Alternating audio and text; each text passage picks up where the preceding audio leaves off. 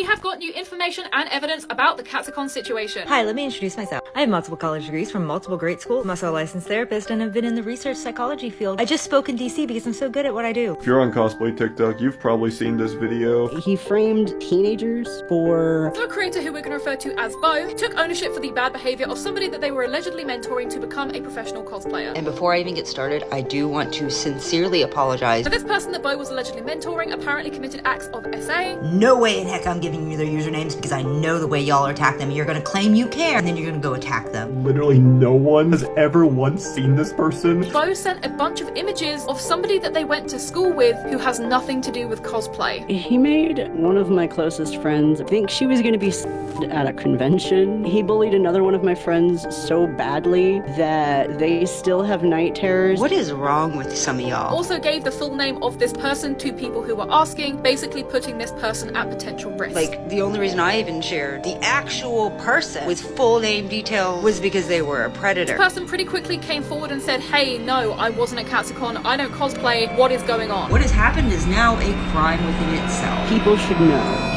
This whole, there's so many people afraid of ribbon. There wasn't before, and that might have been a lie, but I'm about to make it that way. I will never apologize for what I'm about to do either. I 100% stand by that. I will stand by that until the day I pass away, because it's your fault. Goodbye.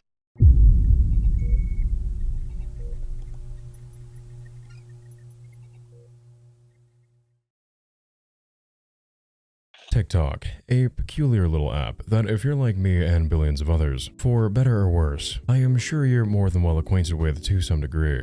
From cute animal clips that can bring a smile to those experiencing the worst of days, useful cooking tutorials that can get you through a pinch on a budget in today's economic climate, $40.60 for a fruit tray, clever comedy sketches that highlight something so nichely relatable to each of our own lives, makeup tutorials, life vlogs, mom and pop businesses, so on and so forth. TikTok is home to so many unique forms of content, specifically curated to each user's interests. However, as I'm sure you either know or are expecting given that you've clicked on this video, TikTok is far from an innocent app of sunshine and rainbows. And lurking within is a dark side of the platform, ridden with horrific controversies and dramas that has plagued the website since its conception. Hidden within plain sight among the search feeds of millions, users are always uncovering a never-ending stream of nightmarish creators, ranging from has-been hotel cosplayers openly fond of Japan's age of consent laws, once trendsetters who, behind closed doors, are an anime-obsessed menace to society, whose suspicious jokes are an insight into the cruelty they exhibit to those closest to them behind closed doors. I've been putting my hands on women. Say psych. I know I've done that to a woman a few times. I have an ex who, if she was here right now, she would confirm that. Jesus Christ. Animal lovers, quote-unquote educational rage baiters, who openly discuss disgusting, not safe for work subject matters with underage fans, while taking photos with random young minors without their parents' permission, stalker furries, the Dollar Tree Kardashians, Minecraft cosplayers with a fear of the number 18, and many more volatile monsters that would drag the summary on for quite some time. TikTok is home to some of the worst creatures to have ever surfaced online. And with our character of interest today, an alleged deranged serial harasser with failed ambitions of masquerading as a hero for both marginalized and victimized groups of people, with a savior complex that seems to override reality, alongside a tumultuous history of allegations involving harassment, alleged grooming, doxing, putting lies with real-world victims painted as vile predators as scapegoats as a means to feebly escape online scrutiny, CPS visitations, and far more to realistically summarize within just a few mere words, all while managing to fly under the radar for nearly 6 years, perhaps even longer. I'll take a gamble here and say that few stories have ever been quite as uniquely perplexing, more so outright disturbing, than theirs. So, if you will allow me the absolute displeasure of introducing you to Stephanie Harris, last name redacted for reasons that will be explained. Actually, I could just go ahead and say, I've been told that they accuse people of doxing them despite their real name being in their Instagram bio for several years, but, you know, I'm just gonna play it safe, aka animeribbon. 31-year-old Stephanie Harris, or at least allegedly since their age oddly fluctuates online quite frequently, parent of two, at first glance appears to many as a rather unassuming figure that resides in their own little curated corner of the internet, primarily found most active on their TikTok account where they can be found posting various news updates regarding niche online dramas and discourse, sharing life stories, many of which seem rather implausible and conveniently paint them as many have described as a consistent morally grounded pillar of their former community, whose account houses their library of the the various cosplays that they would gleefully present to viewers across the globe. As in days now long past, the cosplay community was once like a second home to them. With a following of nearly 200,000 users and 9.1 million likes attributed to their account, upon a passing scroll of their page, Stephanie's presence online could mistakenly be described through no fault of one's own as being a rather humble existence. An account casually followed by quite a few people, but consisting of a gallery of content that doesn't necessarily have a reason to stand out, which isn't a bad thing or an insult to anyone who creates such casual content, or so this is merely an observation that best describes the category of creator animeribbon can roughly be classified under. However, I'm sure there's some sort of saying about first impressions that's slipping my mind. So when it comes to the seemingly level-headed and rather rational individual we find ourselves faced with analyzing here today, I will state that those first impressions are hardly an accurate representation. If you're just going to keep calling me a monster, why don't I just become one? So my new rule now is every single time I see a lie about me, I'm going to actually do it. Also to all the people whose jobs I'm going to keep calling. Because I've been sitting here making lists, spending hours finding people's information for all of the people lying and harassing and bullying. I am now up to over 300 that I've found employers for. Oh, this is the part where you say thank you for proving you right. Because you were lying and wrong before, but now you're about to be right. I don't know what you mean by that statement. First debuting to the internet when they were just a teen. Unfortunately, an exact date cannot be specified, as such information was relayed to me through the Wayback Machine somehow. animeribbon's initial appearance can be traced all the way back to a website simply known as cosplay.com, where they, like millions of other users, would share to the world their 480p pixel resolution displays of their cosplaying endeavors that, in total, encumbered the website in its early days. Think of something like MySpace, except for those within the cosplaying community.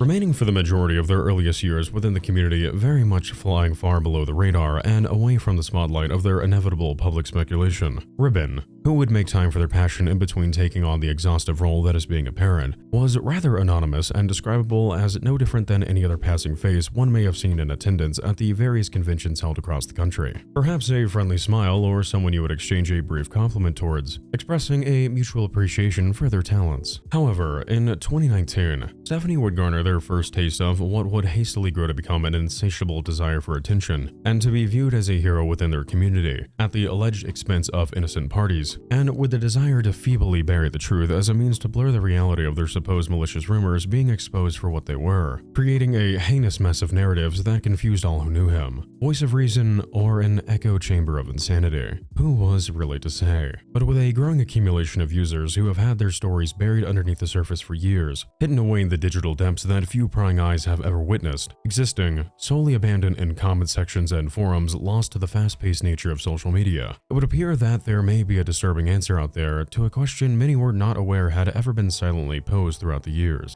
Who is animeribbon, and how have they managed to remain so incredibly milquetoast to the wider audience of TikTok, while in the background, countless users recount their name with either disgust, fear, or both? For many users, what they initially thought was to simply be another of the many questionable spectacles that the website has offered in surplus throughout its history. It would almost never be discovered that in actuality, Ribbon was allegedly a figure that had been effortlessly garnering back-alley notoriety, far before they ever developed an audience to any degree. That, in truth, was responsible for an extensive and volatile series of dramas dating back several years. From more lighthearted comical falsehoods, such as when Ribbon made countless day-in-the-life vlogs where they claim to be a professional cosplay walker, where they tell viewers that they get paid to be a living advertisement by companies like Blizzard. You are going into certain panels to be a living advertisement. You know, despite their cosplays being peculiar identical to that of ones you can buy on Amazon for about $35 right now. Totally believable stuff. Yeah, I'm sure Blizzard needs to pay you to represent one of their largest IPs when they already have their own hired cosplayers, but you know, whatever, I guess. To fabricating a history and educational background of varying different titles and degrees, used as a means to instill artificial trust to anyone who will listen. Something I myself fell for before I was made aware of who exactly I had unfortunately stumbled upon, all of which fall short in comparison to the deplorable creation of stories crafted to paint them as a selfless figure of heroism, at the expense of allegedly using a special education teacher as a patsy by scapegoating them as a dangerous predator, with multiple victims and a means to prevent users online from digging further into their alleged lies, without evidence, spinning a twisted tale regarding fellow cosplayers, where they accuse such individuals as having created a sadistic bingo sheet of other attendees that they claimed was in reality a grotesque game of sorts designed to see who could prey upon the most cosplayers over the weekend during a convention known as Anime Week in Atlanta. A reckless rumor that could have easily ruined someone's life, where all evidence of such claims were, conveniently, deleted when they were pressured out of genuine fear and concern to produce as such for the safety of those allegedly targeted, to the most sickeningly depraved allegations of them not only seemingly have their film teaser content for their OF, backing themselves into a corner where they are either lying or they accidentally admitted to having access to an account on a website filled with horrific not safe for work content, featuring specifically for over 16 years as a means to raise awareness, but also with a trail that leads us down a path that ends with a horrific recollection of alleged grooming accusations from a user who has expressed a desire equally shared by many others affected to remain anonymous out of what I have been informed directly by these individuals to be a genuine fear of retaliation, slander, legal threats, or worse. The story of animeribbon is that of a user who appeared to once be initially desperate for attention and recognition in their offline life, only to finally develop a sense of belonging and community throughout 2020, as they briefly began to rise in niche popularity, just for that spotlight to more so act as an accelerant for the flames of controversy that would arise from Ribbon's hunger to remain admired and respected as a voice of reason for the very community others despise their presence in. To put it bluntly, with what I have been provided, everything I just described is merely the tip of the iceberg, with the sheer madness you and I will be examining in depth further here today. Oh my goodness, sweet mother of run-on sentences is that sentences. There, that was a mouthful. Now before you and I dive right into this rather interesting case study of yet another internet creep that has managed to go undetected for years, if you'd allow me the opportunity to introduce myself, I'd be forever grateful. Hi, I'm Wonder, your one-stop shop for calm deep dives on some of the internet's most unsavory individuals around. I upload a new deep dive on a bi-weekly to tri-weekly basis, so if you find you enjoy what you see here today in terms of production itself, feel free to leave me a like and subscribe with the bell notification on, so you never miss out on a new story in the future, as well as yours truly. Also feel free to let me know in the comments what you did or didn't like about today's video, so I can work on providing a better viewing experience for you in the future. I'd love to meet my personal end-of-year goal of hitting 160,000 subscribers to this channel family. I genuinely can't believe that I even managed to make it this far, so any and all support truly does mean the world. If you're interested and you'd like to help support the creation of future deep dives, feel free to consider supporting me over on Patreon, where you can have your name featured at the end of each video, as well as access to my Patreon-only Discord server where we can catch up and say hello, or becoming a channel member where you'll get access to unique badges that show your support. All Patreon members get access to post-upload content, where I go over a recap of the day's dive, where you can hear my more biased personal takes, project updates, my Pero Senor James, and more. All donations help fund for their projects and allow me a little bit of breathing room to safely take on extra hands, and it is my desire to see you more and more often, because this channel and the community I've been so blessed to find myself surrounded by here is truly something I am thankful to have every day. If you'd also like to help further boost my ego, if I missed anything in today's story or you just want to say hey, feel free to follow me over on my Instagram, as it is the easiest place to reach me. I post some really cool and epic stuff over there that will truly, as they say, knock your socks off, pal. Hey Queens. I want to give a big shout out to my lovely editors who worked alongside me to help make today's analysis possible. My beloved faceless entity Visual, J Parm on TikTok who cut down all my takes, and the channel's newest addition, Jam50 Yin, who honestly saved me last second before I take my vacation to attend some friends' panels at MomoCon. They run a Twitter account for bad thumbnails where my deep-fried atrocities most likely belong, and are the community manager for the Living Tombstone. So essentially they're all really cool and attractive, and they deserve all the love and credit they can get. I seriously love you lads a lot. Also, another warm shout out I'd like to give is to Witching Hour Stitches over on Etsy, who made me this absolutely fire knitted hat from the 1998 anime Serial Experience Lane for my Lane cosplay. I've never cosplayed before, but I'm going to be attending MomoCon in Atlanta, Georgia this month, and I wanted to put something together for fun, and this completed the outfit. I asked them if it was cool if I shouted them out. We got to talking, and they offered to actually make a discount code for the channel. So since this is kind of like a daily wear for me now, so if you're wanting to have the same drip as yours truly, and wear elite ball knowledge, definitely go check them out, and you can use code WONDER for a discount at checkout. This isn't a paid promotion, I don't get paid to say this. I just really like getting the opportunity to support other creators and artists. The whole community aspect is kind of, you know, what makes makes this job really cool. So thank you again to Witching Hour Stitches, and much love, my friend. Without further ado, once more, my name is Wonder, and it is absolutely phenomenal to have you here today. So I hope this video acts as a, for lack of better terms, entertaining thank you for making this all worthwhile. And if you're new here, that appreciation is equally extended to you as well. So, with that said, go grab yourself a snack and a beverage of the liquid variety, and let's you and I go ahead and dive right into the bewildering story of animeribbon, TikTok's professional creep. Chapter 1: Origins. Day in the life of a professional cosplayer? Hallman edition. So I got up, got dressed, forgot that I was going to film this. I love the way that he just absolutely doubles down on saying that he's a professional cosplayer. How to get hired as a professional cosplayer from somebody who's been in the industry for 12 years, episode 27. Has anyone seen, wait, I have to use this filter for this. Has anyone seen the professional cosplayer that says they are a cosplay mentor? So I've done this for 12 years professionally and as a hobby for like 25. The only credentials this guy actually has is just this random Instagram post. You are going into certain panels to be a living advertisement. Hi, let me introduce myself. I have multiple college degrees from multiple great schools. I'm also a licensed therapist and have been in the research psychology field for several years off and on. I have never heard of this person, and I've been cosplaying since I was 11. I'm extremely intelligent. Yahoo! Upon being warned anecdotally that in the past, Ribbon has allegedly made legal threats and defamatory claims against those he deems are against him online, and with me being unsure if they are the type of individual who abuses the copyright system or not. I hate being the type of individual to make these statements as it feels privileged and scummy. But if my coverage here today does come to that, while I'm not an individual who's drowning in money, I will do everything in my power to re-retain my attorney, to defend myself against any litigious threats, as well as frivolous copyright claims. I would like to say that in my biased opinion, I feel this is a fair and acceptable coverage, and seeing as other creators have been in public disputes with Ribbon before, I see no reason why such a matter would ever have to go down that route.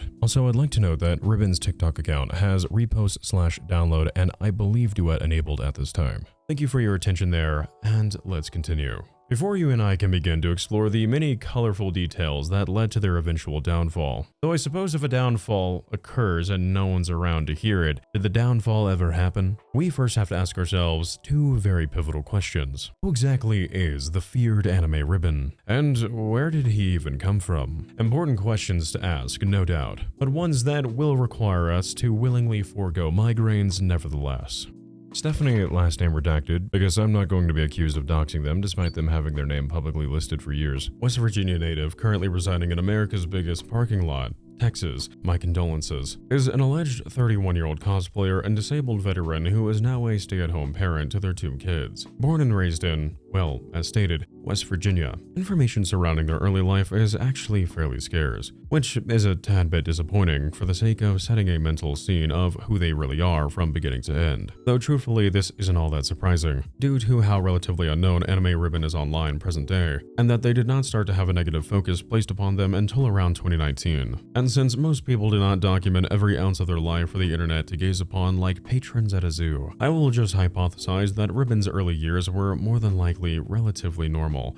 Well, all things considered. So when I was between the ages of 9 and not quite 13, I was literally one of the biggest child on the dark web. However, upon reaching their mid to late teens, that is where information about their adolescence begins to achieve some degree of clarity. But as to the state of said information's authenticity, I can't tell you what to think, so I'll leave the liberty of doing so up to your own interpretation. Claiming to have graduated at the age of 15 from high school, life for Ribbon would be fairly regular, with him working a handful of casual jobs here and there like a GameStop, to get by for the time being. Nothing really special, just a slice of life. A familiar work routine that I'm sure we are all too familiar with, that becomes the lovely background noise that is our day-to-day lives. At around age 18, Ribbon would make the decision to add some different levels of variety to his life by making the decision to relocate from West Virginia to South Georgia, where they would enlist into the United States Army. For some time, calling a small passerby town where your 2 choices of a family outing are Jack in the Box and Long John Silver's their home. Living in a town like this, I can attest, brings a certain kind of magic, I guess you could say. Scrutiny. Upon their arrival in no-name Georgia, Ribbon would meet their now husband, and the two would marry rather quickly, wasting no time in having their first child only a year later. Presumably, since there are mentions of their marriage online occurring somewhere around the time frame of 2014 to 2015, it can be assumed that Ribbon most likely married young, around the ages of 18 or 19, as any years prior to 2014 and 2015 would mean that he would have still been a minor. So I could be wrong, but based upon that presumption, I will say that Ribbon probably got married between those two aforementioned ages of 18 and 19. Now, I won't lie. When it comes to Ribbon's job and educational path, after serving in the military from 2014 through 2016, things in all honesty become quite a bit of a mess to piece together, as Ribbon has claimed to have achieved in the preceding years, to have acquired a baffling amount of degrees, jobs, and titles that I myself have some personal doubt regarding the authenticity of these numerous proclaimed occupations. Now trust me, I'm not needlessly trying to go through a bunch of boring work history just for the sake of boring stuff, because there is a reason why we're going over this, which will be made clear the further we descend down this little rabbit hole of ours. And what appears to be their online verified work history, and with what has been stated by Ribbon in the past, it would seem that they were in fact able to prove that they did indeed serve in the military, was a human resources specialist, a mental health counselor for at-risk youth, and now currently remains as an at-home researcher for psychology grants. I don't even really know what that would entail, but hey, it's apparently a job, I suppose. You learn something new every day, I guess. Nothing really out of the ordinary that merits any kind of eyebrow raising per se on our end, but where things get a little peculiar of sorts, as it just seems from an outside perspective, kind of, I suppose, logically implausible, is that Ribbon also has an additional laundry list of alleged titles, jobs, and degrees to their name that never really made its way onto their official Indeed work history. Now, don't mistake me here. A lot of what they have claimed to have achieved is more than doable independent from one another, as long as you have the obvious baseline dedication to do so. But with just how many criterias are listed here, I'd like to gaslight you for a moment into some good old-fashioned engagement bait, as I will be curious to hear your thoughts down below. Oh, and I was also, last moment, informed that, allegedly, Ribbon claims to have achieved the majority of these occupations by age 25. Stitch about how autism research actually works. Comments say, oh, spoken like somebody who has no idea how the field works and isn't qualified to talk about it. Hi, let me introduce myself. I have multiple college degrees from multiple great schools. I'm also a licensed therapist and have been in the research psychology field for several years off and on. I just spoke in DC because I'm so good at what I do. So proceed with that information as you will. But with that said, jotted down on my notes here, lovely peaches, huh? Are the apparent career endeavors of animeribbon as are the following: prison essay offender therapist, child therapist, mental health coach, mental health counselor, trauma nurse, LPCC, or licensed professional clinical counselor, professional cosplayer, prison nurse, which later seemed to switch to prison medical assistant, cosplay mentor, and manager. Now, I could be very well wrong here, as perhaps for some reason Ribbon is just absolutely cracked at life. I mean, I've only kind of worked at restaurants and grocery stores up until age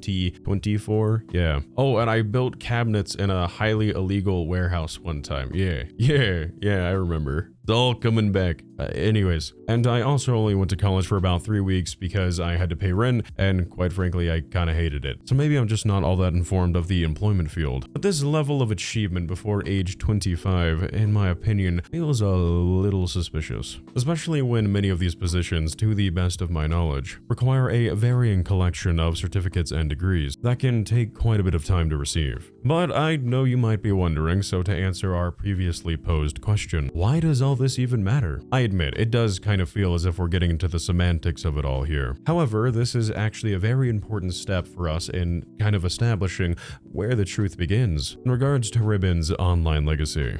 I'm sure that sounds absolutely dreadful to examine with a fine-tooth comb, but I promise, trust me, this will be a fun little task for us both. Like going to Disneyland, if Disneyland was a bunch of tedious paperwork. Oh, what fun.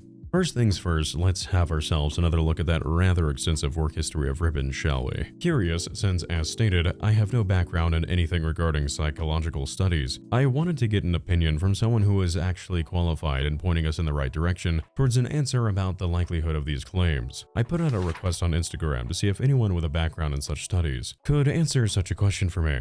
That being, how long would it really take for one to have obtained all these careers and degrees on record? And to my surprise, I was actually met with two rather insightful responses. One from someone who can't seem to somehow not keep popping up in our most recent dives, the creator Neon Caffeine, who reached out to their mother, who has a doctorate in psychology and has been a private practice therapist for the last 2 decades, and another individual who expressed a desire to remain anonymous as they are still in the process of getting their certification, but that said individual is currently in a graduate program for marriage and family therapy. Admittedly, as I stand here corrected, what was relayed to me was actually not really what I was expecting to hear at all. Truthfully, I was anticipating a response that put the kibosh on this aspect of Ribbon's life and gave us a clear cut. Seems like somebody's been dipping their hand into the cookie jar of lies here a little bit. But you know, I'm here for one thing: information. So I was all ears. Neon's mother spoke verbally to us over the phone, so I unfortunately do not have that conversation recorded. So proceed with a recognition here that my relayed information is word of mouth. But first, allow me to read to you the DM'd response from the individual who asked to remain anonymous. That message of theirs, as can be seen on screen now, reads as the following. As I don't know this person, I would say this looks possible. Graduate undergrad at 21, grad at 23, full certification at 25 is a consistent track. It's 3,000 hours of work after the graduate program to get fully certified as a point of fact. Given this, I'd assume that their apprenticeship was with a prison or outreach program, since they can't really have full experience as an LPCC yet. Certainly impressive to do an LPCC and a nursing track at the same time as a personal note. Proceeding this message, as I was told from Neon Caffeine's mother, she too informed me that such achievements would be physically possible if somebody hardly slept, had any other extracurricular activities, hobbies, or careers in their life, with the only caveat being without me providing any additional background information on Ribbon, if they graduated high school early. And if we do recall, Ribbon has claimed in the past to have graduated high school at around age 15. With that information in mind, I reached back out to the anonymous individual and asked them if having the extra 3 years from graduating early would make such achievements more realistically feasible, to which they replied that while graduating at such an age is oddly young and exceptionally rare, something we both agreed upon, that having the extra time frame of those 3 years would certainly make things more possible. Still unlikely,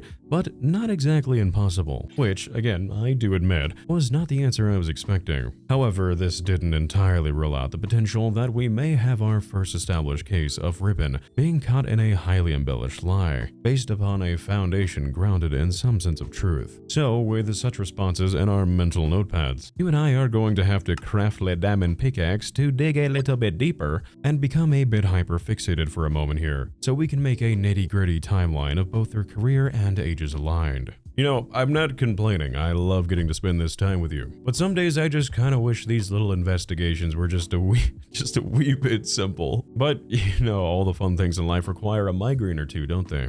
Gazing with our eyes upon my highly professional depiction of events. Look, I even drew a little cat just for you. As you can tell, there is quite a lot going on here, so I will try to make this as digestible as possible. My main desire with this was to gather a time frame of the earliest documented instance I could find of Ribbon mentioning that they were a highly qualified individual, with all of these alleged degrees, and then subtract those dates with their alleged year of graduation, and compare their various job titles within that said time frame to see if Ribbon is most likely lying here about their qualifications, or if they just truly are just absolutely broken at the game of life. In October of 2024, Ribbon was spotted in a comment section talking to another user about how they were an LPC, licensed practicing counselor, which would place them around the ages of 29, nearing 30 at the time of this claim. In the year 2023 of our Lord, when Ribbon was around 27, soon to be 28, they stated in a TikTok that they were a licensed therapist for incarcerated predators. And in the year prior, we received our most crucial bit of information when in October of 2022, Ribbon posted to their account another TikTok where he explained to viewers that they were also a therapist that worked for neurodivergent awareness groups, specifically for, quote, several years, and that they have spoken multiple times in Washington, D.C. on behalf of various marginalized groups, though I have yet to be able to locate any proof to validate these claims myself. It should also be noted that they have said that they have spoken before the House of Representatives, the White House, and just plainly D.C. in the past. Yet again, there appears to be no proof out there that I could find of this ever actually happening. Say, oh, spoken like somebody who has no idea how the field works and isn't qualified to talk about it. Hi, let me introduce myself. I have multiple college degrees from multiple great schools. I'm also a licensed therapist and have been in the research psychology field for several years off and on. I just spoke in DC because I'm so good at what I do. But with that said, this specific TikTok of theirs is rather beneficial for our timeline, as they state that they have held these titles, as we just heard, for quote, several years. I have multiple college degrees from multiple great schools. I'm also a licensed therapist and have been in the research psychology field for several years off and on. Aha! As the white fellers say, eureka. Now we are going to do some fun little calculations with our brain. Yes, exciting stuff. If we say that the stated several years is a minimum of 2, that means that they would have been practicing from around the ages of either 25 or 26. And again, that is if the minimum number is 2. So around the years of 2020 to 2021 is around the time frame we're looking at. Though I feel I must emphasize that this is indeed a gracious minimum that is utilized to give Ribbon the benefit of the doubt. So our time frame from when they allegedly graduated around 2014, if we are going off the hypothesis that they lied about the year they graduated and that they actually graduated at 18 years old instead of 15, that time frame would roughly be 7 years, give or take.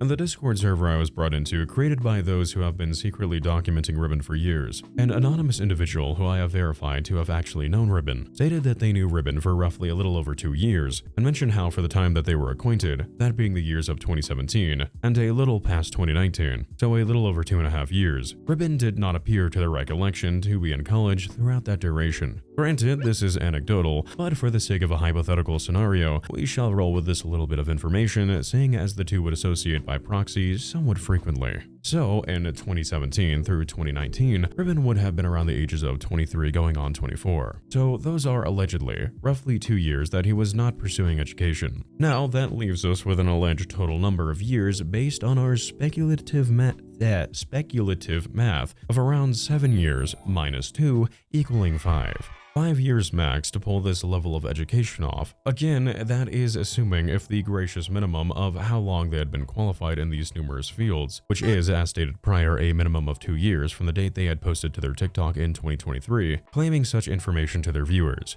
Whew, sweet mother of run-on sentences. I know that might be somewhat hard to follow. I personally despise math, and writing this out was actual literal hell for my brain. I started tweaking at my desk. The numeros, they start switching because this dyslexic man here. Yeah, math is my worst subject ever. So if it looks like I messed anything up here, because again, I am not incapable of making mistakes, by all means do not hesitate to correct me, because getting the right information here is, kind of important. But with that said, let's redundantly remind ourselves that that number is based off of, if we recall, only if they graduated at 18. But if you and I add the additional 3 years, and assume they stayed focused and got college out of the way upon their graduation at 15, then that would be a total of 8 years in the most lenient sense, if my math is correct. Which, unbiasedly, and giving the benefit of the doubt where I can, as I have been informed, is doable by itself, but is incredibly rare from what I've gathered. And do note that when I presented this information to those more qualified than I did not tell them about how Ribbon was also raising, for the most part, a childhood throughout all of this, speaking in Washington, D.C., professional cosplay, alongside volunteering for various advocacy groups within their community and online. So when taking all this into consideration, aside from working towards numerous degrees at the same time, Ribbon wants us to believe that they were also simultaneously working as a prison nurse, a child therapist, alongside a therapist for prison SA offenders, and being a professional cosplay walker, which pretty much, from the impression I received, means in actuality that they gloat about the fact that they allegedly get paid by companies to attend cons and be, as they described, a living advertisement. You are going into certain panels to be a living advertisement. I don't know what you mean. More on that here in just a moment. It's going to be fun. However, based upon what I have been informed by other cosplayers who have either known Ribbon directly or are aware of their portfolio, the quality of their cosplays, while this isn't intended as an insult, are somewhat novice in nature and nowhere near the scale of those who get paid for brand deals, which is already an incredibly niche market of cosplayers to fall under. Yet, this still didn't prevent them from advertising work to those within the cosplay community, where they would offer their services to review their portfolio under the guise of helping other cosplayers land brand deals and job opportunities. How to get hired as a professional cosplayer from somebody who's about to hit 13 years in the industry, episode 32. We're gonna go more in depth how to properly network at a convention because I keep seeing people mess this one up. And I'm going to use some examples of the contacts that I ended up making at MomoCon.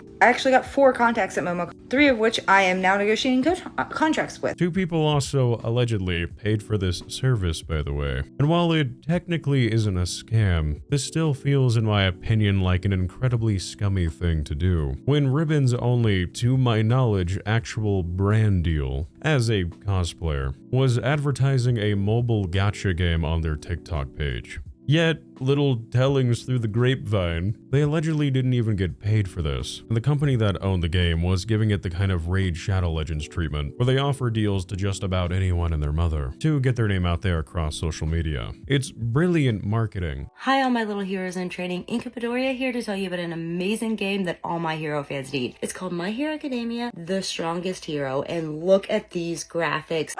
I cannot tell you how badly I am itching to touch on their claim of being a professional cosplayer, as there is just such a bizarre story that comes along with that, as it just seems comically fiction. But let's round this current discussion up, shall we? What also cannot be verified on any counselor licensing website, or any of the states they lived in, is, well, Ribbon's existence anywhere. Which maybe I'm just not looking in the right place, but after multiple searches, to come up empty-handed regarding any of their practice seems a little odd if you were to ask me. Again though, that is just my opinion. But where things get even more intriguing is that for years, Ribbon would have it listed in their bios across all their social media platforms that they were indeed a therapist, as can be referred to on screen. However, a handful of concerned users actually took it upon themselves back in October of 2024 to report Ribbon to the Texas Behavioral Executive Council out of genuine concern that Ribbon had actually been lying about this information for years to influence others into believing that they were a trusted and qualified figure in the mental health field, all while preaching to their viewers under the notion of being an actual licensed therapist. While whatever happened remains a mystery hidden behind closed doors,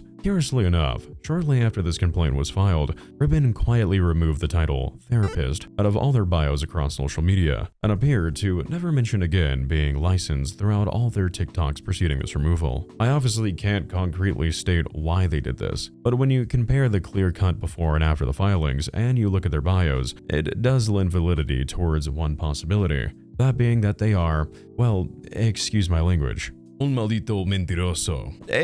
Pero esas es solo mi opinión. Alright, well, yeah, I mean, going over the notes here, I think we can go home. That seems to be about it. Just a moment. What can I do you for? Hey buddy, aren't you forgetting about their speeches allegedly held at the White House and the House of Representatives in Washington, D.C.? Their claims that they were a not-safe-for-work celebrity on the dark web when they were a minor, that their groomer was in the files, and how allegedly they were sponsored by Blizzard to cosplay Overwatch characters? Wait, sponsored to cosplay Blizzard's intellectual properties, you say? Sponsored by Blizzard to cosplay Blizzard's intellectual properties, that's correct. Sheer blasphemy. I couldn't agree more. I mean, I guess we could go over that. Was hoping to get to our first actual controversy, involving Ribbon allegedly just making up blatant lies, where they accused those 2 cosplayers of plotting sexual assault against other cosplayers, but turned out to just be an absolute lie when all the evidence was laid out. How they tried to cover their tracks in a separate controversy by failing to paint a special education teacher as a vile predator, so people would hopefully stop digging into their lies, which then just resulted in this other weird string of lies. It was kind of interesting, I suppose. Yeah, that did kind of backfire horrendously, which would almost be a little comical in the sense of just how insane that sounds, if it were not for just how evil that is to do to someone. You know, I don't want to keep the good people waiting. Look, do you want to keep complaining, or do you want to just take care of this last little bit of information? I mean, I guess if you hate the viewer or something, I'd understand. No. Fine, I shall hold thine horses, and we shall quickly go through this last little remaining mess so we can get on to the even bigger ones. Forgive me for that, Mom and Dad are fighting again. But we can worry about that American pastime of getting a divorce later. Let's you and I waste no time and continue further, So let's start out with unwrapping like a highly anticipated Christmas present. Ribbon's professional cosplayer saga, which, in my opinion, is not a professional opinion. I'm going to go ahead and state that this is just genuinely no. This didn't happen. Again, I could be wrong. I could be very wrong. It is merely just my opinion. But you know, I'm not your dad. I'll let you decide for yourself. Important advice for anybody who wants to be a professional cosplayer from somebody who's done it for 11 years now, for almost every company out there. So my friend is a scouter for a certain company that I'm not going to name, but we all know. But We don't, though. That's the problem. I don't think anyone knows. When it comes to Ribbon's alleged successful career that they maintained on the sidelines, simultaneously alongside every other selfless route they have taken, Ribbon has somehow managed to squeeze in the time to become a, well, as they claim, professional cosplay walker, who has contracts with multiple huge anime conventions across the country, citing them as hiring them on for multiple brand deals, and paying him to make appearances at said conventions. I believe I was even informed that the con that I'll be going to, MomoCon, allegedly paid Ribbon hand over fist to attend. If you are somehow the founders of MomoCon and you're watching this, I'm going to go out on a limb here and say, biasedly, that I don't believe this ever happened. In some cases, very popular cosplayers, and I mean like incredibly popular ones, have been known in the past to be invited to these cons and paid by various different media companies to attend as specific characters for promotion. However, in Ribbon's case, this seems a little far-fetched in my belief, but perhaps those more acquainted with the cosplaying scene can lend me a hand here because perhaps merely I'm a fool.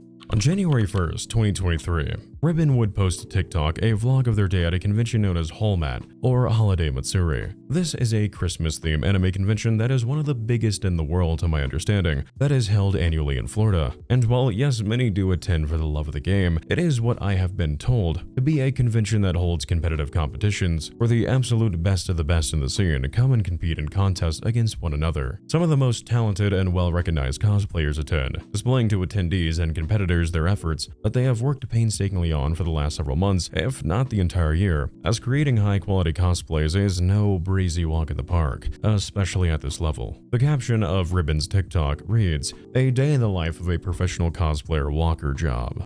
Now, so allegedly, Ribbon claims that the job description of those who get paid to walk around cosplay conventions, hired on by companies for professional work, is called being a walker. But after reaching out to a handful of avid cosplayers, many of who have been a part of this community for over a decade or so, they all relayed to me that this title actually doesn't exist, and is indeed a made-up title that Ribbon most likely coined.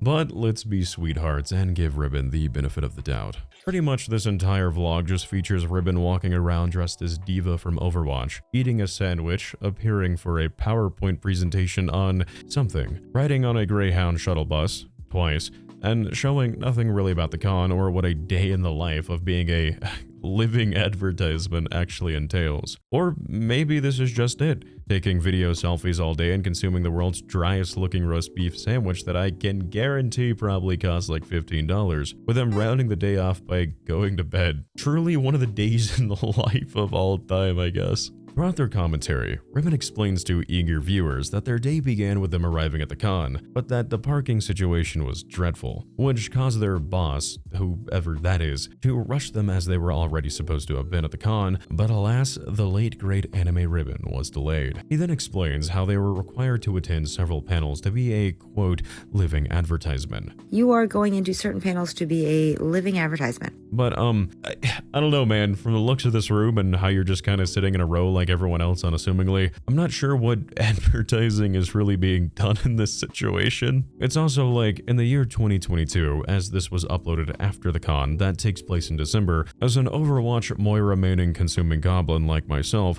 I gotta have this hunch. I don't really think Blizzard would need to hire a creator with less than 200,000 followers to promote one of their biggest IPs that the company has ever created. The idea that wearing a diva costume that can, from the looks of it, probably be purchased off of Amazon for, hey, what? Okay, wait a second. Is this legit not the same outfit? What? This is a one-to-one comparison of the outfit that Ribbon is wearing in this video that is listed right now for 33 bones. Dog, you did not get paid to...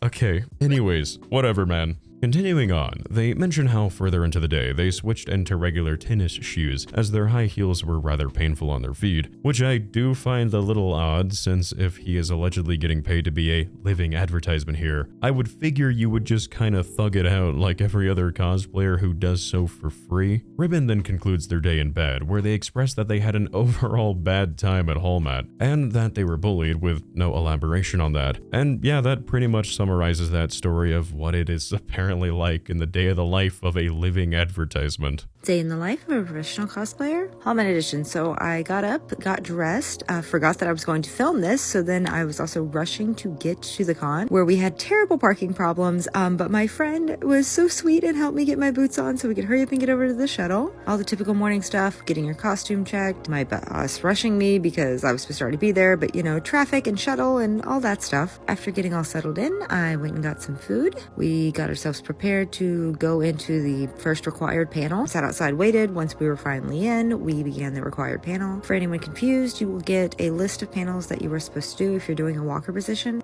This is different than actually conducting the panels. You are going into certain panels to be a living advertisement. They are going to select specific panels depending on what they're advertising to kind of reach their target audience. You're required to interact during out the panels, and you're subtly putting the idea of the anime or game or whatever you're advertising into people's heads by seeing you in that character. As I showed later in the day, I did switch into regular tennis shoes because those heels were not working with my mobility needs, which they are very understanding about. Never had an issue with if any of my costume was having issues related to my disabilities. There wasn't any issues with that. They've always been understanding about switching things out. This is later in the day. I was finally off the clock, and this was right after I had the bullying incident. I was sitting down, calming down. I'd already spoke to security. For anyone confused, there's a video a while back I can tag you in that explains what happened with that. I did hang out at the con for a little longer. We, went and got to do things because I was off the clock. I met a lot of mutuals that day, which I have a video on. Went back to the hotel, showered, relaxed. This is just filler so that I could finish explaining the day because I had absolutely terrible service at Hallmat. That is the short version of a walker position as a professional cosplayer. I will do breakdown video because this will be a lot longer. It'll probably be on a different platform, but I wanted to at least give you guys a glimpse into the day of the life. Now, I don't want to accuse Ribbon of lying here and just purchasing this cosplay off of Amazon, because there is the chance that they actually made this outfit themselves, and their hard work paid off with Blizzard recognizing that, with them deciding to sink money into separating the superior and non-superior cosplayers that they desire to hire for this event, with them commissioning Ribbon to raise awareness of a game that came out in 2016, where they would cosplay as one of the most recognizable characters in gaming. Nobody knows for certain though. However, what I will point out here are a few examples on screen of Blizzard's actual paid cosplayers and the level of quality that goes into these designs. And while there's absolutely no insult to anyone's level of skill, when it comes to Ribbon's claims here, I find myself doubtful that Blizzard, of all companies, paid Ribbon to attend a convention in this outfit. Then again, there is the possibility that we have yet to discuss, and that is the potential that Ribbon's cosplay here at Hallmat was simply far too iconic, resulting in Amazon stealing their design, only to turn around and sell it to those aspiring to be like the great animeribbon. Nothing can ever be ruled out, my friend. Whoa, transition, wardrobe change, because it's the next day. Forgive me if I look like I'm about to present to the world the iPod Touch. I'm currently in the middle of putting together my Lane cosplay, so here we are. Anyways, yeah. This work TikTok of Ribbon's was merely a drop in the bucket regarding their series revolving around being a professional cosplayer. As mentioned, allegedly, they have done portfolio review for hire work, and they even make tips and tricks guides on their account where they tell viewers how they can become a professional cosplayer just like him. How to get hired as a professional cosplayer for somebody who's done this for 12 years. Tips on getting hired as a professional cosplayer from somebody who's been in the industry for 12 years. Voice acting edition. The video everybody's been waiting for. Tips on getting hired as a professional cosplayer for somebody who's done it for 12 years. How to get hired as a professional cosplayer from somebody who's done it for 12 years. How to become a professional cosplayer. Tip 1000 with Happy. You are going into certain panels to be a living advertisement. So I don't really know what to make of this. Outside perspective, I think that's a lie. But judging from other cosplayers' reactions that would duet and clown on these videos of Ribbons, I'm going to go out on a limb here and say that something might not be lining up. Something might be a bit awry, tad bit fishy.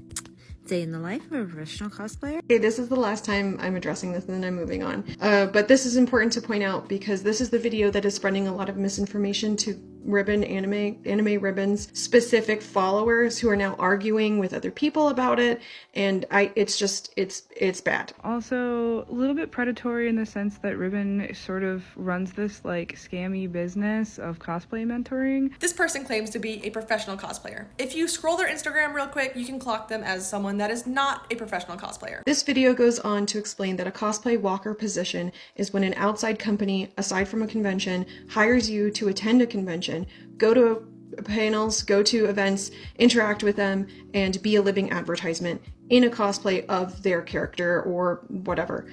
This is not a thing. Now, while I would honestly love to sit here and iron out every single little detail about this fun little claim of theirs, unfortunately for you and I, we still have a lot more to get through. So with that out of the way, let's you and I continue forward into a topic that is, in all honesty, rather depressing, that I do feel somewhat uneasy with the idea of casting any form of doubt upon, not at all in the sense that I don't believe that something terrible happened to Ribbon in their youth, but rather as to the proclaimed extent of such a tragedy. Throughout their time on TikTok, Ribbon has quite frequently openly discussed with viewers their experience with CSA, which, my issues with Ribbon aside, I do find that there is a sense of strength in doing so, as a lot of CSA victims unfortunately can find themselves feeling as if they are a living and breathing taboo to their family and friends for something that was undeservingly placed upon them. And from one CSA victim to another, our preceding discussion is not, I must preface, me attempting to cast doubt regarding the validity of something terrible having happened to Ribbon at an early age. I know I'm sounding a bit redundant, but given the sensitivity of such a subject matter, I feel being so is necessary. I also would like to emphasize that when speaking to the individuals who in private have discussed with me how they have been personally affected by Ribbon's actions, they too expressed to me that they themselves, despite their reservations, do believe as well that Ribbon isn't lying about being a CSA victim. But what I and those individuals also shared in common is that the details of Ribbon's story, through our eyes, seems to be heavily embellished. Perhaps you may be instinctively hesitant towards my words upon me stating as such, but allow me to explain if you will. In one of the many TikToks that Ribbon has posted to their account regarding this traumatic experience, a user asked him plainly about what had happened, to which Ribbon then stitched this reply. For those of you who might not know what that is, it's a TikTok feature that lets you create content directly responding to a user's comment, and stated the following to their audience. Again, be open-minded, but without limiting yourself the ability to not be skeptical here. Ribbon goes into detail, explaining to viewers that when they were between the ages of 9 through 13, that they once were one of the most successful and well-known, how would I guess safely describe this, stars on, as they claim to be, an unknown dark web site, which admittedly, simply saying the dark web is incredibly vague, as there are an extensive amount of layers to such a place. You don't just plug in an onion router and all of a sudden you're in this whole other vast new world of the internet. There's quite a bit that goes into it. Ribbon states that their popularity on the site was so widespread that when they started their current OF page years later to help put themselves through school so they could obtain another PhD, truly an America moment, that there were fans of his that recognized them on their new platform all these years later. 16 years later to be precise, which, if that detail is true, is incredibly disturbing, and in all fairness, I will not discount that this genre of vile scum does reside in every corner of the internet. There are also plenty of other examples that are more widely known of this occurring as well, such as when there were rampant amounts of heinous individuals publicly waiting for celebrities like Billie Eilish and Lil Tay to turn 18, openly commenting in public spaces about how they are counting down the days, with some even creating timers that ended at midnight on their birthdays, so they could, I guess, retroactively do what they intended to do to pre-existing images, which just doesn't work, because if you're doing that the day of, then all the images you are referencing would be that of an individual when they were still a minor. Just, some food for thought. The point I'm getting at is that we walk amongst a world of sick, depraved freaks who absolutely exhibit the kind of behaviors that Ribbon is describing here. As Ribbon continues, they take us back to the beginning of how this nightmare came to be, by explaining to us how when they were young and rather poor, that their family got their first ever household laptop, and how their parents were not by any means computer savvy, nor aware of the dangers that awaited them just beyond the screen, disguised as friendly anonymous faces. And while we from a current day sense would find that to be incredibly reckless, I do feel it should be noted that this would have been during the early 2000s when the idea of the home computer and laptops were still becoming a familiar concept for most families. It was a weird, mystical time where information was stored on these little guys. Windows bliss wasn't nostalgic. Social media looked like this. Music came from LimeWire. Soulja Boy still cranked that. 720p resolution was the future, and we still watched stupidvideos.com. Stupid videos. Nice. The concept of internet safety, it existed, but nowhere near today's standards, as this was still a rather primitive time of the internet. Though Ribbon does express how they had a bad home life during this time. So this level of negligence, whether it be from a lack of care from the parents, ignorance, or both, I am in no position to say. Ribbon proceeded to further elaborate to viewers how their groomer was someone who they believed to have been a trusted figure that worked for World of Warcraft at the time, and how they truly believed that this employee loved them, and that one day the two would eventually marry. Yet how this employee and their friends would allegedly convince Ribbon to do the unthinkable, for the group's own financial benefit, on an underground dark web live streaming site, and how that this material of Ribbon's most likely still exists en masse out there to this very day. Obviously, I will not be verifying that claim, as I'm not really a big fan of the idea of prison. However, over the next 4 years, Ribbon states that they grew to become one of the most popular celebrities on the dark web, and how, as mentioned in other TikToks of theirs, that this website consisted of over 500,000 active users on this alleged platform. Though where things grow even more incredibly concerning, however, and I don't think Ribbon realized what they were admitting to when they said this, is that they stated that they still had access, presumably based upon the way they described it, to this highly illegal website, citing how it was eventually shut down, but that they still had access to it 16 years later before this allegedly happened. But with that claim comes a very disturbing realization that we will touch on here in a moment, when Ribbon discusses how they one day revisited the website to receive some photos for a TikTok trend, where users would post photos of themselves from when they were young compared to present day, with them emphasizing that these were safe for work images and not the other kind of material, and how immediately upon their status on this account turned to online, they were hastily inundated with hundreds of messages from various men, despite not having been on the account in over 16 years allegedly, and that upon the site's eventual closure, they had an accumulated 17,000 plus unopened message requests. I had an account that still had that username a while back that I went to log in to get some old pictures, like not those kind of pictures of me to do that trend where you like show yourself when you were a kid, and I had like immediately hundreds of messages. He did go to jail, the site got shut down. When it got shut down, I had over 17,000 men of unopened messages that I had not opened yet on there because of how many guys and sickos out there. Now, there are some devils in the details that I'm sure you're probably noticing based upon that description, but I think it's time we go ahead and have a listen to the entirety of Ribbon's recollection before I say anything further, which can be seen on screen now. So I apologize for taking so long to get back to this. Didn't expect it to get so many views and comments, but trigger warning, this is about trafficking and grooming. So when I was between the ages of 9 and not quite 13, I was literally one of the biggest child on the dark web. When I made my accounting page to help pay for my PhD last year, I literally had people who 16 years later remembered and were like, oh my god, I've been waiting for you, and blah, blah, blah, like stalker, creepy. What had happened is we had a computer donated to us because we were super poor and somebody had donated it to us.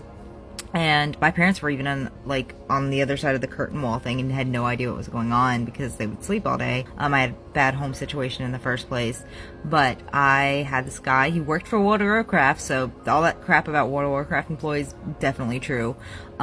He groomed me and trafficked me online along with his friends helping him traffic me online. I ended up, my pictures and videos, even after the website forcibly got shut down, are still like out there somewhere. Like there are still people that remember.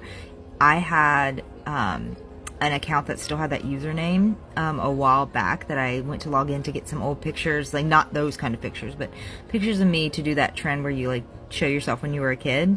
And I had like immediately hundreds of messages of, oh my god, you're online. I'm like, it's been 16 years. What is wrong with you? He did go to jail. The site got shut down. When it got shut down, I had over 17,000 men of unopened messages that I had not opened yet on there because of how many guys and sickos out there. The reason I brought up the me graduating at 15 thing is because a lot of guys, oh well, you're mature for your age and you're so smart and stuff like that, and that's how they get these kids. I'm extremely intelligent, and it still happened to me. It can literally happen to anybody, and people will be like, oh, you're a helicopter parent because you watch everything your kids do online. Yes I do, because I know it can happen. My son loves Minecraft. I will not let him have regular Minecraft though. He can only have the Switch version with no chat. And I've spoke at events and different things talking about my trafficking story, but it is just so concerning nowadays because there's so many minors I see on this app that are not supervised at all. And the main reason I shared this was to help prevent some of that. Please, I don't care if your kids are mad at you for it. Please watch what happens online because you don't know. This man said we were going to get married and we were going to have some crazy sim house and all this kind of stuff. Like, I thought I was in love until he got arrested, and several of those men are now in prison, but a majority aren't. As you and I just heard, Ribbon concludes the retelling of these events by citing how the reason they bring up quite frequently that they graduated at the age of 15 was due to the fact that men online would call them smart and mature for their age, and how it is their desire as an extremely intelligent person to show users how even someone of such an intellectual capacity as his can fall victim to grooming online. The reason I brought up me graduating at 15 thing is because a lot of guys, oh, well, you're mature for your age and you're so smart and stuff like that, and that's how they get these kids. I'm extremely intelligent, and it still happened to me. It can literally happen to anybody, and the main reason I shared this was to help prevent some of that. Which, I'm sorry, that's just an incredibly egotistical thing to say. SA and CSA can affect anyone, and you can simply just state that without somehow finding a way to stroke your own ego like a narcissistic douchebag. Maybe I'm just being a little unnecessarily heated here, but bringing up your intelligence as a factor for undeserving people receiving such a sickening injustice is blindly offensive to the very community that they're allegedly trying to raise awareness for. Also, intelligent people aren't usually the ones going around and preaching how smart they are every chance they get either, just FYI. That's a claim usually reserved for attention-hungry fools with an unchecked ego. I'm extremely intelligent, and it still happened to me. It can literally happen to anybody. And if anyone out there needs to hear this, your grades, degrees, PhDs, or whatever are not a sole factor that decides your intellectual value. Do not ever allow only grades, degrees, or whatever you're told to make up your worth from an early age. Little bit of a secret. Actually, it probably wouldn't be if you asked me to do basic math. I cheated most of my way through school, was in suspension from the majority of high school, and I still do basic math on my hands. School smarts is not everything, and that is something I am getting the impression of that Ribbon doesn't seem to really understand. However, aside from what I just yapped about there for a hot second, I do agree with Ribbon's sentiment that there truly is an epidemic of parents who have absolutely no concern for their child's safety online, that just mindlessly hand their kiddo an iPad and call it a day, which is incredibly pathetic. I wholeheartedly do agree with Ribbon here. There very much is a rampant failure parent culture, as well as an unchecked predator epidemic that could be mitigated if parents did a little more, oh, I don't know, crazy idea parenting. In their conclusion of this TikTok, Ribbon expresses once more how many of the men who groomed them are now in prison, even going so far as to say that the ringleader of this putrid operation had a guest appearance in the files, a claim I myself have not been able to verify, so who really knows, but how many of the men involved were still at large, and how the purpose of him making this TikTok was to raise awareness about such crimes, and how frequently and with ease they occur online in present day. Now, while all of this is anecdotal and, as it seems to be the case with the majority of Ribbon stories, how phenomenal, carried out allegedly by real-world people, with factors that just can't ever seem to appear to be verified or proven in any legitimate sense, there is one claim we touched on earlier that I feel we should probably expand upon. As in their own words, and again, I could be entirely mistaken here, it appears as if Ribbon kinda just casually admitted to having an active account on a website with direct access to CSAM material for the last 16 years. That's typically not a good thing. If we recall with our brains, Ribbon mentions in their TikTok how they revisited this alleged mystery site to retrieve miscellaneous childhood photos, which I think is just kind of like insane to say that that's the only place in 16 years that you could realistically retrieve photos from your youth. Really? Really? Since truly, okay, alright, as you say, man, with Ribbon making sure to emphasize that they weren't downloading those kinds of photos, which would accidentally insinuate, again, correct me if I'm wrong, future me here, I think I might be wrong, partially at least, but one moment, that they still had access to such material, and how upon their return to this account, they were spammed by multiple users who were thrilled to see them active, if for but a brief moment. But underneath that claim is what I think was an additional unintentional one as well, that being that Ribbon just stated that they had access to a website that hosted CSAM material for the last 16 years, and that they casually could log in whenever. I had an account that still had that username a while back that I went to log in to get some old pictures, like not those kind of pictures, but pictures of me to do that trend where you like show yourself when you were a kid. And I had like immediately hundreds of messages of oh my god, you're online. I'm like, it's been 16 years. What is wrong with you? And for someone whose entire identity online revolves around helping victims and raising awareness for various different marginalized groups, they never once considered in 16 years to report this website to the FBI alongside these 17,000 unopened messages of users who I would imagine to some degree have an ability to have their accounts traced, which could in turn have been one of the biggest trafficking busts in recent history, with a lot of sick and twisted demons potentially being thrown in prison. I don't think that Ribbon realizes the kind of corner that puts them in narratively with that claim. There are only, from my eyes, two scenarios here. Either Ribbon is lying about the extent of what happened to them when they were, or they, for over 16 years, had direct access to CSAM material. Those seem to be our only two options. That's it. Unless I'm terribly mishearing things, which by all means, please do correct me, as I most certainly do not want to draw such a horrific conclusion about someone through a misinterpretation of dialogue. How do you, my friend? I need to make a rather important editor's note here. Also, forgive the room, I just kinda like propped the camera on, it's a wee bit of a mess. Who cares? So upon listening back to Ribbon's TikTok here, I realized that I may have mixed up a detail that was the foundation of my skepticism, or at least partially. There are still oddities surrounding this claim, which again feels kinda gross to say, but I don't want to conjure up the most dramatic possibility, while ignoring another viewpoint that might in turn make me look a little bit foolish. Again, either way I could be mishearing this. Though what it sounds like was Ribbon was not saying that they had actually accessed this specific website 16 years later, but instead that they were talking about another account that shared the same username as the one on this alleged mystery site, and that he had been contacted by users who had taken the time to look up this account, or I believe they might have meant their OF account, who recognized it and waited for him to go online from said site. I had an account that still had that username a while back that I went to log in to get some old pictures, like not those kind of pictures, and I had like immediately hundreds of messages of, oh my god, you're online. I'm like, it's been 16 years. What is wrong with you? Apologies, those details seem, like a little bit muddy to me. So where I got this detail mixed up, I think, is that Ribbon had seemingly told these predatory users that it had been 16 years and to move on, followed by informing us that the site was eventually terminated. I think I mixed up the detail of them being on the wrong website, followed by them stating 16 years, and equated that to meaning that they had access to this site 16 years later when they had received these alleged messages. So without that detail, it renders the cited date of termination for that alleged mystery site as unknown, which means Ribbon could have potentially been referencing without specification that the site had actually shut down when they were still a minor, and I would never cast judgment or skepticism onto a minor for not reporting such activity to authorities. Believe me, of course, I would encourage anyone in such a situation to do so, but I can understand in a hypothetical scenario from a minor's perspective, whose parents were none the wiser of what they were doing online, how a fear of retaliation and punishment could prevent them from speaking up, which is a situation that unfortunately occurs every day.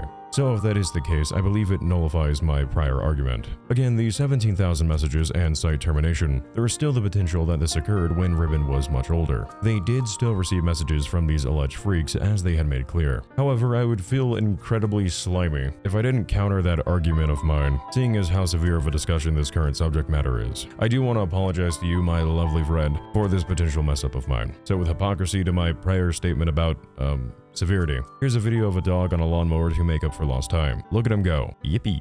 By this point, I feel you and I have done quite the legwork in establishing a baseline understanding of the potential fallacies and embellished details that Ribbon has used to paint themselves as a grandiose member of their community ever since 2019. And I think, in my opinion, that the picture that Ribbon has painted for us through their own words is that of someone who does have a desire to involve themselves in their community and who wants to some degree to help marginalized groups of people with a certain established level of education as well as qualifications acquired through certification programs, but with those baseline truths somewhere along the way evolving into narratives so outlandishly inflated, if not outright fabricated in most instances. And so with such a reasonable, I feel, interpretation of their behaviors, what that presents is another question brought upon by genuine curiosity, as there are a multitude of potentials. With that said question being a really simple one, why?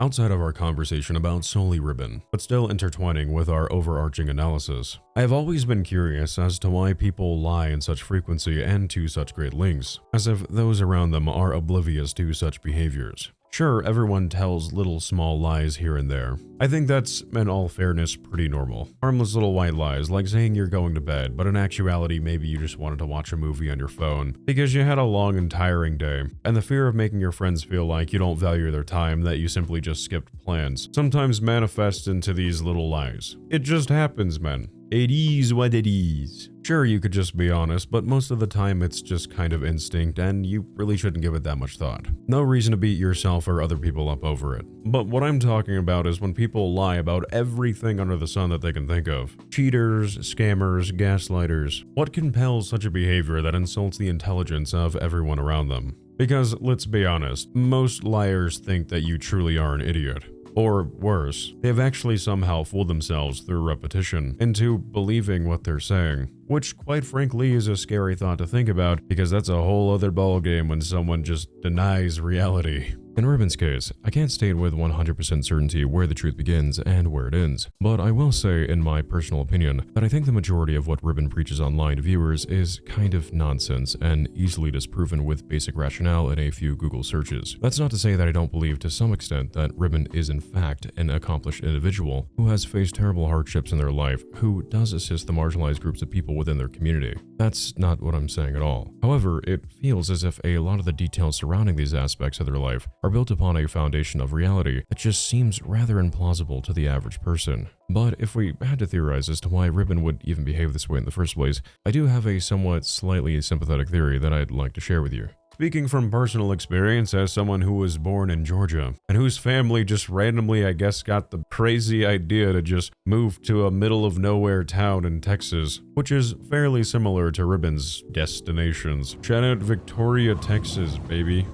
Depending on where you're from, small-town culture can be a tad, how do you say, restrictive if you've never experienced it. Typically, your mom and dad met in college or high school. You either drive a truck, or if your family is rich, a black Escalade or something that you take to church every Sunday. The Catholics, the Baptists, and Episcopalians are like three tribes that subtly have beef with one another. You're often encouraged, more so socially pressured, to relive your parents' glory days through their own desire to chase the past. If you're a guy, 9 times out of 10, you're pushed into football. If you're a girl, your choices are cheerleading, soccer, basketball, and volleyball. The possibilities are endless. Everyone dresses like a pack of highlighters.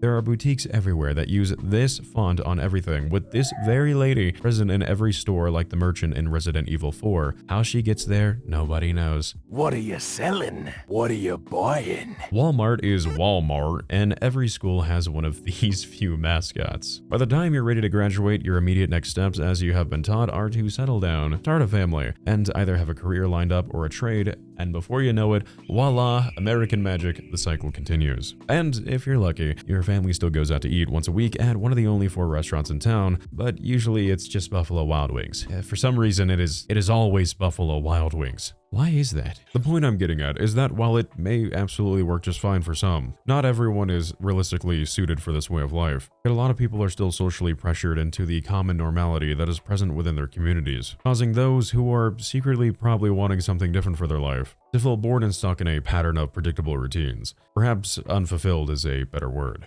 I don't know Ribbon personally, so I don't want to speculate on anyone's happiness nor the circumstances of one's marriage, but in a hypothetical viewpoint, while not excusable, these, as many as such as myself, conclude to be non-stop lies and fabricated elements that make Ribbon's life seem so extraordinary, and as if he's a knight in shining armor for his community. There is the potential that such behaviors can be attributed to a reality where Ribbon is summarized as a bored small-town stay-at-home parent who spends their time raising their 2 kids, which, as I'm sure some of you know, is a full-time 24/7 job that would wear the living hell out of anyone who comes across as chronically addicted to social media and usually, as it would seem, only really has anime conventions to look forward to every several months or so. And if that is the case, it could make sense, not justify, why someone in such a position would constantly create digital fairy tales about themselves all day to strangers while enveloping themselves with never-ending online drama. In a way, if that is to be the case, I find that incredibly sad, and I do not say that in a derogatory sense. Admittedly, it's honestly a shame, because Ribbon does have some good takes here and there. They were actually one of the very few people I followed on TikTok, because when I was doing research on a creator known as Snow the Salt Queen for my last dive, Ribbon actually made a rather refreshing video calling out the absolute clowns who ran rampant across social media for the last 5 years that treated Snow and the unfortunate victim Helen as if they were nothing more than mere characters out of a creepypasta from 2009, when the reality is that the situation and details surrounding it were both intentionally cherry-picked and outright lied about to generate a more fanatical story than it really was. And after watching this TikTok of theirs, theirs, I found Ribbon's take to actually be a mythical diamond in the rough in the cesspool that is the TikTok dramasphere, as they shut down those who were basically creating such provably false and incredibly disrespectful rumors for one's own morally detached entertainment. I can admit, he's not incapable at all of having takes that I 100% align myself with. It truly is just unfortunate that they feel this need to embellish so many outlandish aspects of their life, when their takes would be fine as is, without all the extra glitz and glam that exacerbates their savior complex on the side.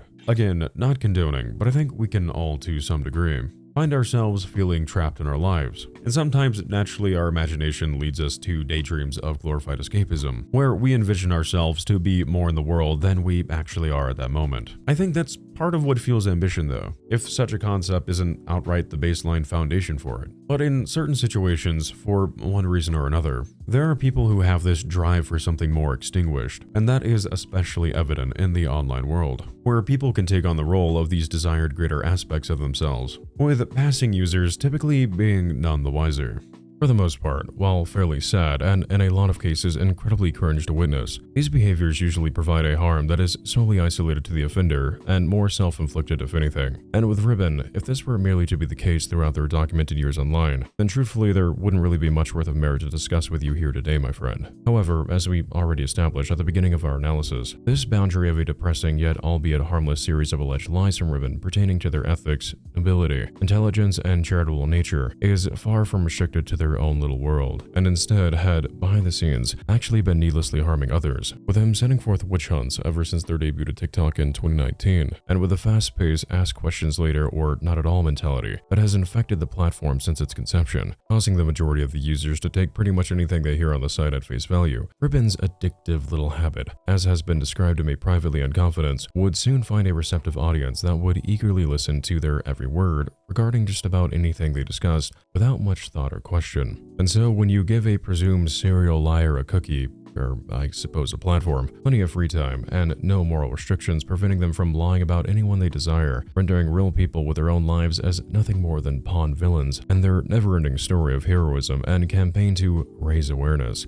Well, to put it lightly, you get an absolute goddamn nightmare of narratives, testimonies, and messy digital paper trails that make uncovering the truth of Ribbon's claims and the damage they have allegedly brought forth on countless undeserving individuals an exhaustive endeavor, to say the least. The emergence of a cryptic bingo sheet featuring the faces of numerous cosplayers without context, an anecdotal threat of bodily harm involving a series of planned targeted essays that sent multiple people, including Ribbon's own trusted friend, into a needless genuine panic regarding their well-being and safety, brought to light by none other than the professional cosplayer himself. The first taste of reality would begin to illuminate the suspected performative nature of Ribbon's true alleged character, displaying the extents they would go to prove to the world they are worthy of admiration, respect, and trust within the online space, even if it did come at the expense of innocent victims being subjected to horrific slanderous allegations filled with blatant inconsistencies, and, allegedly, threatening those who dare to speak out against them into silence with whatever tricks of retaliation they had up their sleeve, ready at a moment's notice, intended to suppress reality and upholster their self-image as a selfless, hard-on-their-sleeve intellect who knows best. Truthfully, with AWA 2019, as you and I are about to discover, this would merely be the spark that lit the candle, igniting the flames of controversy and turmoil that was soon to erupt in this closed pocket of the internet. Chapter 2. Boy Who Cried Wolf. We have got new information and evidence about the Katsucon situation. If you're on cosplay TikTok, you've probably seen this video. Hi, cosplay community. Just coming in to say, take this story with a grain of salt. I can't find credentials on any of the people being discussed or discussing it. TLDR. So a creator who we can refer to as Bo took ownership for the bad behavior of somebody that they were allegedly mentoring to become a professional cosplayer. And before I even get started, I do want to sincerely apologize. And to be honest, I did avoid talking about it for a few days because I was embarrassed that this was somebody I mentored. I am sorry for everyone who had to deal with this. But this person that Bo was allegedly mentoring apparently committed acts of SA and apparently got booted out of Katsucon, as well as being banned from multiple companies because of their behavior. There's no usernames, there's no cosplay handles, there's no any of that. So, 2 separate friends were involved in this. They even have video of this chick, like, up on them. Nobody apart from Bo here on TikTok or otherwise knew about this behavior taking place at Katsucon. No way in heck I'm giving you their usernames because I know the way y'all attack them. You're gonna claim you care, and all this crap, and then you're gonna go attack them. I'm not gonna dox anyone. I'm not gonna share explicit photos and videos. Nobody wants to see them. All anyone is asking is if they actually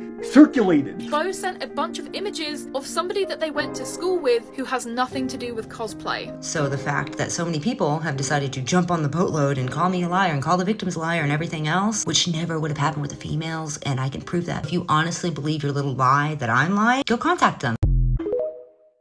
You'll ever drink kombucha? It tastes like if grape juice was really mad at you, but it's got like stuff in it or whatever that makes you feel like, I don't know, it's just got, I don't know, stuff. Hello, handsome. Before we dive right into this chapter, like the Spirited Away no-face dinner, except the only item on this menu is disappointment, followed by even more disappointment. I want to throw in some clarifications that I feel I may have glossed over a bit at the beginning of our analysis. And as I was writing this, I realized I want this out sooner rather than later, for the sake of clearing up any potential missing context. A fair amount of what we are about to discuss is indeed anecdotal, paired with evidence that upholsters a few various narratives that help lend credence to the authenticity of these preceding events as they follow. Now, while we do have a lot of evidence that helps carry our story forward, you'll notice that there are sometimes verbal anecdotes here that will help wrap everything up like a beautiful Christmas present into a pretty cohesive timeline.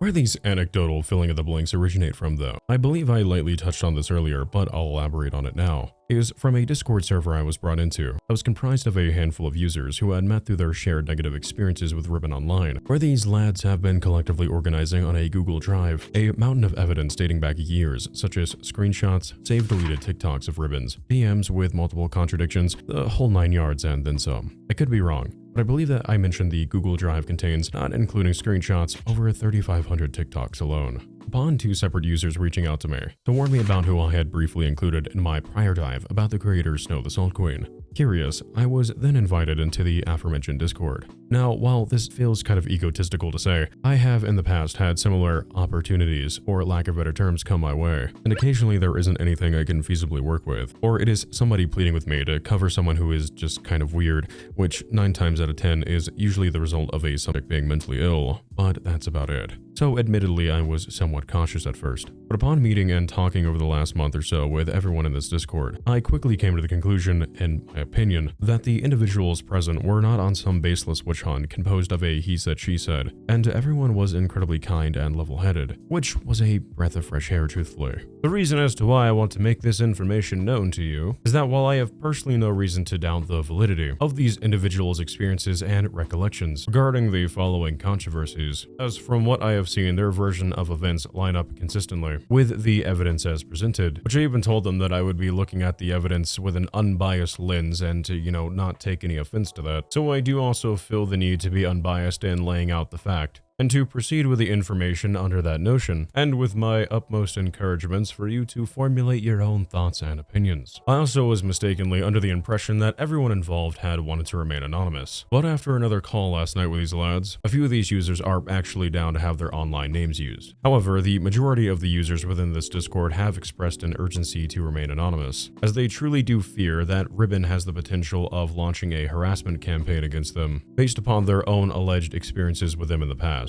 Thank you for letting me get that rather tedious clarification out of the way. I just want to be upfront with you, my friend, about everything. So with that said, let's continue. Creeping further into our next chapter of Ribbon's glorious saga, you and I will need to take a handy-dandy time machine that I bought off of Temu back in time to the year 2019, specifically October of 2019, 1 week before a con known as Anime Week in Atlanta was to take place. The following events are described based upon a user's testimony, who was backed by others within the aforementioned Discord regarding their legitimacy, which was relayed to me via private DMs. Hello, small redundant disclaimer here, hee hee. So I know I legit just reiterated this at the start of this chapter, but for specifically the AWA controversy, this is a drama, for lack of better terms, that was relayed to me through direct messages. But the messages, as I will flash on screen here for your convenience if you desire to pause and read them, are incredibly small, so editing them would just be this weird hassle. So if there isn't too terribly many direct clips or images pertaining to the situation, don't get me wrong, there are a few things we have to work with. It is because of that and the fact that this is an evidence-backed anecdotal claim that has been personally verified by a handful of private individuals who desire to remain anonymous who have allegedly actually occurred. I appreciate your idea, and let's continue. In October of 2019, an anonymous user, who for narrative purposes we will be calling by the made-up name of Julie, and their dear at the time friend Ribbon were eagerly preparing for another long-awaited outing at one of their favorite anime conventions, AWA. It was by this point basically a tradition to attend, a weekend of cosplay, partying, and detaching oneself from the tiring routine that is our day-to-day lives, consisting of headaches such as bills, jobs, school, all of the above really. With only a week away before the convention, there was nothing to suggest that this year would be any different than the countless others that the duo had been to either together or separately prior. But unfortunately, for not just Julie, but countless other cosplayers, I believe the exact number was 14, this weekend of rowdy festivities would quickly become a completely needless nightmare for what they truly believed to be threats of bodily harm made against them by two nefarious cosplayers who were also set to attend AWA, causing everyone involved, minus Ribbon of course, a great deal of prolonged stress and genuine fear, just for it all to be revealed to be another heroic tall tale crafted by Ribbon, allegedly out of spite, with all the targeted cosplayers, including Julie, being cast in this story unknowingly as victims, with Ribbon conveniently being the knight in shining armor who managed to save the day for everyone. Except that's not how the events unfolded, and this unprecedented scheme of Ribbon's only backfired horrendously for him, causing the first signs of their mask that presented to the world an authentic and noble figure, hell-bent on protecting marginalized groups of people while being a voice of reason for victims, to begin slipping before the very community they called their home. As the date quickly approached, about 1 week or so from the con, unexpectedly, Ribbon would, seemingly out of the blue, DM a highly concerning message to Julie, warning them of an incredibly disturbing plot that two other cosplayers they personally knew were intending to carry out against not only them, but 14 other attendees at AWA as well, that upcoming weekend that allegedly involved a horrific series of planned essays. Ribbon explained how they were in a group chat with these alleged cosplayers, two teenagers whose names will remain anonymous, that Ribbon for some reason was associated with on a consistent personal level, and how it was brought to their attention, much to their shock, that these teenagers had created a bingo sheet featuring multiple cosplayers who would also be attending AWA that following weekend, and how the duo admitted to Ribbon gleefully that the purpose of this bingo sheet was, in reality, a morbid game akin to that of a sickening checklist.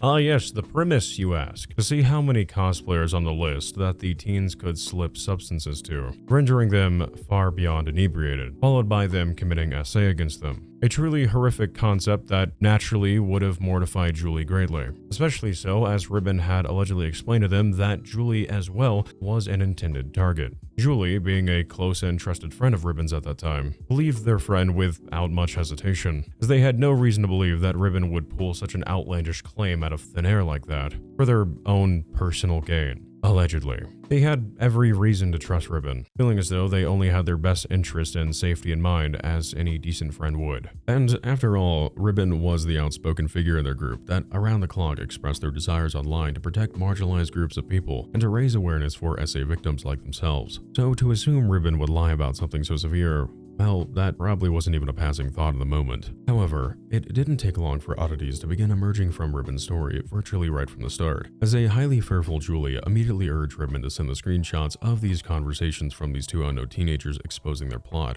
which Ribbon then somewhat obliged that request by sending Julie only the screenshot of the bingo list and nothing more. Upon receiving the screenshot, Julie, unbeknownst to Ribbon, would then waste no time in reaching out to the cosplayers featured on said bingo list to warn them about the impending danger that seemed to be awaiting them at the upcoming weekend at AWA. Something that confusingly irked Ribbon greatly, because Ribbon allegedly claimed that in warning those featured on the bingo list, it would potentially tip off the two rogue cosplayers that something was awry, which could then result in the duo simply switching to a new set of potential victims.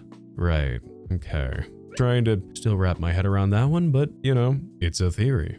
Which, in my eyes, makes absolutely no sense and is highly suspicious if true. Because unless Ribbon was going to personally tell these teenagers about this information getting out, there would be no way for the teenagers to know that those on the bingo list would have ever been warned to begin with. The only real way I can think of this happening would be if the teenagers were reported along with credible evidence to AWA staff, which I would imagine would then mean that in that scenario, there would possibly be no need to fret over the idea of the these teenagers switching targets, because they more than likely, I would hope, would be outright blacklisted from the con, exposed online to the cosplay community, which is tightly knit based upon my information, or both simultaneously. I'd imagine that if the safety of their friends and fellow cosplayers was their true intention, then informing those on the supposed hit list would be the first rational step in approaching the situation. Perhaps this is like a biased thought here based upon me knowing all the information, so let me know if you disagree, but the only scenario I can imagine where someone would become uneasy about such information getting out there, aside from, obviously the teenagers, would be if that someone had something to hide that could easily be exposed upon a further glance. That's, again, probably biasly all I can think of though. Upon the first day of the con, Julie as well as the other cosplayers remained on high alert. Julie, uneasy and rightfully so, sincerely wanting a stop to this potential attack to happen, knew that the only way to protect everyone involved was for Ribbon to produce not only just the screenshots of the alleged bingo sheet, but of messages where these two teenagers were explicitly plotting this sick game before con security and/or staff. The con was here and naturally time was of the essence. But to Julie's both surprise and confusion, Ribbon informed Julie that this was no longer possible, as the teens had retroactively gone back and deleted every mention of this plan from the group chat, while all unrelated conversations remained. But what also doesn't make any sense about these teens deleting such information is that if they weren't tipped off about their little game becoming public knowledge, which I would almost assure wasn't the case, because if they were made aware that such information leaked from their group chat, it would only take a few minutes to go through the process of elimination to figure out that the only person who could have done that was someone within the group chat DM, with an untaking L from Death Note to figure out that Ribbon's account showed that he was mutuals with one of the suspected targets. Why would they just decide to randomly delete all these alleged messages if they felt that this was a secure group chat?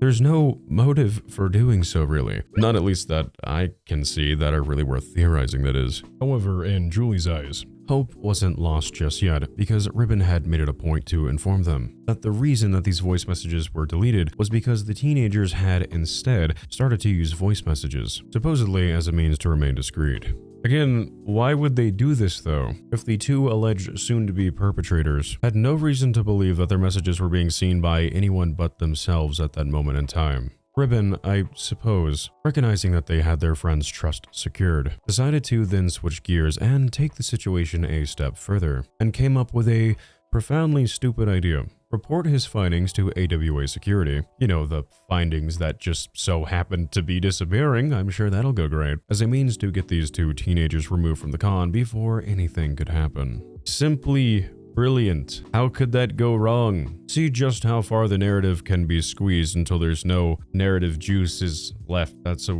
don't like that description. Yeah, just run it dry, I suppose.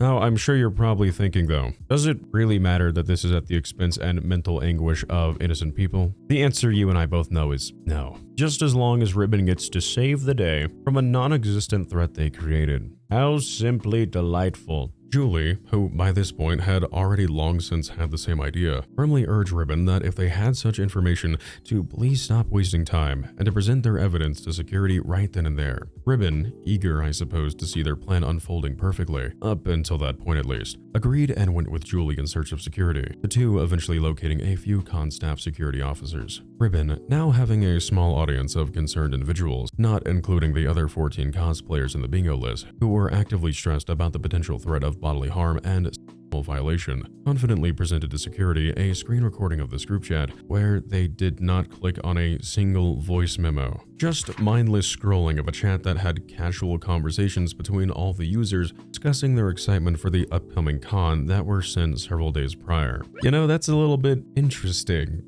to say the least. To kind of put that into perspective, all security and Julie were shown from Ribbon was a conversation where voice memos did exist, they were there, but the contents of those conversations were unknown, as Ribbon did not record the audio of a single one, with him promising to security, allegedly, that all the details of this planned attack were there, but that the teens suddenly deleted everything a few days ago, minus, the single out of context screenshot of the bingo sheet that Ribbon had shared to Julie that sparked this whole mess to begin with. To eloquently summarize, Ribbon didn't have jack shit, and both security and Julie were kind of starting to realize that. Julie was now growing increasingly tired of Ribbon's reluctance here, frustrated, demanded for him to stop playing around and share what they had heard in those voice messages to security. But Once again, Ribbon's story switched a final time, with him informing both Julie and the security staff that this would not be possible, as they had conveniently just left the chat on their way to speak with security.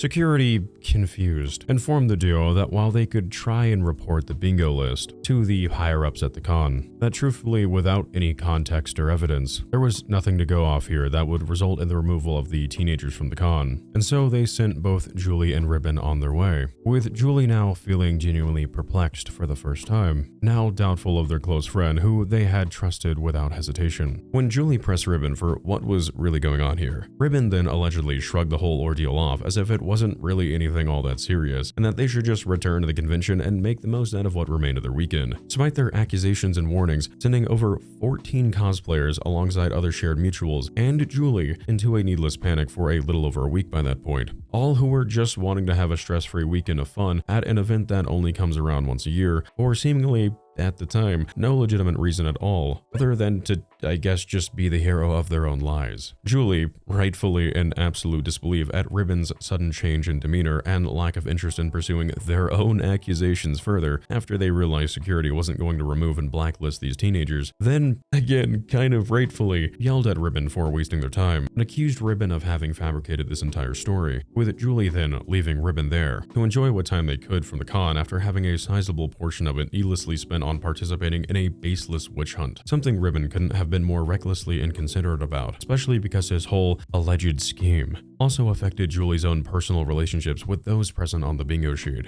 You see, Julie wholeheartedly believed Ribbon. They valued the word of a trusted friend, and so now Julie was left feeling like an absolute fool for having warned those listed on the bingo list of the impending danger, an act that was of genuine moral merit, just for it all to be some sort of elaborate ruse that they had unknowingly been manipulated into participating in. According to Julie, as per TMs, as AWA came to a close, it would come to be known that literally nobody on that bingo list was ever arrested, nor were any attempts to do such ever made. But what was interesting to note was that the two alleged predators who had allegedly devised this heinous plan to commit SA against as many cosplayers as possible did in the following days after the convention post a TikTok featuring a series of selfies from their time at the convention. And, well, what seemed to put everything into perspective, at least in a valid viewpoint, was that the bingo sheet, per Julie's recollection, corresponded to the cosplayers these teens had managed to grab selfies with over the weekend. But where this realization of Julie's grew even darker is that upon their ceasing of communications with Ribbon, they learned shortly after from others who both knew Ribbon and these two teenagers, and do mind this is an anecdote of an anecdote, that Ribbon just so happened to leave out the very important bit of information to Julie, that he at some point had some kind of behind-the-scenes drama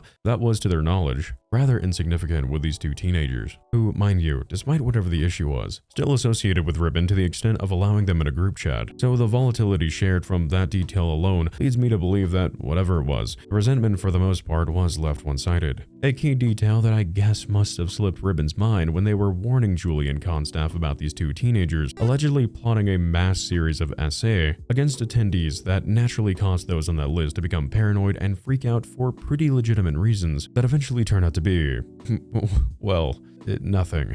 Ribbon had no evidence, no damning screenshots, just normal conversations about the upcoming convention, and a single out-of-context bingo sheet that Ribbon used as their basis of proof to spread such a controversy that allowed him to also take on the role of being the protector of all those involved, with him conveniently running the potential of slandering these teens in such a way that would instill distrust in anyone that knew them, while having them blacklisted from countless other cons in the future. All for it to be, in actuality, on the surface, a simple bingo sheet that these teenagers allegedly made to check off how many of their favorite idols within the scene they could meet.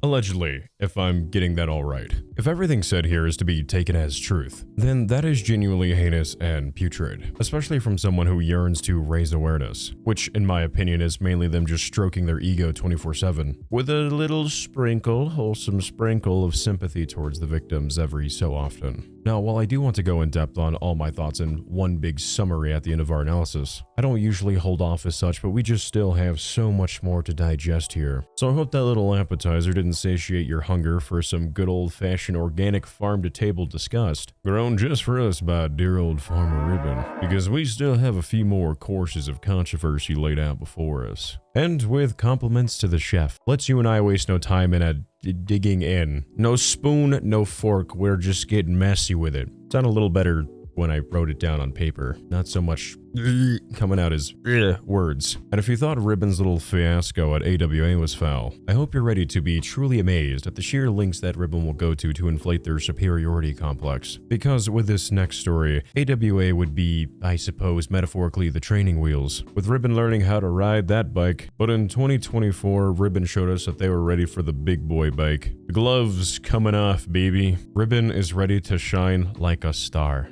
With our next controversy, involving another fellow cosplayer that allegedly Ribbon trained under their wing like a sensei into becoming a professional cosplayer just like him that didn't even exist, where he fabricated an entire story about this alleged cosplayer that was in reality a figment of Ribbon's imagination about how this individual allegedly removed all their clothes at a con with about 20,000 attendees and ran around heavily inebriated, followed by them committing SA against multiple people at a rave, something that brought deep shame to Ribbon's cosplaying legacy, with countless cosplay creators quickly calling this out as being so laughably untrue, which only led Ribbon to quadrupling down in a series of TikToks where he created fake victims who, for some reason, also only reached out to Ribbon about their stories that were also allegedly posted somewhere online, but Ribbon, just never once tells users where they can hear those said victims' stories, creating false police reports that aren't even drafted on the correct documents.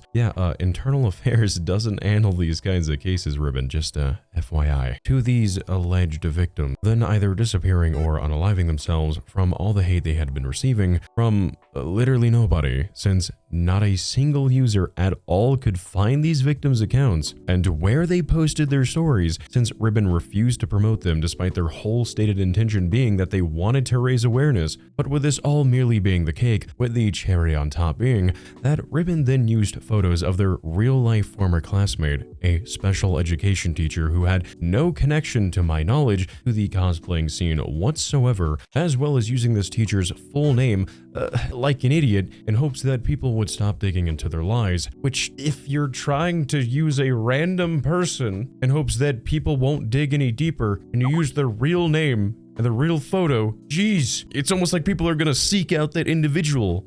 Like, what?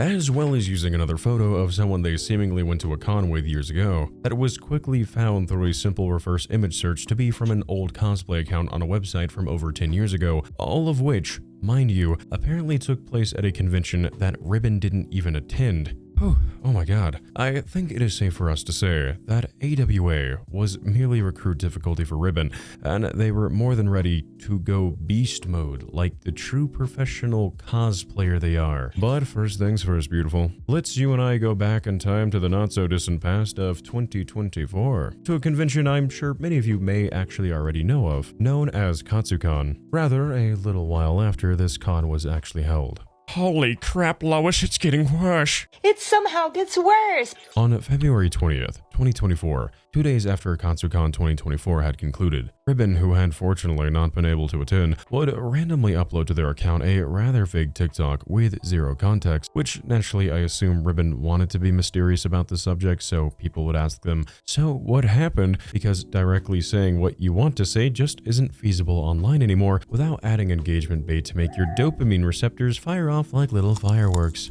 The caption of this vague post of Ribbon's featured text that reads, "Me spending months helping someone get their first big cosplay job and starting their career just for them to get themselves banned from 24 companies and countless cons and one night on the job." A few days after this TikTok was posted, users who had actually attended Katsucon themselves were curious as to what exactly Ribbon was yapping on about here. As in the cosplay community, word spreads, from what I've been told, extremely fast, seeing as said community is incredibly tight-knit. If so much as a pin drops the wrong way at one of these cons, Instagram stories and word-of-mouth exchanges would spread like a wildfire overnight. So, seeing as nobody at all for some reason, knew what Ribbon was talking about. And with Ribbon probably practicing their story again over and over in the mirror. Yet another more in-depth breakdown of this alleged controversy that took place at Katsucon would emerge on Ribbon's TikTok page in the following days, quickly turning Ribbon into a unique topic of discussion, where of course, if you guessed correctly, they are the morally righteous hero of the story, spreading their awareness that men too can be victims of SA. And they then start essaying men. They were literally at this event, was walking around and kept grabbing on different men, like unconsented, grabbing all on, which is, yes, SA. It can happen to men too. She kept repeatedly saying like, oh, but I'm a woman, like, and he's a man, so like all men want this. No, they don't. That's not how that works.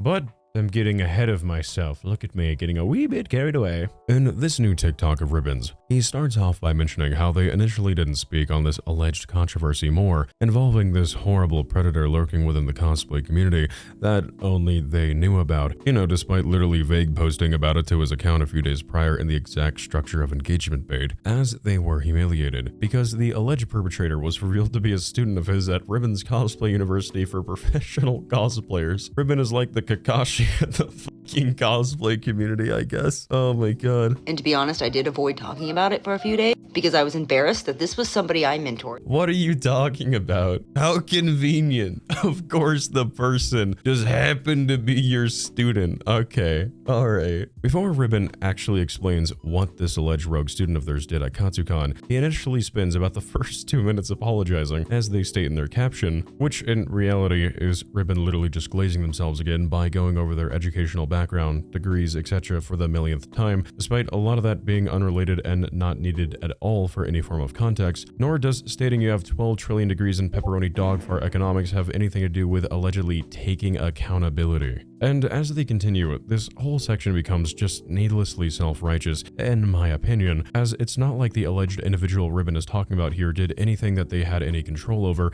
as it's not as if Ribbon was this mysterious cosplayer's personal handler. You can't control someone in their 20s doing something 1,000 miles away at a convention. That's really stupid. But despite this, Ribbon still tried to come across as this like ashamed teacher who should bear the woes and the actions of their student to show viewers how noble and selfless they truly are. Ribbon continues by saying had they been at Katsucon, what went down would have never happened, and that they would have stopped this nightmare from manifesting into what it eventually did. Inadvertently kind of saying that they could pull off what an entire hired security staff wasn't able to, I guess, do, allegedly. But alas, they were not at Katsucon. Keyword, not at Katsucon. I had several companies reach out to me because Katsu is usually a con that I work, but it just wasn't something I was going to be able to do this year with all of my surgery. An incredibly important detail to keep note of, by the way. So, tragically, Ribbon failed to protect those within the cosplay community, asserting how they would have taken this perpetrator out of the con themselves, if only they were there. And I will say that if I had been there,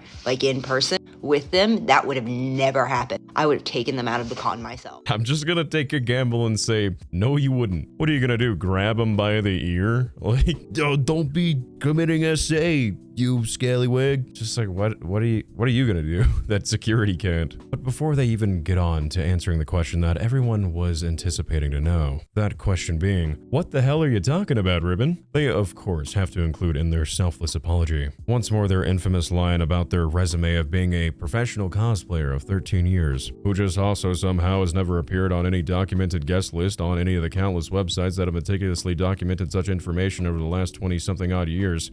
Convenient. And how they have worked for, quote, every single company, whatever that means, as well as now stating something that I had never heard before up until this point, that they are also allegedly a professional voice actor and streamer. And to take a backstory, hi, I'm Ribbon. If you don't know me, I've done professional cosplay for over 13 years, about to be 14. I've worked just about every job in the industry for about just every company. I also started a safety program for a bunch of companies to join to try to prevent things from like this happening. And I love helping people. I don't just help people with professional cosplay. I also voice actor, streamer, content creator, people who want to work HR, people who want to work, people who want to become therapists, who like LPC, because that is my day job, is a dog therapist. Currently in research psychology, but that's not the point. All right. Oh yes, professional streamer of 0 followers. Really exciting stuff, man.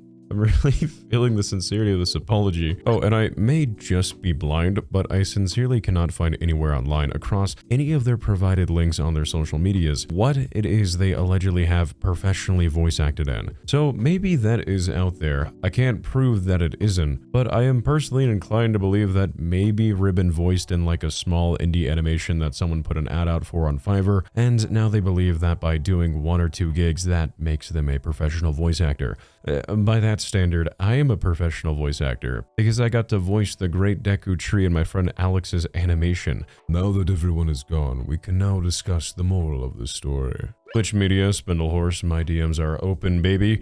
Let's do some business. Eventually, Ribbon decides to stop glazing themselves like a Krispy Kreme donut, and finally starts to get into the context of this alleged controversy, explaining how for the last several years they have been mentoring people online to become professional cosplayers just like him, and how it was with a heavy heart that they had to be the one to shamefully bring this story to light, regarding one of their own students walking down a path of malice like Sasuke Uchiha. What is so interesting though is that, while I'm not saying that there aren't potentially some unfortunate souls out there that for some reason follow the wise teachings of the great animeribbon, I would like to lightly direct you to the awareness that it is peculiar how literally nobody in these stories of his ever seemed to have names. Just as something to keep in the back of your mind. Well, names do, I guess, come along, but only after getting called out by other creators and met with immense pressure in their comment sections from people accusing them of protecting someone who committed SA, which, in my opinion, is an entirely valid point to make given the situation and the hypocrisy of Ribbon's actions were this story to have actually been true. Ribbon begins their big reveal by starting off at the beginning. He informs his viewers that before Katsucon, leading up to the event, that multiple companies had reached out to him, eagerly inquiring about hiring them on as a professional advertisement for the convention. Naturally, I'd imagine these companies were offering money hand over fist for a chance to work with such a world-renowned cosplayer, but how they simply could not accept any of these offers due to having had multiple surgeries in the weeks prior. So instead, they vouched to these companies that their cosplay student mentee would be up to the standard and could take their place instead. Ribbon continues by explaining that they found a rather desperate company that was looking to get their patas wet in the scene. Yet they never, of course, state what company this is, so who knows what that promotion or sponsorship would have even looked like, until landing their student a contract for a walker position with panel involvement required with this mystery company. Ribbon then relays how after landing this cosplayer their first ever job, something that should have been exciting.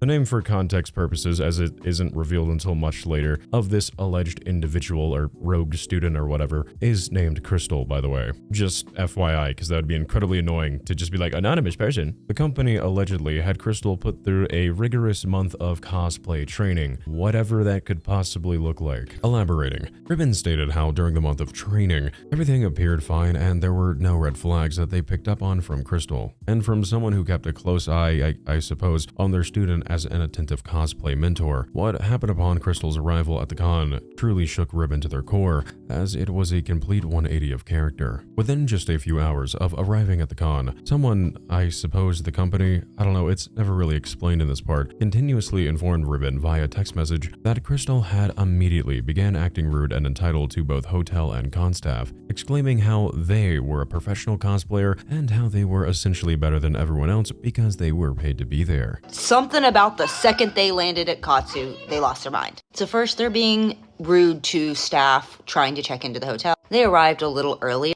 and was like thinking that they could get a room, and they were trying, first red flag of this weekend was they kept pulling but I'm working the con, but I'm a professional cosplayer. I work for such and such company. Kind of feels comically on the nose. What is so odd about this, however, is that the details Ribbon relays about Crystal's arrival are so incredibly specific. It doesn't come across as a retelling of information that was relayed by an observer. It literally follows Crystal's every movement, as if whoever was documenting their actions was following them around on a leash with a pencil and a notepad, writing down every single movement that they made. So it begs the question, who was telling Ribbon all of this, because it, couldn't have been him, as he was home bedridden from multiple surgeries, remember? I had several companies reach out to me because Katsu is usually a con that I work, but it just wasn't something I was going to be able to do this year with all of my surgery.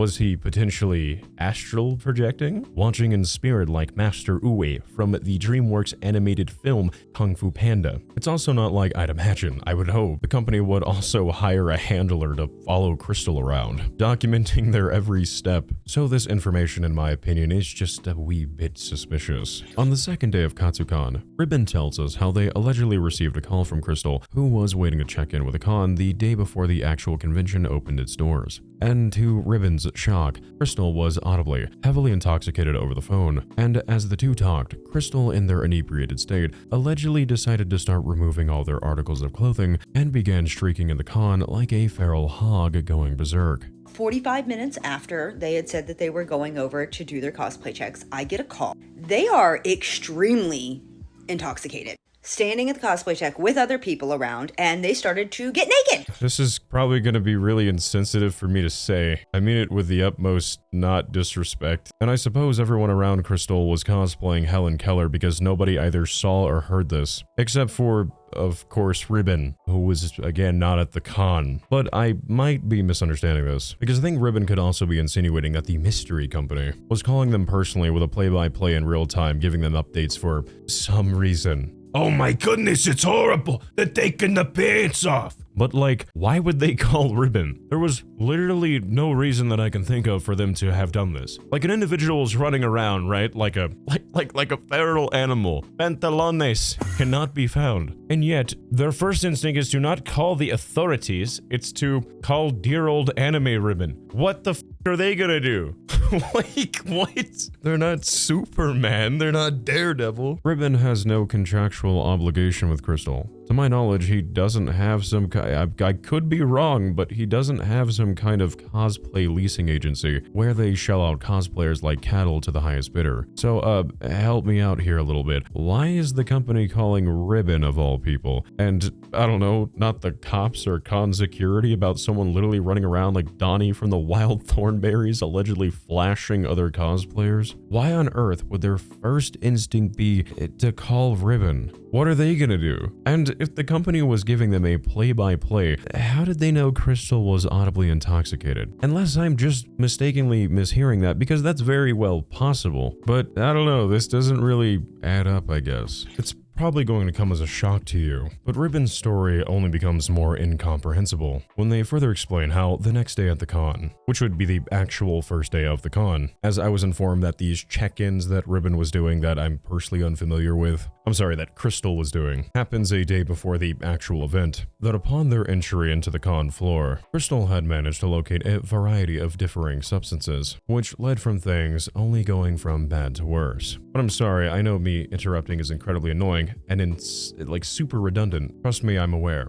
But I'm sorry. How was Crystal even allowed to show up the following day if they had been allegedly running around the con without clothes? You're telling me that Katsucon and the company just brushed that one off. Indecent exposure. Really? Truly? Okay, right, sure. This TikTok of Ribbons finally concludes with him telling viewers that Crystal would later attend a rave held at the con the following night, and how they had shown up to this rave under the influence of hard substances, with Crystal then going on a rampage of them committing SA by violating multiple men on the dance floor, with Crystal allegedly citing that they were able to get away with this because they were a woman. Which again, I'm sorry, Ribbon, you weren't there, how do you know that? Before concluding that the moral of the story is that men too can be victims of SA, how their hearts go out to anyone affected by Crystal's actions, and how this is how their student that they mentored got banned by Katsucon and blacklisted by over 40 companies in less than 48 hours. Needless to say, I will no longer be mentoring anybody who I am not going to physically be at the con for their first, like, at least 2 or 3 cons that they go to and work. I'm just gonna skip my catchphrase this time because it's too serious of a topic.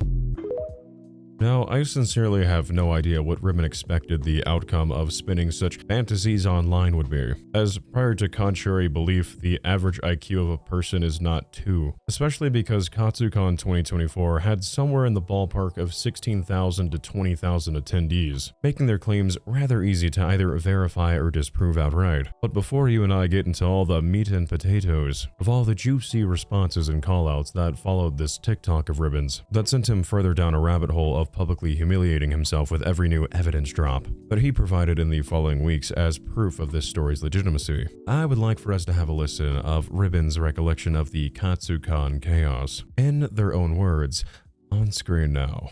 Professional cosplayer nightmares. I don't know what episode, but let's talk about what just happened at Katsucon. And before I even get started, I do want to sincerely apologize to everyone who's been posting about this. I've seen mutuals, followers, people I follow. I'm sure there's plenty of people out there that just didn't post about it, their experience with this person. And to be honest, I did avoid talking about it for a few days because I was embarrassed that this was somebody I mentored. I am sorry for everyone who had to deal with this person. And I know nobody has named me yet, nobody knew that I was their mentor yet, but I'm going to take full responsibility. And I will say that if I had been there, in person with them, that would have never happened. I would have taken them out of the con myself. So let's get into what happened. 10-second backstory. Hi, I'm Ribbon. If you don't know me, I've done professional cosplay for over 13 years, about to be 14. I've worked just about every job in the industry for about just every company. I also started a safety program for a bunch of companies to join to try to prevent things from this happening. So it is incredibly embarrassing, and I am deeply ashamed of what ended up happening at Katsucon. So I have been mentoring people. If you're one of my mutuals, I know not everybody has seen it because I deleted the second that it's full, but I post professional cosplay jobs and stuff for my mutual so that they can go apply. I also make portfolios and stuff like that when I have the time, but I've started directly mentoring people. And I love helping people. I don't just help people with professional cosplay. I also voice actor, streamer, content creator, people who want to work HR, people who want to work, people who want to become therapists, who LPC, because that is my day job, is a dog therapist.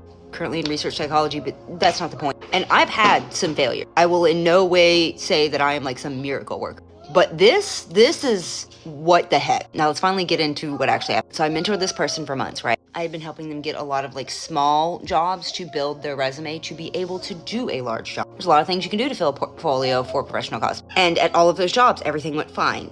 But I was also in direct contact or there or not far from there. So right when Katsu was about to happen about a month ago, I had several companies reach out to me because Katsu is usually a con that I work, but it just wasn't something I was going to be able to do this year with all of my surgery. And there were some companies I straight up was there's no way they're going to hire somebody this far to do a position that somebody with experience would be doing. But I did find a company that I was they're really desperate. They have a lot of slots open. Not that the company was doing anything wrong. It's just they had a lot of slots open because there are a lot of people that didn't go to Katsu this year. And I got them a walker position with panel involvement. While they're traveling there, we're going over everything that needs to be done. Everything seems to be good. They seem to be well versed. These are things we've been going over for a month, and they've also been going over with their company and the hiring manager and everything. But something about the second they landed at Katsu, they lost their mind. So first, they're being rude to staff trying to check into the hotel. They arrived a little early and was thinking that they could get a room, and they were trying. First red flag of this weekend was they kept pulling but I'm working the con, but I'm a professional cosplayer. I work for such and such company, which you never do. They're being a complete care because they can't check in early, which if you've ever been to Katsu or any large con, you typically can't if you are staying at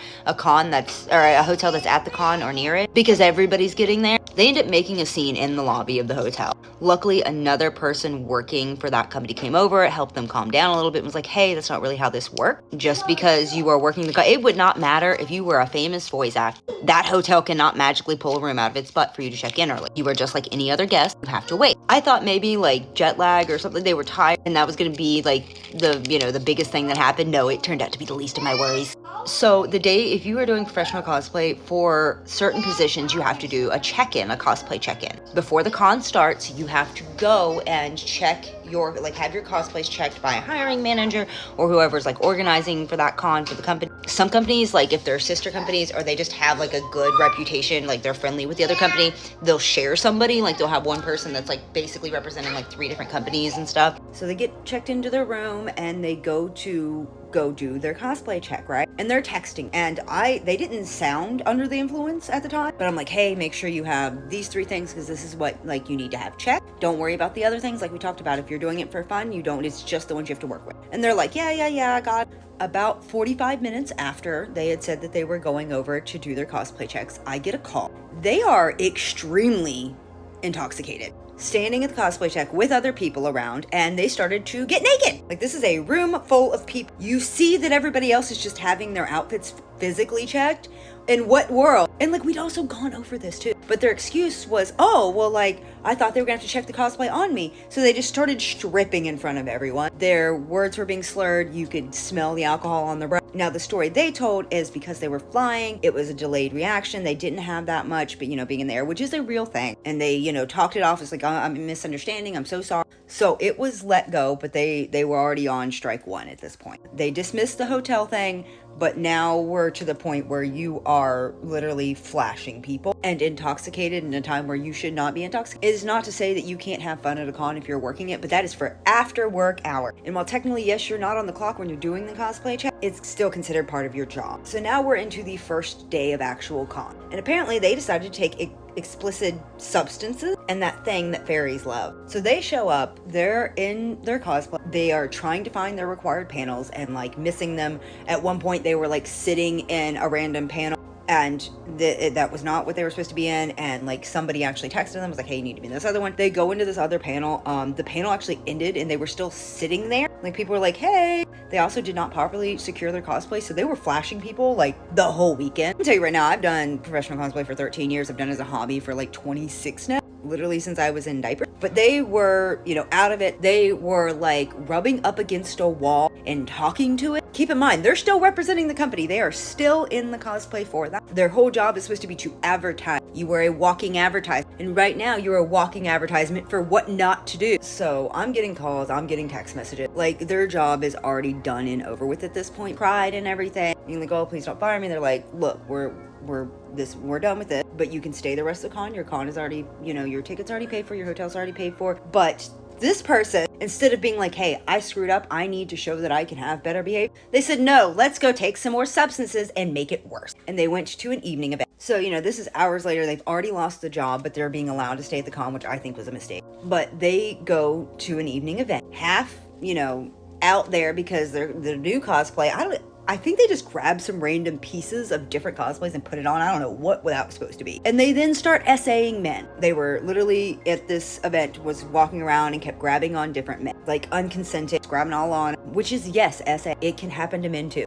She kept repeatedly saying like, oh, but I'm a woman, like, and he's a man, so like all men want this. No, they don't. That's not how that works. They were removed. And of course, other companies started to talk and everything, and they are banned from at least 42 now. And I know they are banned from Katsu, and I don't know what other cons they're banned from, but I know like if you're banned from something like Katsu, you're gonna have some other cons that are like, heck no. So I deeply apologize to everyone that had to deal with that.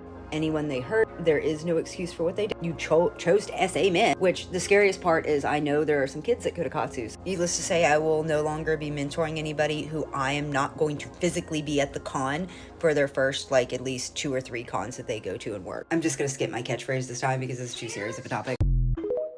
Shortly after this TikTok of Ribbons went live, he quickly found himself going viral on a niche scale within the online cosplay community, something I'm sure they were probably initially thrilled about. But it would soon come to Ribbons' attention that this would not be for the reason that he most likely had hoped for. To Ribbons' somehow surprise, several cosplay creators on TikTok had picked up on this bizarre video of his, many of which who were actually in attendance at Katsucon during when Crystal allegedly went on their bender, decided to make responses of their own by stitching Ribbons' story. And through basic context clues and a few Google searches, it would soon be made evident that not only was Ribbon just allegedly lying, but it would soon become apparent that Crystal didn't even exist. Allegedly. Only a day or so after Ribbons' TikTok relaying the Katsucon terror that was Crystal went live on their account, a cosplayer by the name of Auzziejlee, and forgive me if I'm mispronouncing that, who has over 60,000 followers on their TikTok with over 7.1 million likes attributed to their account, alongside over 36,000 followers on their Instagram, which is a pretty hard achievement to accomplish because Instagram's algorithm is a whole other ballgame. With a documented background and guesting at multiple cons throughout the years, unlike Ribbon, came out on their account with a re-uploaded TikTok, where they accused Ribbon of spamming reports on their initial response, which resulted in said initial TikTok being removed, where they call Ribbon out on this Katsucon story of his, as well as scrutinizing his alleged credentials as a professional cosplayer, which was, biasedly, rather satisfying, seeing as Ozzy actually has a decorated background in this community. What you know about my boy Inte? Yar. Also, a quick disclaimer, Ozzy's call out addresses Ribbon's TikTok that you and I just watched a few moments ago, but also references a few more that that Ribbon had made that provided evidence and proof that were unfortunately lost to time because Ribbon seemingly deleted the majority of these TikToks for whatever reason that may be. Curious, isn't it? So if there's some missing context in their video, that is why, but I will try my best, my friend, to fill in those blanks to the best of my knowledge later on. Auzzie starts off this TikTok of theirs by calling Ribbon right out the gates regarding the alleged victims Ribbon had by, at this point, allegedly been in contact with, because for some reason Ribbon, as a means to defend themselves against being called a liar, began to inform viewers that the victims had personally reached out to him in order to confide in them. Yet Auzzie mentions how it is odd that Ribbon never once states who these victims are, but how since Ribbon allegedly kept saying that these individuals came out publicly on their own TikTok pages, that it is really peculiar that Ribbon doesn't shout any of these victims out as a means to allow their voices to be heard, nor does he say the names of anyone involved. At least, not for quite some time. This sort of story flaw is also not isolated and will be present later on. While we don't have all these alleged text messages laid out before us, what we do have is an email relating to the situation that will come up later on. Auzzie further states how Ribbon allegedly, in a now-deleted TikTok of theirs, presented text messages that were allegedly sent by the company's representatives, where they were keeping Ribbon up to date with Crystal's behaviors. Yet how across all these text messages, and without revealing the company's name of course, that all of the language used throughout consisted of numerous spelling errors that were allegedly synonymous with grammar mistakes Ribbon frequently makes themselves when replying to these text messages. Auzzie then begins to absolutely clown on Ribbon by further outing him for what also coincides with his argument that Ribbon is just blatantly lying here, by ripping into their repetitious claims about being a professional cosplayer for X amount of years, describing him as a professional cosplayer that nobody seems to apparently know, with Auzzie even going as far as to pulling up a website that contains a comprehensive list of just about every cosplayer that has ever attended a con. I'm actually surprised this is a thing, with the exception being that there are some newer cons that have popped up in recent years where the data is still incomplete, but that information is still irrelevant, as almost all of the older cons, including Katsucon, Hallmat, and AWA, all of which Ribbon has attended and allegedly guested at, are all thoroughly documented and up to date. Auzzie even checks this website in real time for viewers, something I myself also did just for the sake of doing so, and proves that he is able to search up his name with ease. But, for some reason, Ribbon is nowhere to be found anywhere on the site, which was the same outcome I was able to produce as well. Instead, the only credentials Ribbon has appears to be a screenshot from their Notes app that contains their professional cosplay resume. Alright, who am I to cast doubt? Seems legit.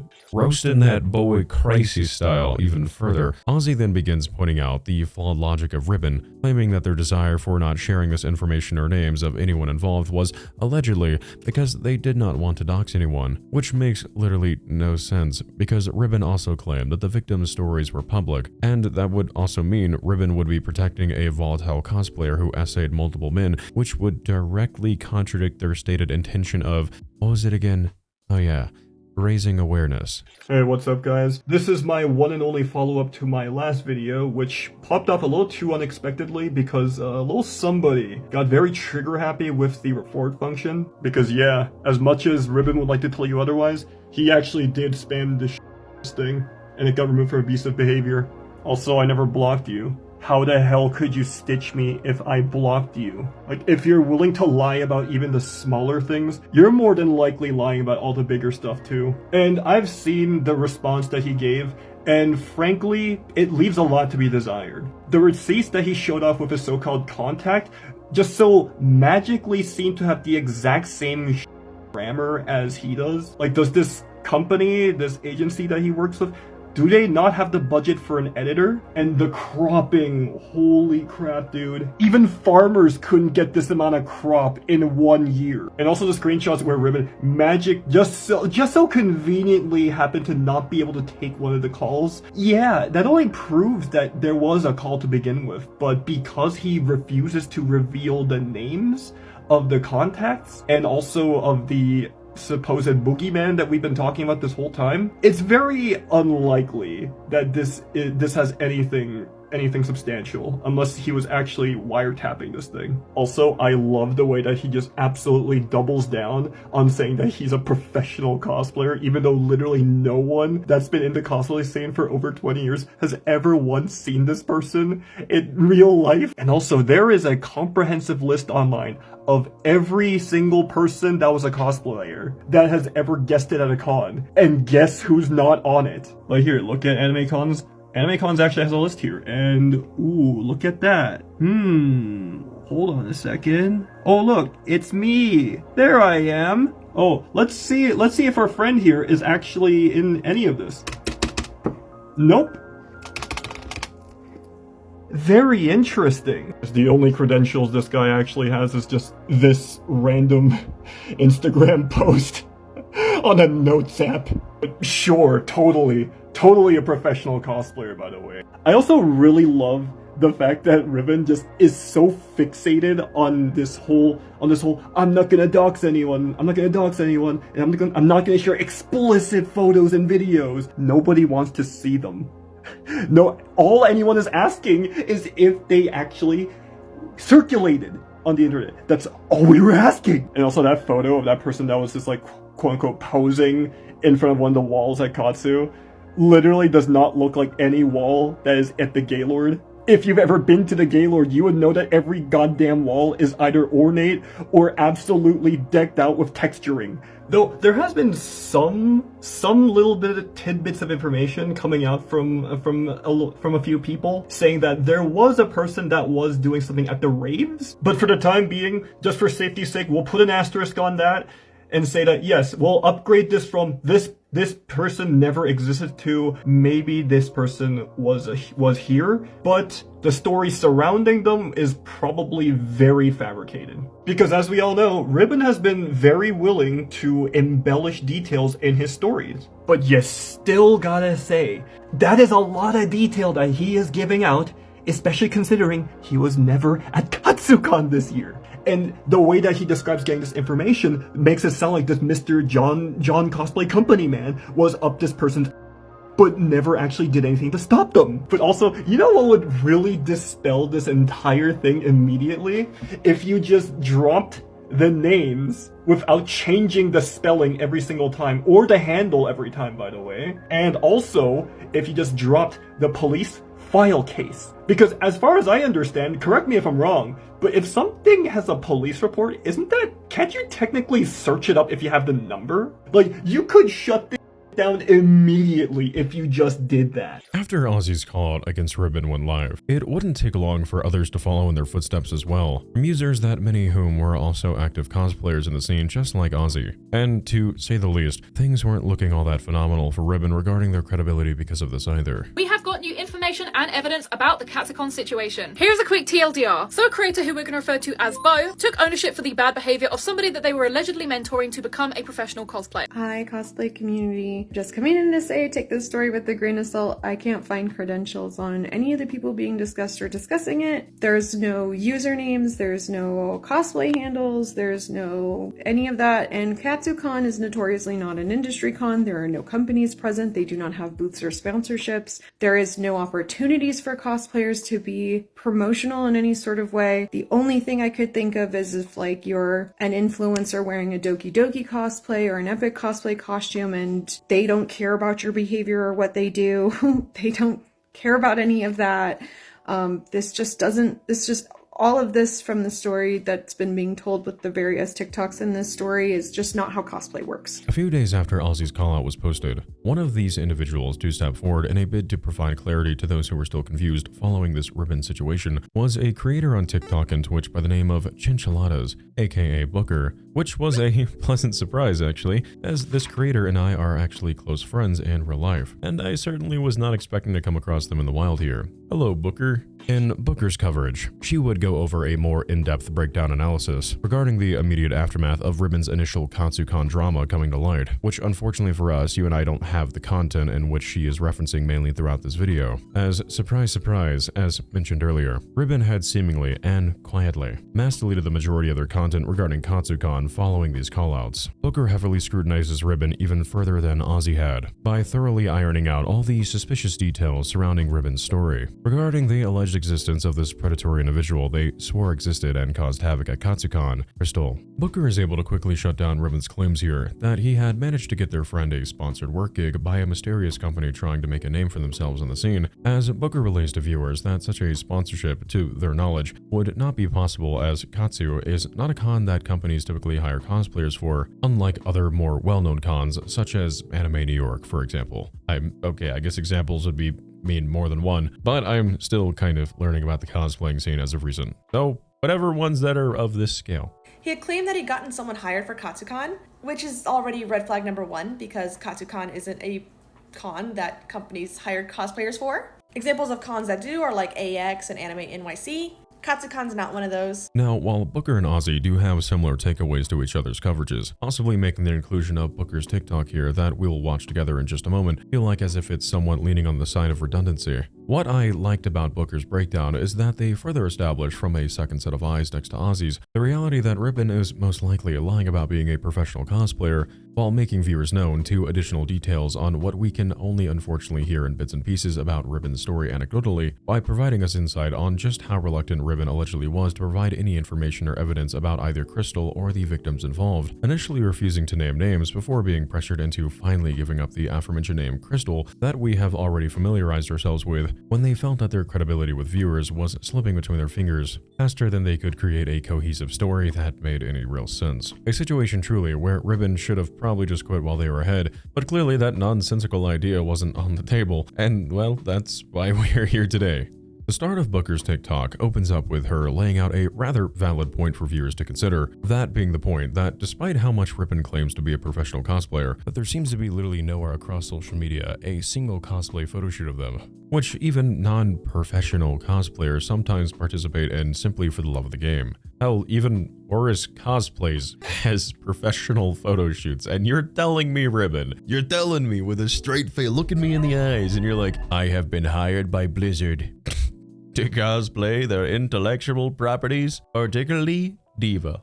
Right. Okay. Yet, such content is curiously absent from any of Ribbon's social media accounts. Preceding this, Booker then calls us back to Ribbon's iconic day in the life of a professional cosplay walker vlog you and I watched earlier, where she states that Diva bunny suits and Amazon wigs do not in fact make someone a professional cosplayer, before telling viewers that while numbers don't always matter in this community for the most part, that Ribbon, in comparison to much more widely recognized cosplayers in the scene, only had at the time around 2,000 followers on Instagram, with Booker also adding that her and Ribbon live in the same state and have both been active in the cosplay community simultaneously for years, and how they themselves can't ever recall a time they had heard of or been made privy to Ribbon's existence, despite the two having on more than one occasion attended the same con as one another. They're from Texas. They're a Texas cosplayer. I have never heard of this person, and I've been cosplaying since I was 11. I will also state, seeing as that I personally know Booker, I can confirm that they have also done con panels, been a guest at cons, and he also has a long history of cosplay on the record. Hello Booker, how are you doing? They have the most evil dog, check this out. Can you show me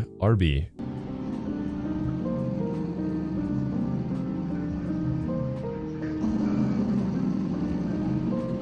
That dog's heart is filled with absolute malice, man. Booker reveals that Ribbon, as mentioned prior, had found themselves cornered by users who accuse Ribbon of protecting this alleged perpetrator's identity, which resulted in Ribbon eventually caving in, reluctantly, providing to viewers for the first time the alleged name of Crystal, being something along the lines of, according to Booker's recollection, has been hotel addict followed by a string of random numbers. Yet again, not a single curious set of eyes were ever able to locate any evidence of such a user having ever actually existed. If you have seen this video by creator animeribbon, listen up. Long story short, this guy claims to be a professional cosplayer, and he claims to also mentor other cosplayers to get them jobs at conventions. He had claimed that he'd gotten someone hired for Katsucon, which is already red flag number 1 because Katsucon isn't a con that companies hire cosplayers for. Examples of cons that do are like AX and Anime NYC. Katsucon's not one of those. He says that this person got really drunk and inebriated and started SAing people at Katsucon. And his message was that males get SA'd as often as females. And he's right. I completely agree with that. Especially at cons. Cons are supposed to be like a safe space for everyone, and having to deal with that is terrible. No one is doubting that happens. What is being doubted is that this person even exists. So I'll just break it down real quick so y'all can understand why a lot of people believe that this person does not exist. 1, this person claims to be a professional cosplayer. If you scroll their Instagram real quick, you can clock them as someone that is not a professional cosplayer. I think all they have to really show that they've even really done stuff is be staff at con, which, hey, that's really good, thank you. But they have no professional cosplay photo shoots or professional cosplays, and no unstyled art wigs and make a costume. Diva bunny suits are not professional cosplay. And it's not a numbers game. It's never been a numbers game, but they have 2,000 followers on Instagram. They're from Texas. They're a Texas cosplayer. I have never heard of this person, and I've been cosplaying since I was 11. I was at San Japan #1, baby. I've never heard of this person before in my life. The second thing was their hesitation on even giving a name of the cosplayer. They eventually came out saying that their name was Crystal and that they are a homeowner at 24 and have a full-time job and have a bachelor's degree, which is a lie to begin with. Like, in this economy, really? No. When they gave out that name, they said it was like has-been hotel addict 247 whatever. It was, if no one's gonna hire a cosplayer with a handle like has-been hotel addict 2478, whatever the hell it was. And I don't know this creator, but a lot of people have been saying that they are also notorious for telling very tall tales, which, hey, I don't know nothing about, but hey, if that's true, that might be another thing to consider. 4, this is a big event. Katsucon is a massive con. I've been to Katsucon myself. Things spread around so fast. Conventions in general, you will find out something happened the minute it had happened. And don't you find it suspicious that not only has no one heard of it, but no staff members have heard of it? Here's an example. When I was at Holiday Matsuri a couple months ago, there was someone that had gotten drunk and had an episode during a panel. I had heard about it within 3 minutes before the paramedics even arrived. I was not even anywhere near that panel. So when I say things spread, yet no one can find anything about this. No one's talking about it except for this person. Another big jarring red flag is that they eventually come out and say, hey, I have evidence. I can prove this happened. And they post emails that are very heavily censored. But if you've noticed something about Ribbon, is that he makes a lot of spelling errors. Guess what these emails have? Dare I say it? Spelling errors from professional, I guess, higher-ups in the cons. That is, what you were describing is not how things flow at conventions behind the scenes. Attendee, guest. And the multiple people commenting saying, you're so right, Ribbon, you're so right, are brand new accounts with no followers, locked down, no information about them, and they also have the same spelling errors. Funny, huh? Anyway, this guy's lying through his teeth. I don't think this guy has ever been a professional cosplayer, or has he mentored anybody. And if anything, I think it's a scam to try to push people to be interested in his mentoring thing, which, by the way, guys, that's not really a thing. And like I said, I've been cosplaying since I was 11. I'm 28 now. I know a thing or two. And like I said, his message is good. His message is great about men being SA'd as often as women, and it's completely true, but he's lying about everything. If you were truly upset that somebody was SA'd and you really care about victims, you would drop the name immediately and drop every handle, which, by the way, if you search up the handle that he eventually gave, nothing comes up. This person has never existed, and you can't say, oh, well, they just deleted their accounts. There's no sign this person has ever existed anywhere. And even if you were to even hire a company to just wipe all your accounts for you and all the data, there would still be traces of you at least existing in, say, like other people's photos and tags and all that. This person does not exist. This Crystal has been, this cosplayer that they say they mentored doesn't exist. It would be amazing, simply a Christmas miracle, if Ribbon could just, I don't know, just take a screenshot of the account and show it to the whole wide world. That would make too much sense. It would be, who doesn't love a good scavenger hunt? As we just heard, Booker rounds off this TikTok of theirs by reminding us that drama in the cosplay community spreads rather fast, especially at such a sizable event like Katsucon, which, if you recall, sees on average about 16,000 to 12,000 attendees a year. She then states something that I think we all have been curious about since first hearing Ribbon's story about this mess, that being that it was both highly suspicious as well as convenient that neither staff nor anyone at Katsucon ever saw nor reported seeing watching someone matching this alleged individual Crystal's description commit essay against multiple men, nor did any witnesses ever come forward about a crazed, inebriated cosplayer removing all their clothes and running around the con like a deranged fiend, with the only person being able to recall any of this happening being, well, Ribbon, who, once again, if we recall, not even in attendance at the con. And I will say that if I had been there, like in person, with them, that would have never happened. I would have taken them out of the con myself. In their conclusion, Booker relays how Ribbon had at some point came out and asserted to viewers in a now deleted TikTok that they had evidence of the alleged exchanges that took place between him, this mysterious sponsorship company, and Crystal, as well as email and text message correspondence with the, at the time, still unknown victims, and how there was not only, as Ozzy had also mentioned, a consistent writing scheme between Crystal, the Shadow Company, and the victims that all contain incredibly similar, if not identical, spelling errors present within their provided evidence, but also that random Ribbon defenders began appearing suddenly in the comments of these highly informative videos of Ribbons, all of which, according to what Booker recalled, appear to have had been recently created TikTok accounts with a notable 0 followers and 0 likes attributed to each of these accounts. And the multiple people commenting saying, "You're so right, Ribbon, you're so right," are brand new accounts with no followers, locked down, no information about them, and they also have the same spelling errors. Funny, huh? Oh, fun little editor's note that I have to wing on the fly because I was just made aware of it. So apparently, Ribbon actually started saying that individuals sent videos of the essays being committed to them and that they refused to show those videos, which understandable, you know, if you had that, one might say go to the police, not TikTok. But that being said, it's very interesting how apparently a whole bunch of people have this on video and not a single soul has ever come out about it, to the best of my knowledge. Again, I could stand to be entirely corrected, but I'm just waiting on that evidence, baby. Now, while I would just be absolutely hungry to rip apart some of these text messages myself, alas, time is a fickle honey that buries everything. Actually, wait, I don't even think time has anything to do with it. I forgot for a second that Ribbon had allegedly deleted 95% of all of their responses containing this damning evidence. Anyways, what we do have to back up the existence of these falsified little bits of conversational evidence to some degree is an email that one of the victims had allegedly sent to the staff present at Katsucon in the week after, where this mystery victim had allegedly reached out to report Crystal for their misdeeds. This alleged individual would then later be revealed by Ribbon to supposedly go by the name of James, which was not a name that he was seemingly interested in giving up, but with Ribbon repeatedly telling their audience that they were personally in contact with the victims involved while rebutting viewers with the promises that James did exist and was posting TikToks on their account somewhere where they were openly sharing their experience about how Crystal had committed an act of SA against them, despite Ribbon refusing to provide users with where they could watch those alleged TikToks for themselves. I don't really know what Ribbon expected to happen here.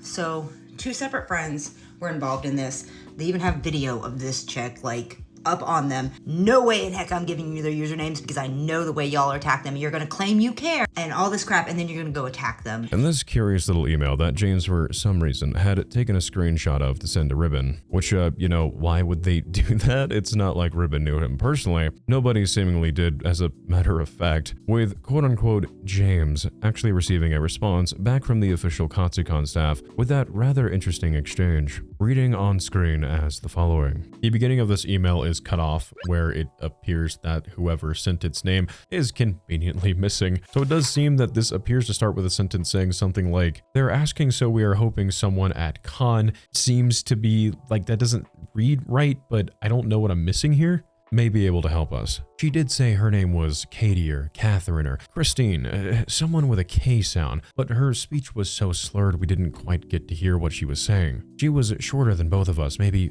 5'5", 5'6", looked like early 20s. She had a blonde wig on, but you could see her red hair poking out and brown eyes. Any help would be appreciated. Thank you in advance. I don't think that's the right "and," is it? I'm pretty sure that's supposed to say "in advance," but I could be wrong. Surprisingly, Ribbon actually did get a response from someone at Katsucon. Well, okay, my bad. Okay. Surprisingly, James did actually receive a response back from someone who worked at Katsucon that simply reads, "James, we will see what we can find for you, but we do not have every vendor or their assistant's name and descriptions associated with it. I am sorry that you experienced this. Thanks for reaching out. J. I'm gonna go ahead and throw this in here because I know this little editor's note is gonna have to come in at some point. So instead of creating like a silhouette and stuff of the individual James, I didn't want to do that because that sounded like really annoying and lame. So I asked my friend Zycron, aka Robin. You've probably seen them in a lot of fun projects like Poppy's Playtime and Piemation. I sent them a message the other day at like 1 in the morning asking if they would like to be an alleged hypothetical African American, to which they agreed. So B-roll of James is going to be of this very wonderbread white man. So just thought I'd let you know. This is with the filter. You look like the dog in the Goosebumps like intro. After this email, alongside the other various alleged message exchanges, were posted across various TikToks Ribbon had made in a desperate attempt to have users finally believe their story. Ribbon, who I assume did not realize that in providing further evidence that it would only bring about further scrutiny and more questions that were piling on faster than they could actually digest, to their, I assume, distress, found themselves backed into a corner, with users relentlessly accusing him of the only two possibilities Ribbon inadvertently had given their audience. That he was either lying about Katsucon, having made the whole story up for attention, or he initially was outright protecting the identity of the perpetrator before reluctantly forking over that information, as well as suppressing the voices of the victims they claim to be advocating for by refusing to neither platform their testimonies, nor directing users to their alleged accounts so that viewers could show their support and finally have a reason to trust Ribbon's word here about this entire ordeal. So, 2 separate friends were involved in this. They even have video of this chick, like, up on them.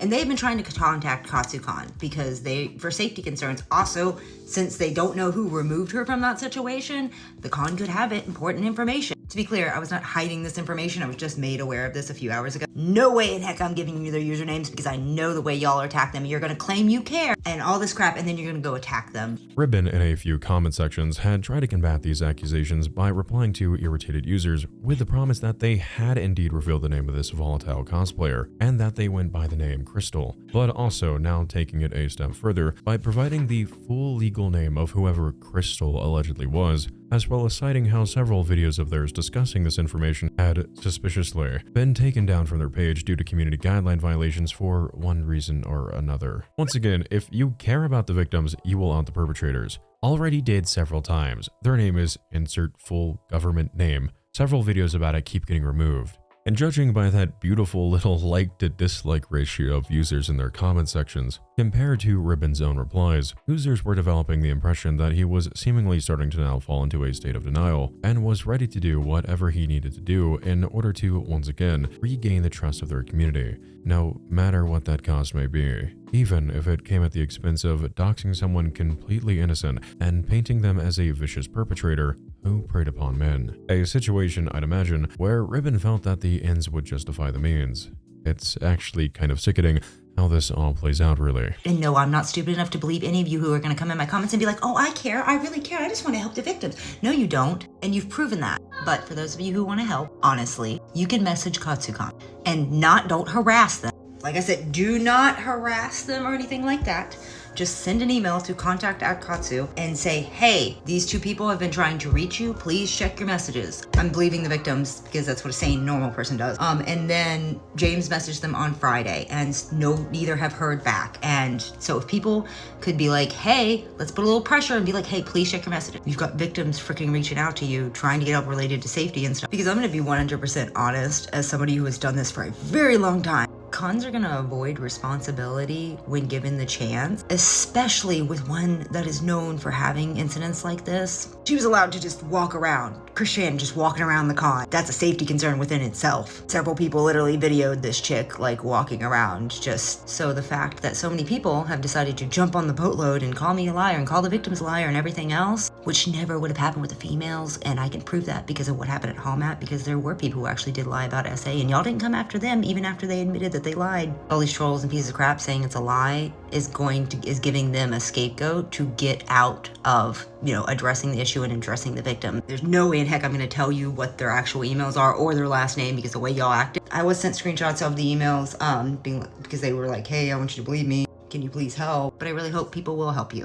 And I am so sorry that there are so many horrible people on the internet. Oh, and for all of the people who said I'm lying, if you are so sure that I am lying, then contact Katsucon. Go help them. Go help these people, because the only reason you wouldn't go help them is you're afraid that Katsu might post about the victims and prove you wrong. So if you honestly believe your little lie that I'm lying, go contact them. Go ask them, hey, can you please check your messages for victims? Because if I'm lying, they aren't going to be in there, right? From @contact@katsucon.org. Received on February 26, 2024 at 7:31 a.m. There is no truth to this. Our only hired cosplay was Vampy Bit Me. Thanks for reaching out. Jay. After Ribbon had established to their audience that the alleged perpetrator who had committed all these heinous acts of essay at Katsucon was in actuality an individual by whose legal name that I will not be sharing, as this situation has already caused this person enough turmoil. Ribbon, after gaining just a smidgen of leeway due to them actually providing a real person's name, would then follow this confirmation up by producing to viewers a series of photos that seemed to finally reveal the long-awaited identity of who Crystal was, officially putting for the first time a face to a name for this entire controversy. Or so that's what anyone would have rationally assumed, at least. There was certainly no doubt about it that this was indeed a real person, and not some untraceable Jane Doe that had been artificially generated through AI. But I just have to assume that Ribbon had once again mistook how far the internet would actually go when trying to bring forth justice to those who are subjected to the sickening actions of the various predatory individuals who chameleon their way into the various communities that exist online as a trustworthy figure. And so, once more, taking one step forward and 1,000 steps back, shattering what little remaining credibility Ribbon had, if any at all. It didn't take long for users to become dead set on finally verifying the authenticity of this Katsucon drama once and for all, with it hardly taking any time really for these digital sleuths to confirm that after a search of the full legal name Ribbon had provided to their audience, that said results did produce additional photos that matched up to the alleged image of this supposed individual, Crystal. Only, you're not gonna believe this. Let me get up real close here. There was a slight problem. After some light browsing was conducted across websites like Facebook and LinkedIn, it was soon discovered that, oh, lo and behold, Crystal was actually a special education teacher who worked with troubled kids that Ribbon had also just happened to have attended the same high school with once upon a time, who had little to, actually, I believe no relationship to the cosplay community whatsoever. Oops. Curious, isn't it, how that little detail just sort of slipped Ribbon's mind now, isn't it? Ah yes, all coincidental, I'm sure. What I don't think Ribbon realized about this either was that by them recklessly providing, like an utter lawsuit-hungry fool, someone's full legal government name online as brownie points in an online drama dispute that wasn't even real to begin with. Like again, this whole mess was brought forward online publicly by Ribbon, so there's literally no room for them to complain, is that this full legal name was nowhere at all close to being spelled like Crystal. Obviously, I'm, again, not going to show you that, but, you know, you can take my word for it or not. Yet, if we recall that little email that the supposed victim, James, had allegedly sent Ribbon, as God knows only Ribbon is the only figure that can ever be trusted in these stories for some unknown reason, James states in writing that feels more akin to an excerpt from a Wattpad fanfiction, quote, "She was shorter than both of us, maybe 5'5", 5'6", looked like early 20s. She had a blonde wig on, but you could see her red hair poking out and brown eyes. Any help would be appreciated." Okay, well let's roll with that theory real quick, sweethearts. Catherine, Christine, Crystal, sure, those names are close enough. I suppose that Crystal smooth criminaled their way up on the dance floor at that rave and said, "Hello, my name's Crystal, I'm going to essay you now," and proceeded to do just that. As this email seems to insinuate, mind you, that both James and another individual were present, which can be inferred when James vaguely mentions, quote, "You may be able to help us," where the email is conveniently cropped so you can't see who originally sent the email, as well as we didn't quite get what she was saying. So there was now a third party involved in this alleged essay that Ribbon seemingly failed to mention at any point. Also, I don't want to come off as disrespectful because I know the severity of these things. I'm not trying to say that like, what a wild theory, someone went up and committed a nefarious thing at a con. It happens all of the time. My disrespect is not aimed towards, you know, victims' stories by any means. Please don't get that like twisted. It's directed towards just the absurdity of this entire analysis itself. Allegedly, I think it's incredibly disrespectful to just, you know, lie about these kinds of things, because it's like stuff that really affects people, you know, like truly messes with people for the rest of their life. Like it's like oh, hello, I'm a terrible human being. I'm going to place something on you that makes you feel like you're a prisoner in your own skin, pal. Have fun spending lots of money in therapy and meds or whatever you need, and dealing with that probably for the rest of your life. It's like these people have it hard enough. Plenty of stories you can do to raise awareness about that issue without having to go to your notepads and chalk up some fun fan fiction. And of course, absolutely, why wouldn't you get to conveniently be the hero when raising awareness? Isn't that just so lovely? And to be honest, I did avoid talking about it for a few days because I was embarrassed that this was somebody I mentored. I am sorry for everyone who had to deal with this person. And I know nobody has like named me yet, like nobody knew that I was their mentor yet. Yeah, probably because nobody knows who you are. But I'm going to take full responsibility. And I will say that if I had been there, that would have never happened. I would have taken them out of the con myself. But I don't know, man. It's just like, I'm not trying to veer off the script too terribly much here. It's just like, why? What is the purpose other than inflating your own ego? But anyhow, now there are two devilish little flaws hidden in this email that renders this whole thing, in my opinion, bogus. Numero uno. Ribbon by this point, seeing as James had allegedly sent him a screenshot of this email, was in contact, I would imagine, with the victims. Something Ribbon had allegedly made a point to bring up numerous times throughout their many TikTok coverages. Well, yes, James could have easily reached out to Ribbon after they'd sent this email to the staff at Katsucon and provided them with a badly cropped email exchange upon getting into contact with one another somehow. I can't really think of how that bridge was really gapped. I don't know, maybe from their initial call out, you could argue, but I don't know. Never really explained how that came to be. There was also the possibility that might shock some of you that this didn't happen, which too begs the question, if Ribbon was in contact with these victims, why wouldn't Ribbon provide James and the other individual with Crystal's name, I mean their real government name, that Ribbon later so callously doxed publicly to viewers, so they could use that information in the email so that the victims could provide more clarifying details that could better their odds of having this alleged individual, Crystal, blacklisted from further cons and potentially met with legal ramifications for their actions. Also, I do apologize if that's like a little bit confusing to follow. It kind of comes with the territory of essentially analyzing Ribbon's real-life fan fictions at face value. Nothing about Ribbon's story so far, in my opinion, has made any cohesive sense, and it's driving me a bit comically insane, the same way it did with countless other creators within the niche a little over a year ago or so, when this controversy first broke. To sit here and try to bend over backwards to counteract my own viewpoints and arguments with logic, as doing so with the details provided is like trying to find tangible evidence that Santa Claus exists, years after your parents told you that, no, in fact, there never was a jolly diabetic elderly man who would shimmy his cheeks down your chimney, who left Xbox games under your tree every year. But oh sweet mamma jamma, just when we thought our brain grooves couldn't get any smoother, it, of course, only gets worse from here. But you already knew that because I've told you that like 1,000 times, and you're really smart. Look at you go, pal. When I was first being relayed all this information a couple of weeks ago by what Ribbon asserts is a shadow agency from the dark web whose mission is to gather as much users' comment data to sell on the digital black market. Because what you are telling to scammers is that it is easy to fool you and you've told them exactly how to do it. Scammers buy information like this, and that's where that list went, was to scammers. But the problem is, and I'm not going to sit here and lie and say, oh, if you go delete your comment on that video, then it'll get removed. No, there's no erasing that. I don't know what you... I was already kind of blown away that Ribbon would allegedly somehow think that using the photo of a real-life person attached with their government name, which is, I'm not a lawyer, but I'd argue is the act of literally doxing someone with a fun sprinkle of slander and libel dashed in for extra flavor, because why not? I was actually stunned that I could somehow find myself even further amazed than I already was when it was revealed to me that Ribbon then started shortly after showing their audience another photo, which was incredibly dated, of yet another random unrelated third party to further provide additional proof that Crystal was indeed real after all this time, you guys. This, of course, for sure, would finally silence all those pesky little non-believers calling him a liar online once and for all. Which would, you know, kind of work for about like 1 hour, unironically.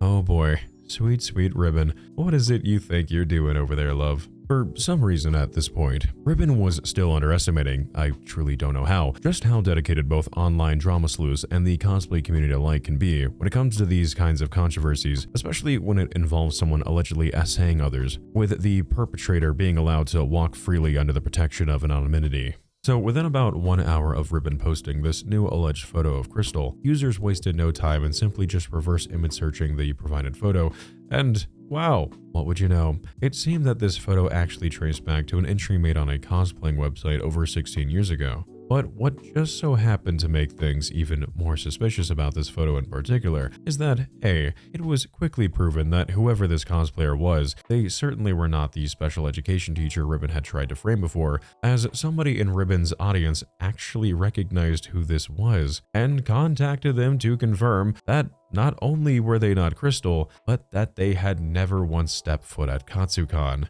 And B, within that recognition, this photo was revealed to have been taken at an anime convention known as, and forgive me if I mispronounce this, Tsubasacon. Yeah, that is, yep, that was an attempt. 2009, that was held in West Virginia. Now isn't that just a little bit interesting?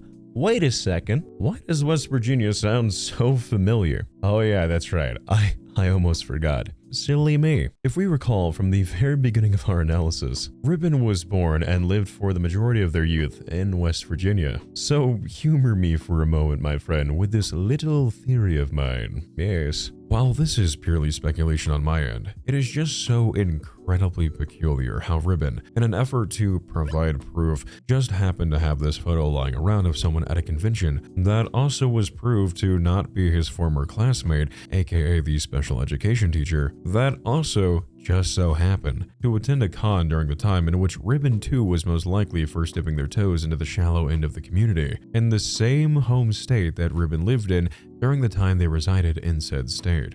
As it just so happened. Call me crazy, but if I was a tinfoil hat wearing man, I would say that it isn't impossible in theory that Ribbon might have had this photo lying around from all those years ago from their time at a convention, thought, hey, this probably can't be traced, and acts as proof that Crystal is indeed a cosplayer as well. Two birds with one stone. That should be enough to calm everyone down and have them finally start trusting me again, right? Just for him to learn only 1 hour later, after feeling like they could probably finally take a breather, that, as it just so happens, that photo was also uploaded online at some point over the years. Either that, or perhaps Ribbon went all the way back on this cosplaying website's archives, picked a random photo in the hopes that nobody would dig too deep on that, only to find out that, yeah, people will absolutely dig that deep, 100%. Shortly after Ribbon's audience and fellow creators made this discovery, as Ribbon had been on the side, confidently sending this photo around to all those who asked them in their comments, Ribbon quickly tried to revoke ownership of this claim by stating that a hacker had somehow managed to breach their account and began sending this new fake photo of an unrelated individual, which that doesn't really work, when they also weren't denying that the first photo they sent of the special education teacher was sent by him. But yeah, of course, guys. This time, it was a hacker, right? Of course it was. It's the only logical option. Lying? How could you assume that of the great anime Ribbon? How dare you? To the gulag. We're gonna send anime ribbon detractors to the gulag. We're gonna do that. It's called the Big Gulag Bill. Needless to say, Ribbon was failing to quell the flames of their own controversy, brought upon by their restless desire for the spotlight, and they were just truly starting to embarrass themselves in front of not only their audience, but countless other cosplayers who had been following the story with wide eyes and popcorn in hand, ready to watch Ribbon flounder about in their TikToks like a fish out of water as well. This failed attempt to raise awareness was mutating into a mess that had become nothing more than cheap entertainment, with the majority of the users who had been following his Katsucon story diligently over the last several weeks showing no interest in buying what he was selling by any stretch of the imagination. Just so you don't think I'm ignoring you, I'm headed to the ER for stress-induced flare-ups, and the VA hospital is cheap with their Wi-Fi, so if I don't respond, I promise I'm not ignoring you. I've probably just been admitted. Oh, and yeah, let's make note of the photo that this was the alleged cosplayer from Tsubicon 2009. Okay, so here's the thing. You want me to believe that you didn't send me those pictures of your classmate originally, that it was a hacker. So that means a hacker, completely unprompted, sent me photos of a woman named, the real government name, exactly 1 minute after you told me on TikTok you'd send me pictures. So somehow the hacker knew that I'd ask because I asked on TikTok, not Instagram, and knew you told me that the name was real government name, and then decided to send me pictures of someone named something entirely different immediately as I was talking to you on TikTok. And let's assume I believed all that. Now you want me to believe that you helped build a cosplayer's portfolio and got them a job as a professional cosplayer at Katsucon of all places, and you did it all with only this one photo. This cosplay, don't get me wrong, is super cute, but there isn't a company on Earth that is paying for this level of cosplay at Katsucon. You're asking me to believe things that are just insane. I don't know why you're continuing this. Can you see how ridiculous you look? Like, would you want your children to act this way? Now, Ribbon was, as I'm sure we can deduce, in a bit of a predicament here. Wee conundrum, if you will. The evidence was starting to stack up like the dirty laundry that's been growing sentient life in the corner of your room. I know what you are. He had multiple qualified cosplayers like Ozzy and Booker calling their bluff regarding his credentials as a professional cosplayer. Users taking the time to disprove Ribbon's Schrodinger predator theory, verifying that the photos he used were of individuals who were not by any means related to this drama that apparently occurred at Katsucon, and the generally agreed upon consensus regarding Ribbon's story amongst the community after all this was laid out before users online. But this was all a delightful lie. For Ribbon, his goose was, as they say, burnt into an unrecognizable crisp. It had been reduced to a fine powder of ash. So, naturally, no surprise to you, any weak-willed plebeian in this situation would have waved the white flag and admitted defeat. But if you thought that world-renowned therapist, psychologist, pro-diva, animeribbon, that's a tongue twister, would surrender so easily, then you truly have misjudged his shinobi fighting spirit. You better believe it. Ribbon, conjuring all his remaining chakra, doubled, no, tripled down. Hard, as they rightfully should have. And in doing so, Ribbon went back to their deck and removed from their graveyard their next 500 IQ trap card, Falsified police report, with him then taking to TikTok once again to scare off the dark web trolls by telling viewers that anyone who can't locate these victim stories online, well, they were just simply stupid. And the main reason I'm explaining all of this is to explain to people, because I understand the school system has failed some of you. There are amazing teachers out there that are underworked and underpaid, but there's also the system is broken. Okay, the system is broken.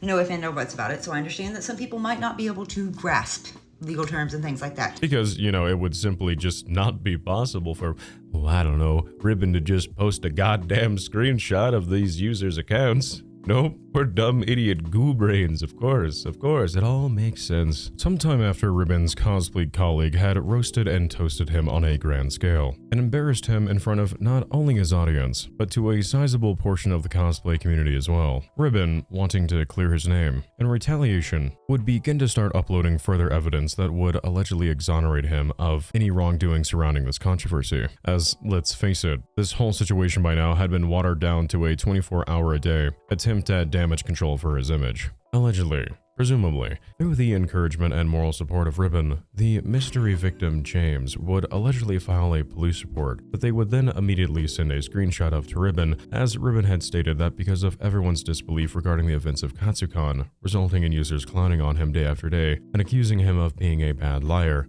how could they? That the victims were now facing a relentless harassment campaign targeted against them, which in my personal belief doesn't make any sense because nobody had issues with these victims initially when everyone thought they were possibly real. What everyone took issue with was Ribbon hypocritically protecting the perpetrator by refusing to reveal their online identity. You know, given that Ribbon stated that they were like their cosplayed shinobi or whatever student, it's not even a thing, man. People I follow, I'm sure there's plenty of people out there that just didn't post about it, their experience with this person. And to be honest, I did avoid talking about it for a few days because I was embarrassed that this was somebody I mentored. I am sorry for everyone who had to deal with this. But yeah, of course, everyone should just drop the story and take Ribbon's word, of course, because you guys, you doubting him is causing harm to the victims that literally cannot be found. Even though, you know, Ribbon claims that they're out there. You just gotta go on a bit of a adventure to find them. In this fake police report, and yes, I'm going to go out on a limb here and say that I am 99% certain that this is fake. Once again, the slanderous inclusion of the legal name of the very real special education teacher you and I had mentioned prior, who again had no association with Ribbon to the best of my knowledge, aside from the bit of information that the two had gone to high school together over a decade or so ago. But aside from that needlessly disgusting addition, this supposed official police report from James contained a lot of peculiar oddities,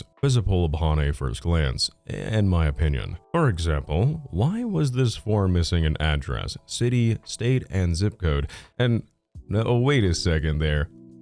Peculiar little mystery. Why is this police report designated for internal affairs? Correct me if I'm wrong, because I very well could be, but isn't internal affairs only for like issues within the police force that are handled, you know, internally? But more so where things start getting really weird is when we actually take the time to read the description of this form, as it appears to be filled with quite a few plot holes and glaring contradictions that for some reason make me cast doubt on the validity of this police report, more so than I already had. What stood out to me in this police report is that it says that himself and 4 friends were attending an event named Katsucon Convention at the Gaylord Hotel on Friday the 16th, 2024. But the thing I'm really kind of focusing on here is where it says himself and 4 friends. Okay, so if this is being sent by James, then that would mean there's 5 other new parties involved in this entire situation. And while Ribbon doesn't touch on them nearly to the extent that he does James, it's very interesting because Ribbon does mention 2 other individuals who were alleged victims by the name of Lucas and Connor, but they fade out as quickly as their names were even brought up. That means that there's now 2 other individuals that were unaccounted for. Yet we never hear who those individuals are, and not a single person out of 5 people managed to come forward with one single story, testimony, or anything that was made privy to anyone in Ribbon's audience or those who were critiquing Ribbon, working tirelessly to verify this information. Very interesting. Yes. Now, I'm sure it won't come as a surprise to you, but as stated, I'm not a lawyer, so I still want to reaffirm here that everything is alleged. But if this police report was indeed falsified, which again, after looking at every prior detail we've discussed and seeing how this form was filed for internal affairs, so I'm inclined to personally believe that it's a little bit of phony baloney. I would strongly believe in the likelihood that this report probably wasn't ever actually filed into a system, because doing so would actually be a crime if proven to be inauthentic upon a further investigation. Probably wouldn't have taken all that long, to be honest, given, you know, the whole internal affairs thing. Also, somebody literally took the time to contact their local police department to verify that this is indeed the incorrect form. Jennifer Records, this is Dave. Can I help you? Hi, my name is... I had kind of a weird question. I'm dealing with somebody who, it's like an online dumb thing. They're claiming that they filed a form with you guys. I'm curious. There's an online form that people can fill out, and it's described as Hanover Township Police Department Internal Affairs Complaint/Report form. If that's filed, that's for like complaints against the department, not like a police report or an incident report, right? That's correct. Okay. That's just what I wanted to confirm. Thank you so much. You're welcome. And bye-bye. Now again, I can't prove that the other person on the other side of that line was a police officer, but we'll just chalk that up to some interesting food for thought. That being said, I would still be curious as to what this would fall under legally, because I'd be rather shocked if there isn't some kind of defamation suit for libel and slander present within these words, mainly because the name of the perpetrator listed is that of, as I have redundantly stated, a very real-world special education teacher, as well as the fact that this was shared online to viewers under the guise of this being authentic evidence that allegedly, intentionally and falsely painted this individual as a predatory monster. I was also informed anecdotally that this special education teacher was actually contacted shortly after their identity was discovered, and upon hearing about the nasty things Ribbon was claiming about them on a public platform, they swiftly privated the account that Ribbon had sourced the image from, and did make mention apparently that they were potentially looking into pressing legal charges, though it is unknown at this time if anything ever came from that. But as quickly as this police report had manifested, before Ribbon could receive any further backlash for its blatantly questionable nature, its relevancy would soon fall flat, because an unforeseen tragedy was soon to unfold in this Katsucon saga that nobody could have rightfully predicted. You see, Ribbon had started to come forward, I guess, as the sole defender of the alleged victim James in the weeks after their very initial TikTok about the entire situation was posted to his account. We already know this though, but as touched on earlier as well, in what I can only assume was a desperate act of deterrence, Ribbon had now began mentioning how all of the victims involved and their families had been receiving hate throughout all of this, and that with James specifically, the only victim he actually seemed to share multiple details about, you know, like their name for starters, the pressure was starting to mount. So much so that James couldn't realistically continue on like this, allegedly, according to Ribbon. And so, in an unexpected twist of events that truly shocked everyone, with a heavy heart, Ribbon would come forward on their account to break the news to their audience and those who had been making call-out posts against him, doubting his word, that James's mother had reached out to him the other night to inform him that James had unfortunately unalived himself. And yes, naturally, of course this meant that Ribbon, despite having absolutely no connection to this alleged family whatsoever, to the best of my knowledge, just had to be the first to know so they could silence the dark web trolls on TikTok once and for all. It really makes so much sense when you stop and think about it, doesn't it? After the announcement of James' alleged passing was shared to viewers online, Ribbon, if I was a betting man, most likely felt like they could finally wipe their hands clean of this entire situation, and that they could just walk away. Ooh, what a close call. The damage was obviously done, but, you know, better to have it out of the way, and for the public scrutiny to slowly fade out with time, than to continue fanning the flames of this dumpster fire. Right? At least I'm sure that's what we probably would hope for. All he had to do was keep his head low, ignore everything, and maybe, just maybe, with time people would start to forget everything.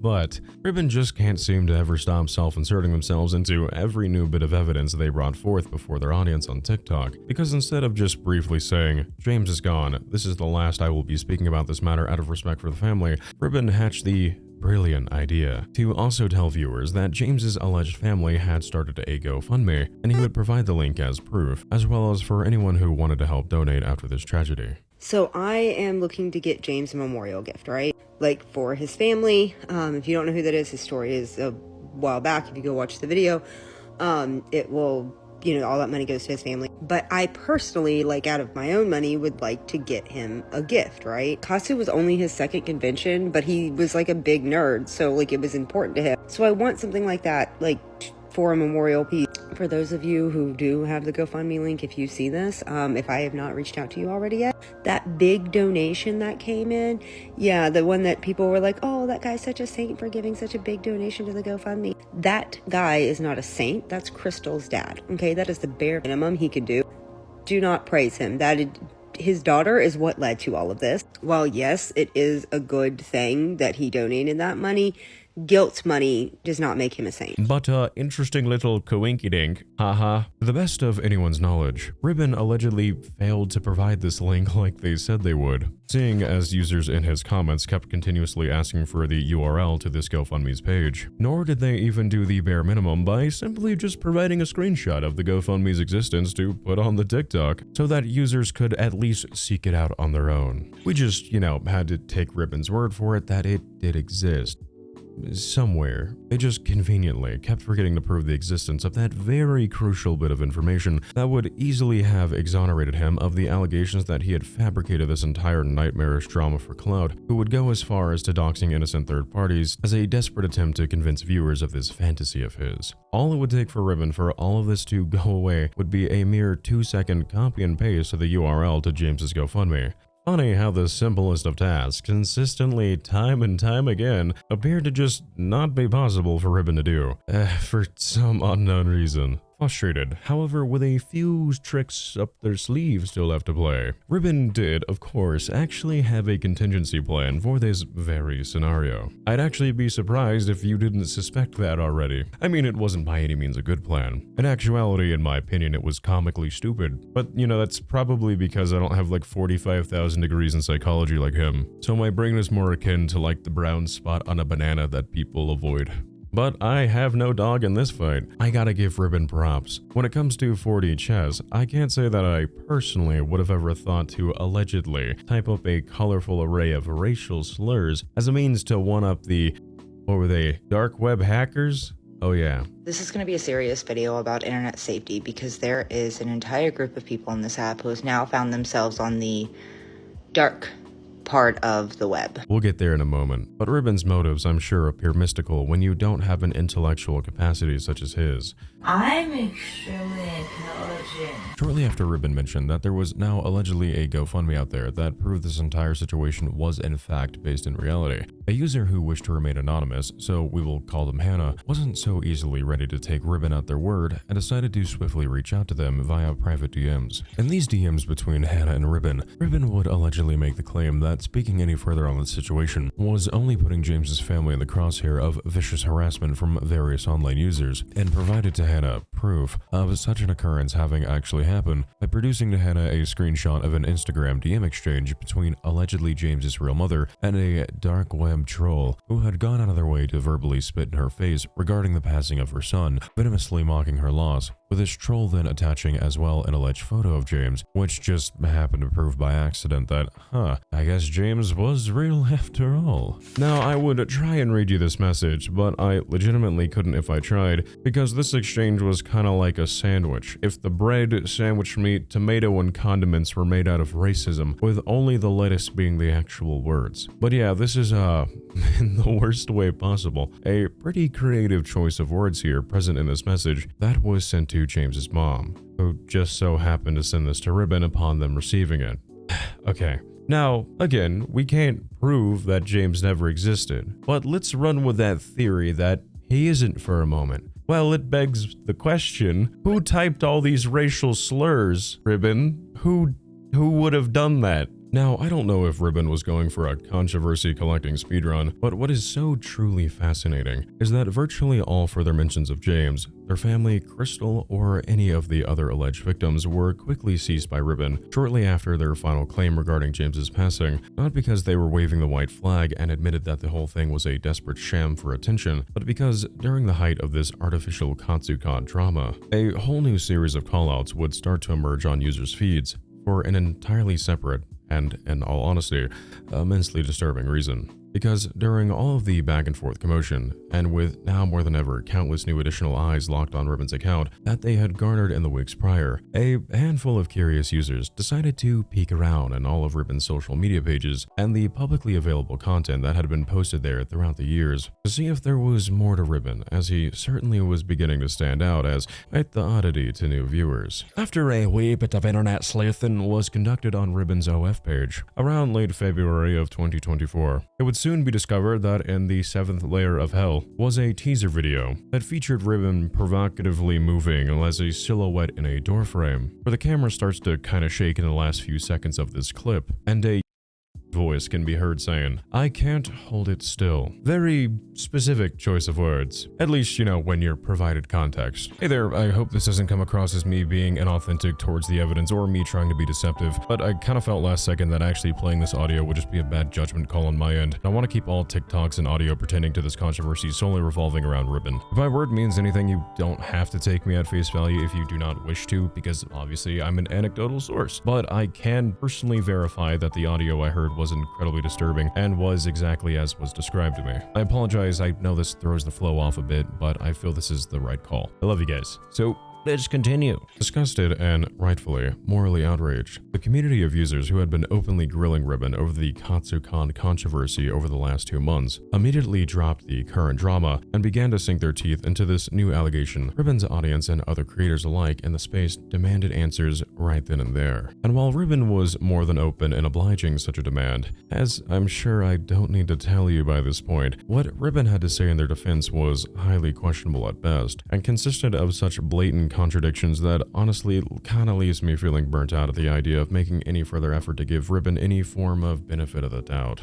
You just simply don't do this. Taking a moment and setting the scene for how all this came to be, let's put on our big boy shoes and grab our metaphorical magnifying glasses and step back to late February of 2021. Not to be confused with February of 2024 as I just mentioned, because for clarification, 2021 is when the nefarious OF teaser was created. On February 24th, 2021, Ribbon would unassumingly, like any other day, post to their OF page a video where they were participating in a challenge known as the Silhouette Challenge, that at the time was rather outdated by that point, as the challenge itself first saw popularity in 2019, before fading out naturally. It came and went as is the fast-track nature of the interwebs. What would be like a super ancient dance to do? Like hitting the renegade in the Big 26. How does the fucking renegade work? Is that James Charles? It is. Can I actually pull that off?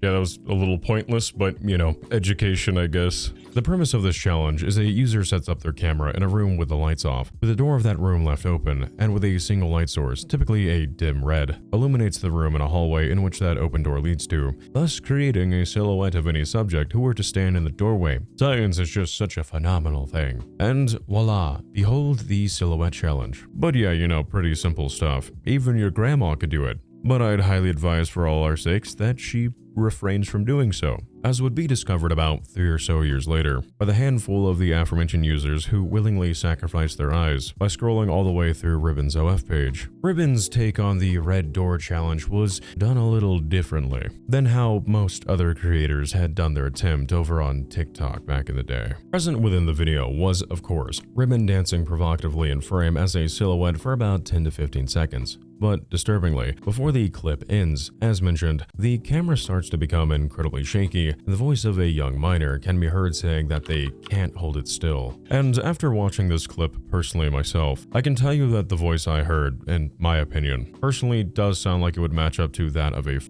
fairly easily. This clip, as I just mentioned, would lie dormant for about 3 years exact, tucked away, cataloged, and left to collect digital dust, away from prying eyes for the foreseeable future. But after news of Ribbon's bizarre story about some psychotic cosplayer going rampant at Katsucon began to circulate as the weekly source of good laughter for countless users within the cosplay community. As mentioned, a handful of dark web hackers were sent by a concerned user this disturbing video of Ribbon's that this said user had uncovered when browsing through Ribbon's library of content. Naturally, as anyone would suspect upon finding such questionable media present on one's feeds, as the individual who found this original clip was not shy in publicizing their findings, it shifted users' focus away from the fallacy that was the Katsucon drama, with said users now directing their energy into calling Ribbon out, while applying heavy communal pressure for Ribbon to immediately explain himself before his audience. He owed them that much at least by this point. However, what was so peculiar, and was a situation where silence appeared to speak louder than words for those following his account closely throughout all of this,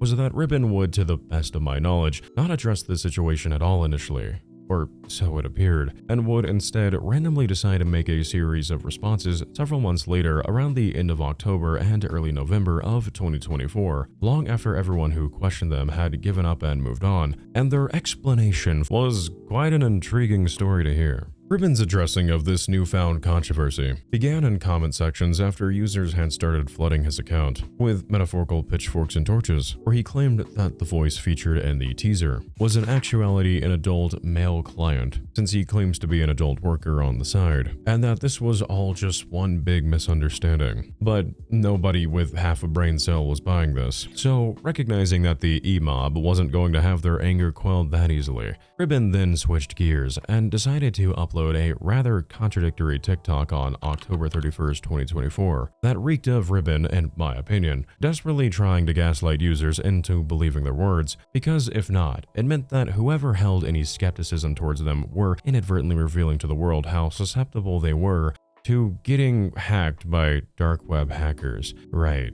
How scary. Because what you are telling to scammers is that it is easy to fool you, and you've told them exactly how to do it. Scammers buy information like this, and that's where that list went, was to scammers. But the problem is, and I'm not going to sit here and lie and say, oh, if you go delete your comment on that video, then it'll get removed. No, there's no erasing that. I've been waiting to get into this. In this TikTok of Ribbon's, he begins by saying how what he was about to discuss was in spirit, solely meant to raise awareness about internet safety, as a group of people from the dark web had recently launched a targeted harassment campaign against them. This is going to be a serious video about internet safety, because there is an entire group of people on this app who has now found themselves on the dark part of the web. Ribbon further alleges that the OF video featuring their voice was screen recorded from his page, where it was then edited to where an audio clip of their from an out-of-context TikTok was layered above the original take, citing as well that this teaser was filmed on a tripod, where it remained perfectly still at 6 feet standing, while encouraging users to go through various loopholes. Granted, I suppose those loopholes would be required because the website Ribbon would be directing users to isn't exactly able to be, freely listed on many platforms for, obvious reasons. but doing so in order to gain access to the link of the original video so that anyone who was interested in actually doing their due diligence could see for themselves that this was all a mere fabrication designed to smear Ribbon's character, as if they hadn't already done a phenomenal job of doing that themselves. Yeah, you really need a dark shadow agency to really, you know, pull the wool over the public's eyes, I guess. Which this claim is actually just a lie, because while you know I have to keep this blurred, you can still clearly see that this video is shaking like a leaf. And if this is 6 feet, well then I guess I'm LeBron James. 5'11" kings rise up,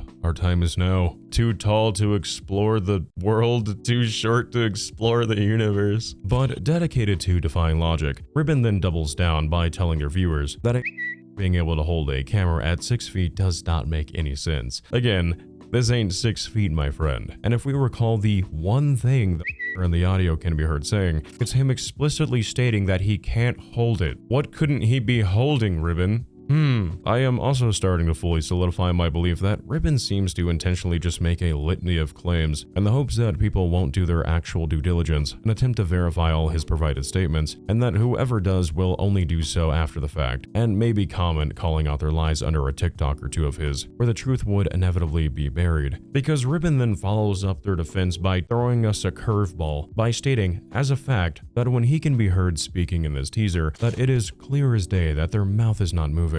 The audio where it has like me talking, right? My mouth is closed. But my brother in Christ, you were doing the literal silhouette challenge, or red door challenge. My bad, didn't mean to get the TikTok dictionary words. I didn't mean to, I'm sorry. Ribbon, how do you expect me to verify that your mouth is moving when you look like the literal embodiment of the cosplay community's sleep paralysis demon? However, I suppose the likely scenario is that I'm now stricken with cataracts, because Ribbon then finally puts their foot down and tells us, the viewer, that people are willingly ignoring these obvious context clues, which is rather ironic given how each provided statement seems to bring about 50 additional context clues of their own that completely counteracts what they're trying to tell us, and says how the fools who believe this nonsense about him don't recognize that in falling for such obvious drama bait, that they have now opened a Pandora's box of sorts for themselves, because they had unknowingly proven that they were susceptible, as mentioned, to getting scammed by dark web hackers.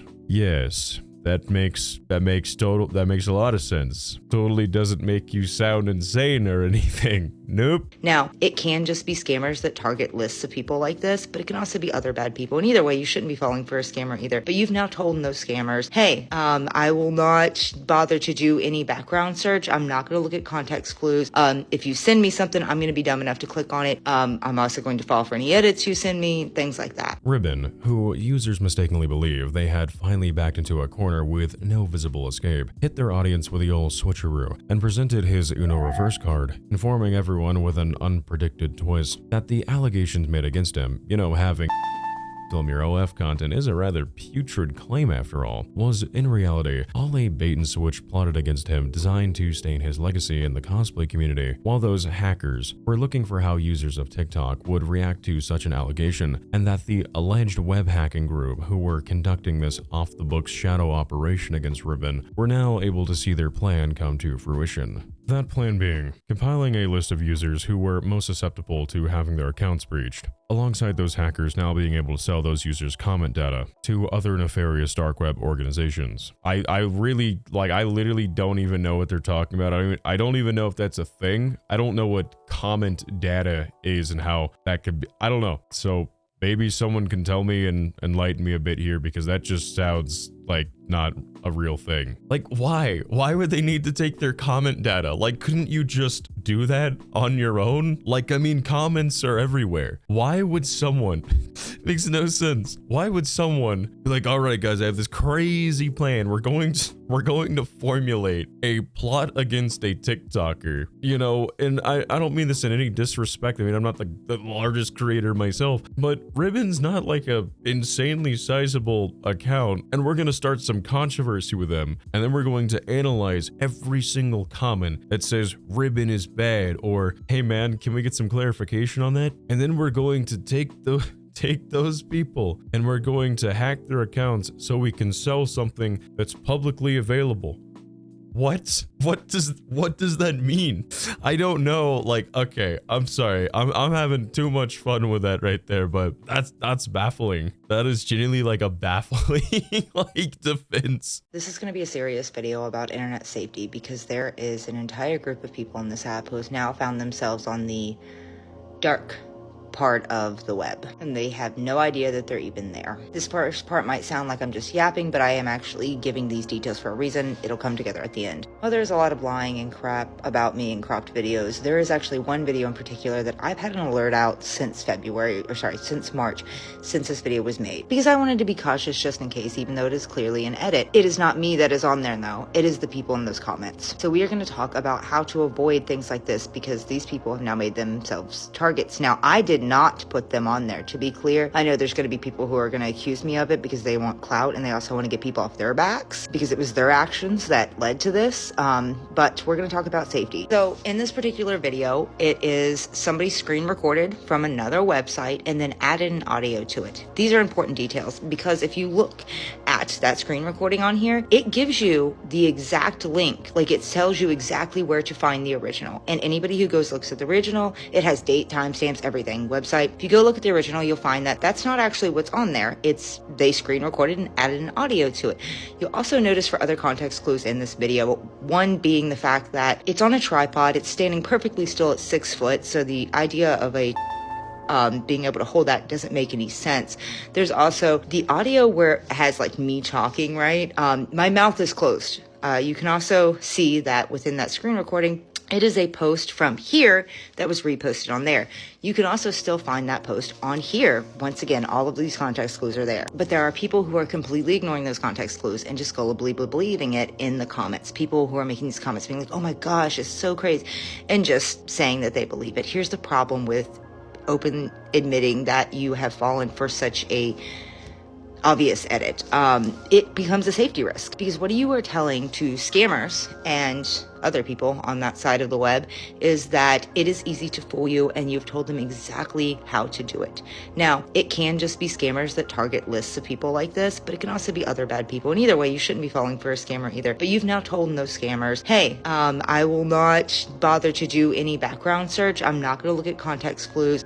If you send me something, I'm going to be dumb enough to click on it. I'm also going to fall for any edits you send me, things like that. This is dangerous. There's no nice way to put it. This is dangerous. When you interact with edits like this, you are telling bad people so much information. Scammers buy information like this, and that's where that list was to scammers. But the problem is it can still get spread to somebody else. And I'm not going to sit here and lie and say, oh, if you go delete your comment on that video, then it'll get removed. No, there's no erasing that. What you can do is be smarter in the future and also take safety precautions. There's many videos all over that on here and on the tube and other places where you can learn about taking safety tips, having a specific VPNs, because some VPNs are crap and not gonna help you at all, but at least slow down the process. Once you fall in for one scammer, they usually add you to a list, and that's why you're getting more scammer calls. For example, within the Mormon church, I know this is talking about something separate, but it's a good example of how the business model works for these people. Holy mother of alleged gaslighting. Okay, so I'll attach a link on screen if this video is still available if you desire to watch its entirety, so it doesn't feel like I'm just removing the remainder of this TikTok for nefarious purposes. But Ribbon just detracts from the original topic so incredibly hard. So forgive me, but I'm not going to subject you to any more dialogue that I realistically feel I need to. I'm trying to spare both of us a migraine, and I don't think we really need to hear about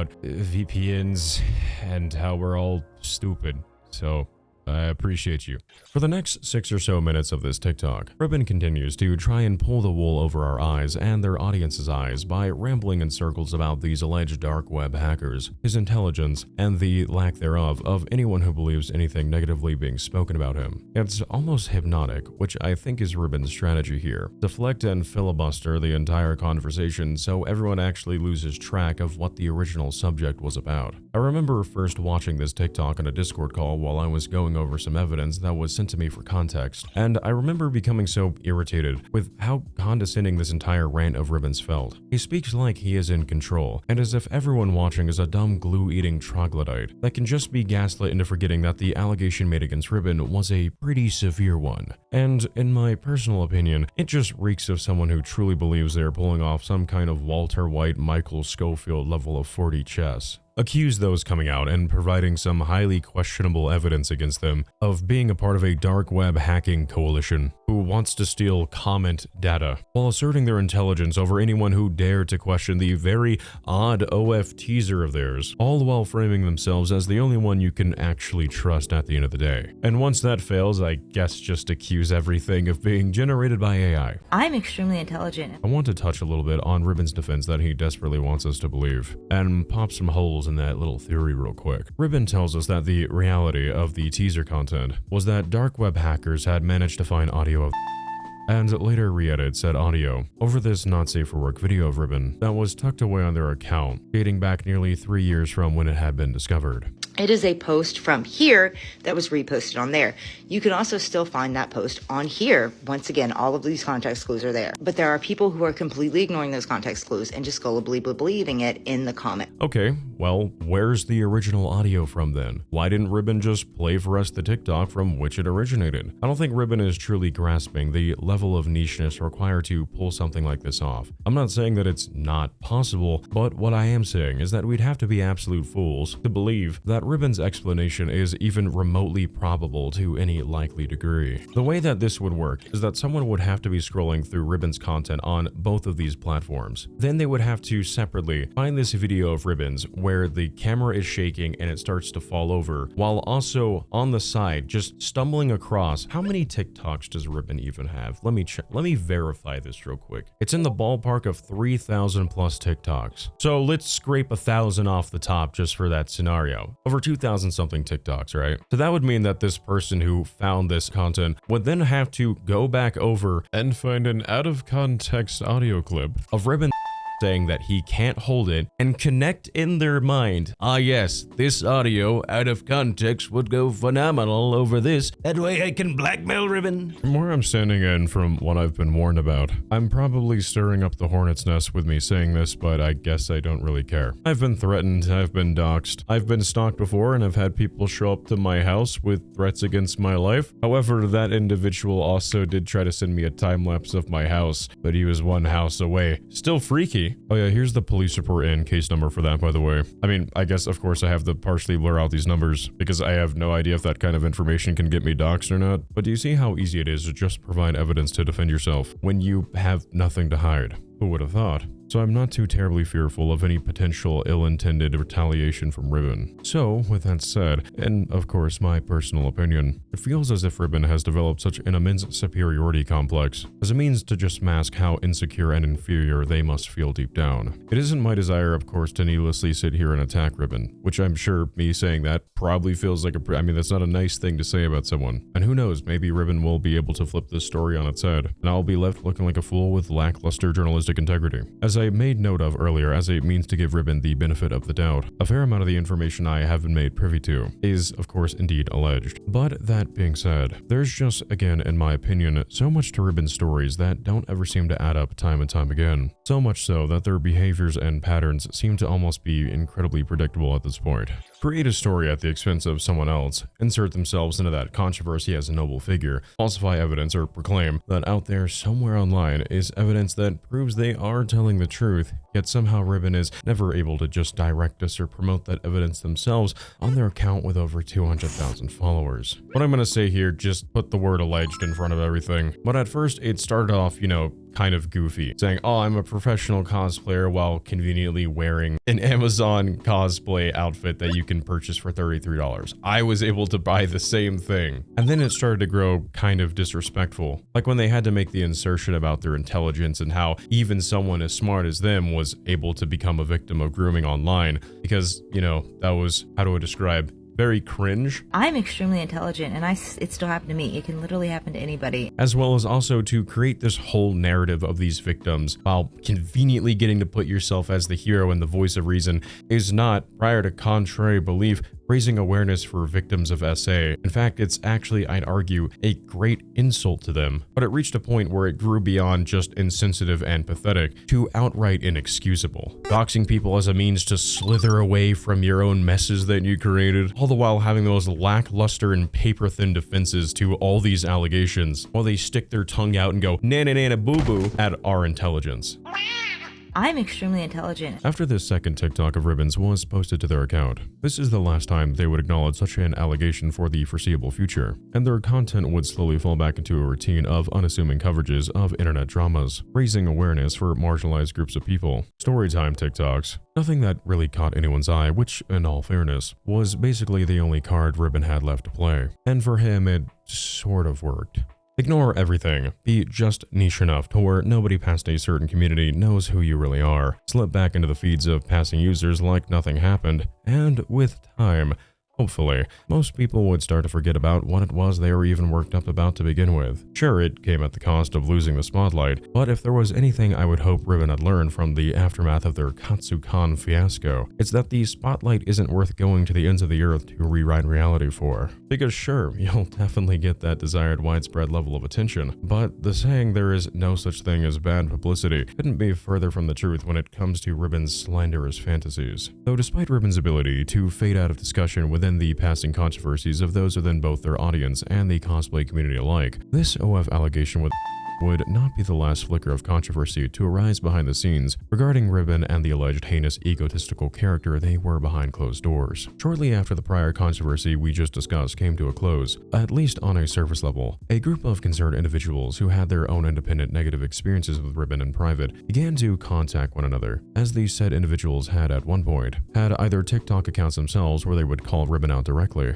or would respond in comments and reach out via DMs to those who were creating these callouts to share their own foul experiences with the notorious professional cosplayer himself, as I'm sure you're able to piece together because you're just so cool and smart. I'm extremely intelligent. We are now beginning to come full circle as to how our analysis here today has arrived at present day, as it was these referenced users who had taken the liberty of reaching out to me directly on Instagram to warn me about who I had accidentally platformed in my prior coverage regarding the TikTok creator Snow the Salt Queen, thus providing me an invitation to their own private Discord server, alongside the aforementioned Google Drive, containing thousands of screenshots and videos of Ribbon's to back these claims of theirs regarding the kind of person Ribbon allegedly was behind their unassuming presence online. When this group initially formed, over 2 years ago I believe at this point, everyone involved had decided to create and publicize a Google submission form that called upon anyone else out there on either TikTok, Instagram, or just the cosplay community in general, that if there were any additional voices who would like to share their story about Ribbon, that they could do so, with an assurance that, if desired, such information could remain anonymous. And, well, this submission form received some, albeit yes anecdotal, rather disturbing responses from a handful of individuals who felt that they had something to share. Users openly discuss being threatened legally or outright doxxed by Ribbon in retaliation for calling them out over the last several years, for the sheer amount of highly questionable stories he set forth himself publicly on TikTok, especially after those threatened had openly put their foot down, after these fallacies started to involve allegedly slandering real individuals as a means to falsify evidence in real time. However, one submission form from an anonymous user stood out amongst the rest. Not that it in any way watered down anyone else's experiences, not at all, but rather this was a new kind of allegation that painted Ribbon as being beyond more than just a slanderous liar, and instead accused him of being a malicious predator and groomer. A fairly serious accusation to make that I'm sure Ribbon is fairly aware of, right? So in order to have the ability to review that anonymous user's response properly, we first need to briefly establish, for context purposes, the existence of what I suppose could be described as a education server that was created by Ribbon for their audience as a means to, well, educate and bring about positivity towards such a topic, which the idea of educating and removing some of those taboos often associated with such a subject is not by itself a nefarious idea. But when you attach the words Discord to that, you are kinda just asking for trouble at that point. Which I'm surprised at the notion of Ribbon not recognizing how such an environment can quickly devolve into utter turmoil, seeing as they themselves have reminded their audience on quite a few occasions that they too were groomed from an early age online, which we must be reminded. They said that if it can happen to somebody as intelligent as them, it can happen to any one of us. The reason I brought up the me graduating at 15 thing is because a lot of guys, oh, well, you're mature for your age and you're so smart and stuff like that. I'm extremely intelligent, and it still happened to me. It can literally happen to anybody, and people will be like, oh, you're a helicopter parent because you watch everything your kids do online. Yes, I do, because I know it can happen. So kind of amazing that Ribbon would just then turn around and curate a breeding ground for potential grooming and not safe for work exposure that could freely be consumed by minors, seeing as there was no actual functioning age verification safeguards in place to ensure that underage underage users could not access this Discord server whatsoever. None that actually worked, at least. This educational server of ribbons, according to users who had once been active within, that had submitted their experiences to the Google form our dark web hacker group had created, was described in essence as an unmanaged server with little distinction between which users were adults and which were minors, aside from a voluntary introduction channel, where one could state their name, age, and interest, yet this wasn't mandatory and was entirely done by individualistic choice. Now, full transparency, I'm not going to be focusing too terribly much on this Discord itself, as upon peeking at some of the screenshots that were provided from this user on that Google Doc form. Granted, there is always a chance for more evidence to appear in the future. The context of these screenshots did, yes, show Ribbon having not safe for work conversations. However, these conversations mainly pertain to the topic of adult work in a rather neutral manner. I'm not at all saying that Ribbon should have still done this, seeing as there was a lack of age verification enabled for their server, with the only firewall being a prompt that asks users if they are over 18, only in specific chat rooms, that anyone with a free finger and a mouse could bypass with a simple click. Also, I don't think with the Discord being described as a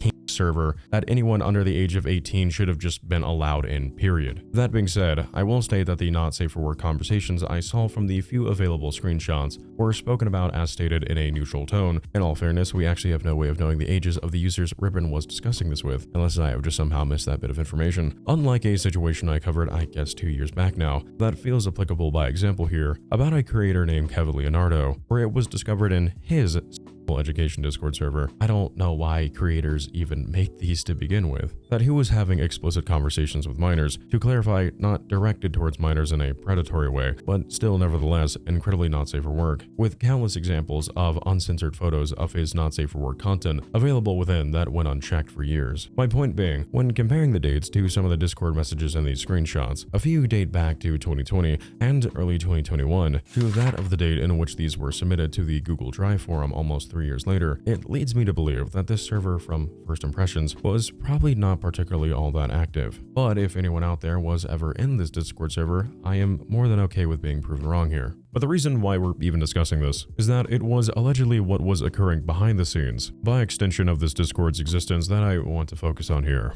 On November 4th, 2024, at 5:41 p.m., an anonymous user who presumably had once been a regular viewer of Ribbon's TikTok content submitted a response to the Google Drive forum where they claimed how when they were 13, Ribbon and them had been in frequent contact with one another to some prior extent, and how allegedly Ribbon had encouraged them to lie about their age so that they could join their educational Discord server. While they cite that they don't have any reliable screenshots to produce that verify their claim, as they state that this had occurred quite some time ago, they do, however, assert that Ribbon had in fact groomed them, and at one point, they were even non-consensually placed into a situation where they felt forced to send Ribbon not safe for work photos of themselves, because Ribbon had allegedly threatened to harm themselves if they did not comply with a request of his for them to do so. This anon then says that the Discord account that had access to this information was eventually banned for, they assumed, them sending not safe for work photos of themselves when they were minor to Ribbon, and that they no longer had access to the email that would even be linked to their original account, because they couldn't recall their password after all this time, before concluding with the assertion that Ribbon most likely had targeted others before in the past, they assumed, because they recalled Ribbon allegedly telling them on occasion that they, quote,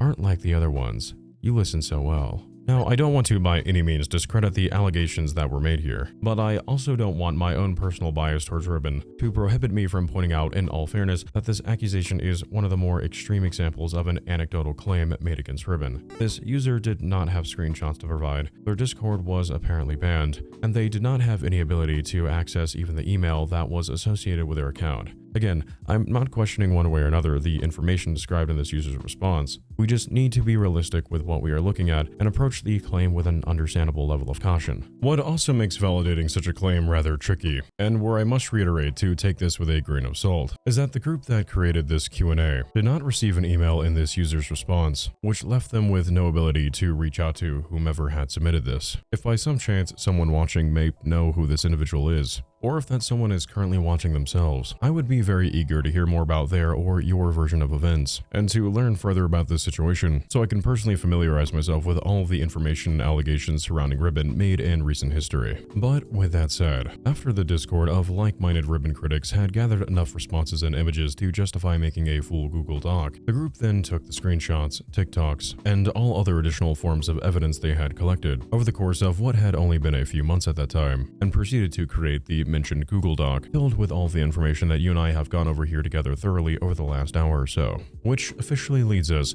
back to present day.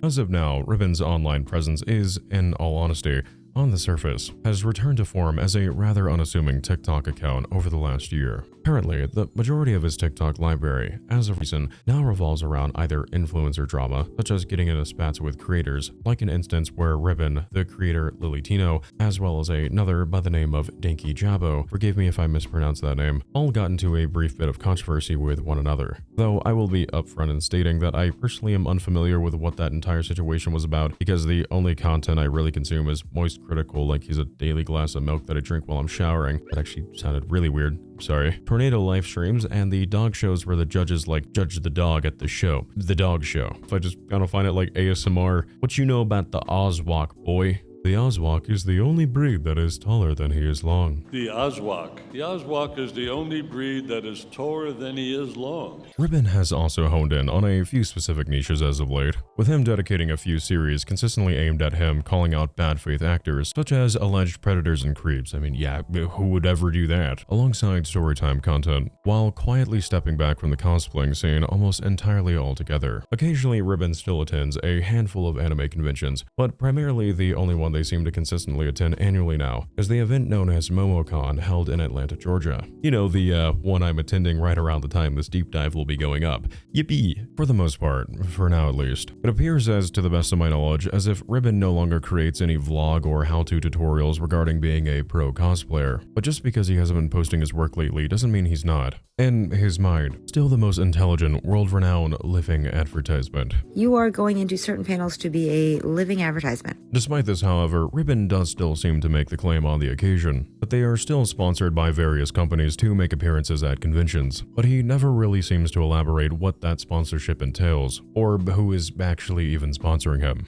So, as it would seem, at least for the time being, Ribbon is actively residing in their own tucked-away corner of the internet, speaking endlessly into a void about whatever comes to mind first. With the fast-track algorithm of TikTok that always manages to keep users gluttonously hooked on the next most current topic like digital prescriptions for drama, it becomes so easy for anyone to lose track of Ribbon's past actions, causing new and casual viewers alike to scroll past their account and assume, based upon that fragment of time throughout their day that was spent watching a fleeting TikTok of Ribbon's, to hold a first impression of an individual who appears to adamantly uphold their morals and who sticks to their belief system with the genuine desire to be an online voice for the many marginalized as well as victimized classes of people within our society. I know from my own experience, that was my impression at least. But because of this formula for forgetfulness that TikTok has developed to keep users in the now, there are countless users on the platform who suspect nothing of this casual, friendly face they see on their feeds now and again, who preaches noble truths, when, in reality, lost to the digital depths and the passing of time, is a potential truth to Ribbon's supposed character that is intentionally deceptive, retaliatory, and degrading. If you're just gonna keep calling me a monster, why don't I just become one? So my new rule now is every single time I see a lie about me, I'm gonna actually do it. Also, to all the people whose jobs I'm going to keep calling, because I've been sitting here making lists, spending hours finding people's information for all of the people lying and harassing and bullying. I am now up to over 300 that I've found employers for. Oh, this is the part where you say thank you for proving you right, because you were lying and wrong before, but now you're about to be right. A creator that quite frankly comes off as immensely arrogant, whose checkered digital footprint online is blemished by a revolting series of various documented controversies that they somehow managed to slip away from entirely, while avoiding any kind of accountability or repercussions for their actions whatsoever. Only more lies intended to cover the prior. A never-ending game of always moving the goalpost for where the truth lied at the alleged expense and relentless mental turmoil of real-world innocents who wanted nothing to do with his delusional attempts at shining countless spotlights on himself as an intellectually superior hero at any chance they could, which in turn only acted as a rancid spit in the face to the very communities Ribbon swore to be a deeply invested advocate for. Now, I typically kind of just round these topics off and call it a day and we wave goodbye and say goodnight, but there's a few additional thoughts I'd like like to share with you. It's going to kind of be mainly camera me here, so I hope that, suffices. But I kind of want to just share my thoughts on this entire situation for a moment. The idea of raising awareness, as performative as it can come across, due to the epidemic of fake activism that poisons the authenticity of others' genuine intentions, is a core belief that I'd like to think that Ribbon and I, as well as many others, have in common, that can hopefully act as a common ground that transcends what I'm sure by now is a mutual disliking for one another. But information, as we know, is always coming to light, and this is a rather new situation in regards to it finally becoming a more public discussion beyond the cosplay community and a niche corner of TikTok. So perhaps there is evidence out there that proves that James and Crystal were in fact actually real all along, that their rogue cosplay student really did get hired on by a company, only for them to commit multiple acts of SA against various men. Maybe they do have the ability to locate the audio that was allegedly spliced over this OF teaser of theirs. Maybe there truly is an answer and an explanation for everything. I have no ability to say 100%. But if this video gets mysteriously struck, reported, copyright claimed, which, might I remind, Ribbon, at the time this is being recorded, has download and repost enabled on all of their content, and they also have allowed critics of their content before to remain up on other channels without any known retaliation, or if I end up doxxed, met with legal threats, or have predatory claims made against me, as I have been warned, that Ribbon can get a little creative when it comes to what I'm sure they probably view as returning the favor. I will take those responses as everything I personally need to know to solidify my own personal opinion on both Ribbon and these controversies. And as stated in the beginning of Chapter 1, I will do everything in my power to protect myself whatever way I need to legally, by getting in contact with my attorney. I don't like being that person, I don't like making those claims, but I am not bluffing here. I like to, josh around and have fun and whatnot, but this channel is my livelihood and I take it very seriously. But with that said, for the time being, until more information affirms our already established suspicions, or provides new clarity that changes how we view everything so far, all we can do for the time being is remain vigilant and use Ribbon's story as a reminder of just how dangerously detached the online world can be at times, in a space where reality is a long-forgotten concept that is overshadowed by the insatiable thirst for drama that infects the minds of millions across social media.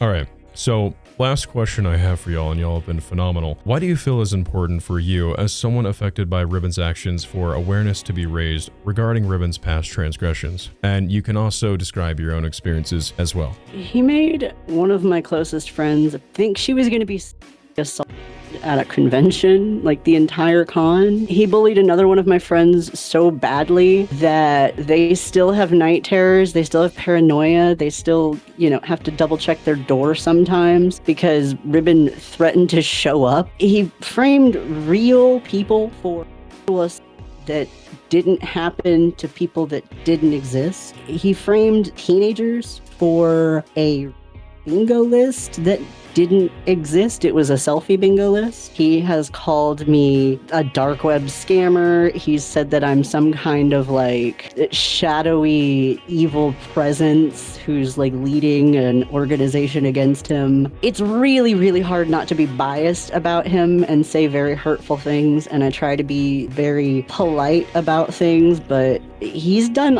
a lot of damage, and there are so many people who have stories about the stuff Ribbon has done. He spreads misinformation, he makes up lies about people, he attacks anybody who attempts to correct the misinformation or ask for more information for these big stories he tells. And then through all of that, he takes all this extra time to tell you how he, works at all these shelters, and he does all this volunteer work, and he does all these good acts and all this charity. And he says it as if it balances the karmic scale, right? It balances the scale that he has in his head, that as long as he does these good things, he can be as horrible to as many people as he wants, and he can lie as much as he wants. He uses it as a crutch. He talks about all of his good works in every video he makes. It does not absolve him of the pain he causes. And I think that, honestly, there needs to be a good informative source on the things he has done before he tells another big lie.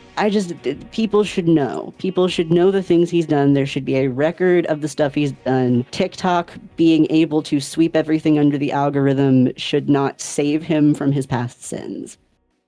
That's my take. It's very biased, but yeah.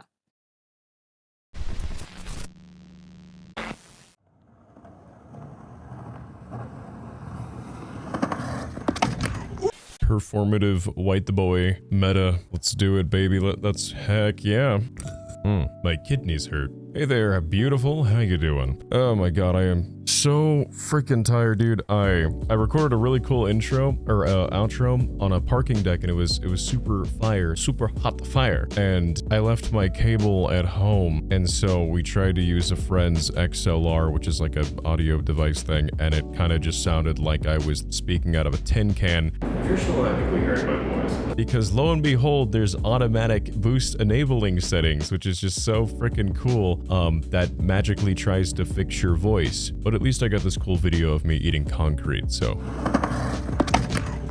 I suppose all's not lost. Anyways, not trying to be a negative Nancy. I'm just really tired. I haven't slept in almost 24 hours. I've been working and stuff. If you're still hearing my voice, I want to take a moment to say thank you for making it all the way through to the end of today's video. You being here and getting through to the end really does help me out a lot. And admittedly, I feel a little guilty, because I've probably left you with quite the silly little bit of nightmare fuel to think about when you find yourself having nightmares about participating in a full of contest, only for you to realize that your opponent is none other than Ribbon himself. But I hope it was entertaining nonetheless. If you enjoyed today's video, my friend, it would be really appreciated if you consider dropping a like, a comment sharing your thoughts, as well as subscribing with the bell notification on, as it helps me tremendously grow as a channel, and quite frankly just feels really cool and supportive. Thanks for that in advance if you do decide you want to stick around. If you'd like to help support me and what we do here on the channel, feel free to consider checking out my Patreon, which can also be found down below in the description, or becoming a channel member. Each patron gets their name featured at the end of each dive, access to updates on projects, check-ins, and early access to my sleep-based content, Hey Wonder Hello, as well as post-dive recaps on whatever our current analysis is that day, where I maybe go over additional details that couldn't make their way into the script, as well as my more unbiased thoughts and takes on the individuals featured throughout the channel. I might be a little behind this week just because I've been working on building a team of trusted friends while operating on the deadline of MomoCon, which should be taking place tomorrow at the time of this recording, or I guess tomorrow in the sense that, so obviously this is being made in the past, but I think it's going to go up the day before MomoCon. There we go. Every donation gives me the ability to take on extra hands with these projects, which in turn gets these out at a faster rate, which is cool. Seriously though, a huge thank you to everyone who is already supporting. If you'd like to follow me on other platforms after the video, or you'd like to help further boost my ego, feel free to follow the links in the description to my Instagram, as it is a great way to reach out and connect if you're feeling like you just want to say hey, or if you wish to show me incredibly outdated internet memes and content in general. Git's girlfriend is obsessed with girlfriend. Oh yeah, it's from cleanmemes.com. Hell yeah. They're going ham. Yeah, that's the stuff, baby. That's that top shelf. My name is Boxy. My name is Boxy. And you might know me, well, no. Well, most of you know me as Boxy. Most of you know me as Boxy. Yeah, but that sent you back to the dark ages. How your knees feeling, champ? Or, I don't know, whatever you're really feeling, I suppose. Don't be shy in getting creative. Well, I must say, it has been quite the time. We laughed, we cried, and we probably cried some more. We learned the true meaning of friendship and saved 14 out of 15 puppies from the dastardly dragons that have invaded Dave & Buster's. Dragons have invaded Dave & Buster's. Okay, I made that last part up, but I'm glad you and I had this opportunity to spend some time together on this journey nonetheless. Once more, my name is Wonder, and it was absolutely phenomenal to have you here today. You make sure to take it easy. I've got some more deep dives to go make for you, my friend. So until next time, be safe. Get some sleep at a reasonable hour, because Lord knows one of us needs to. And let's you and I do this again sometime very soon. Take care and farewell.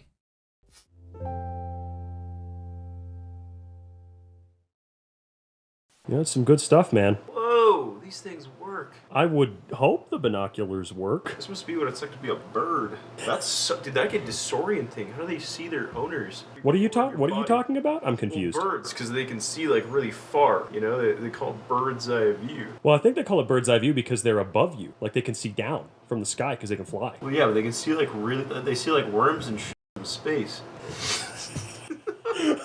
That's a lot.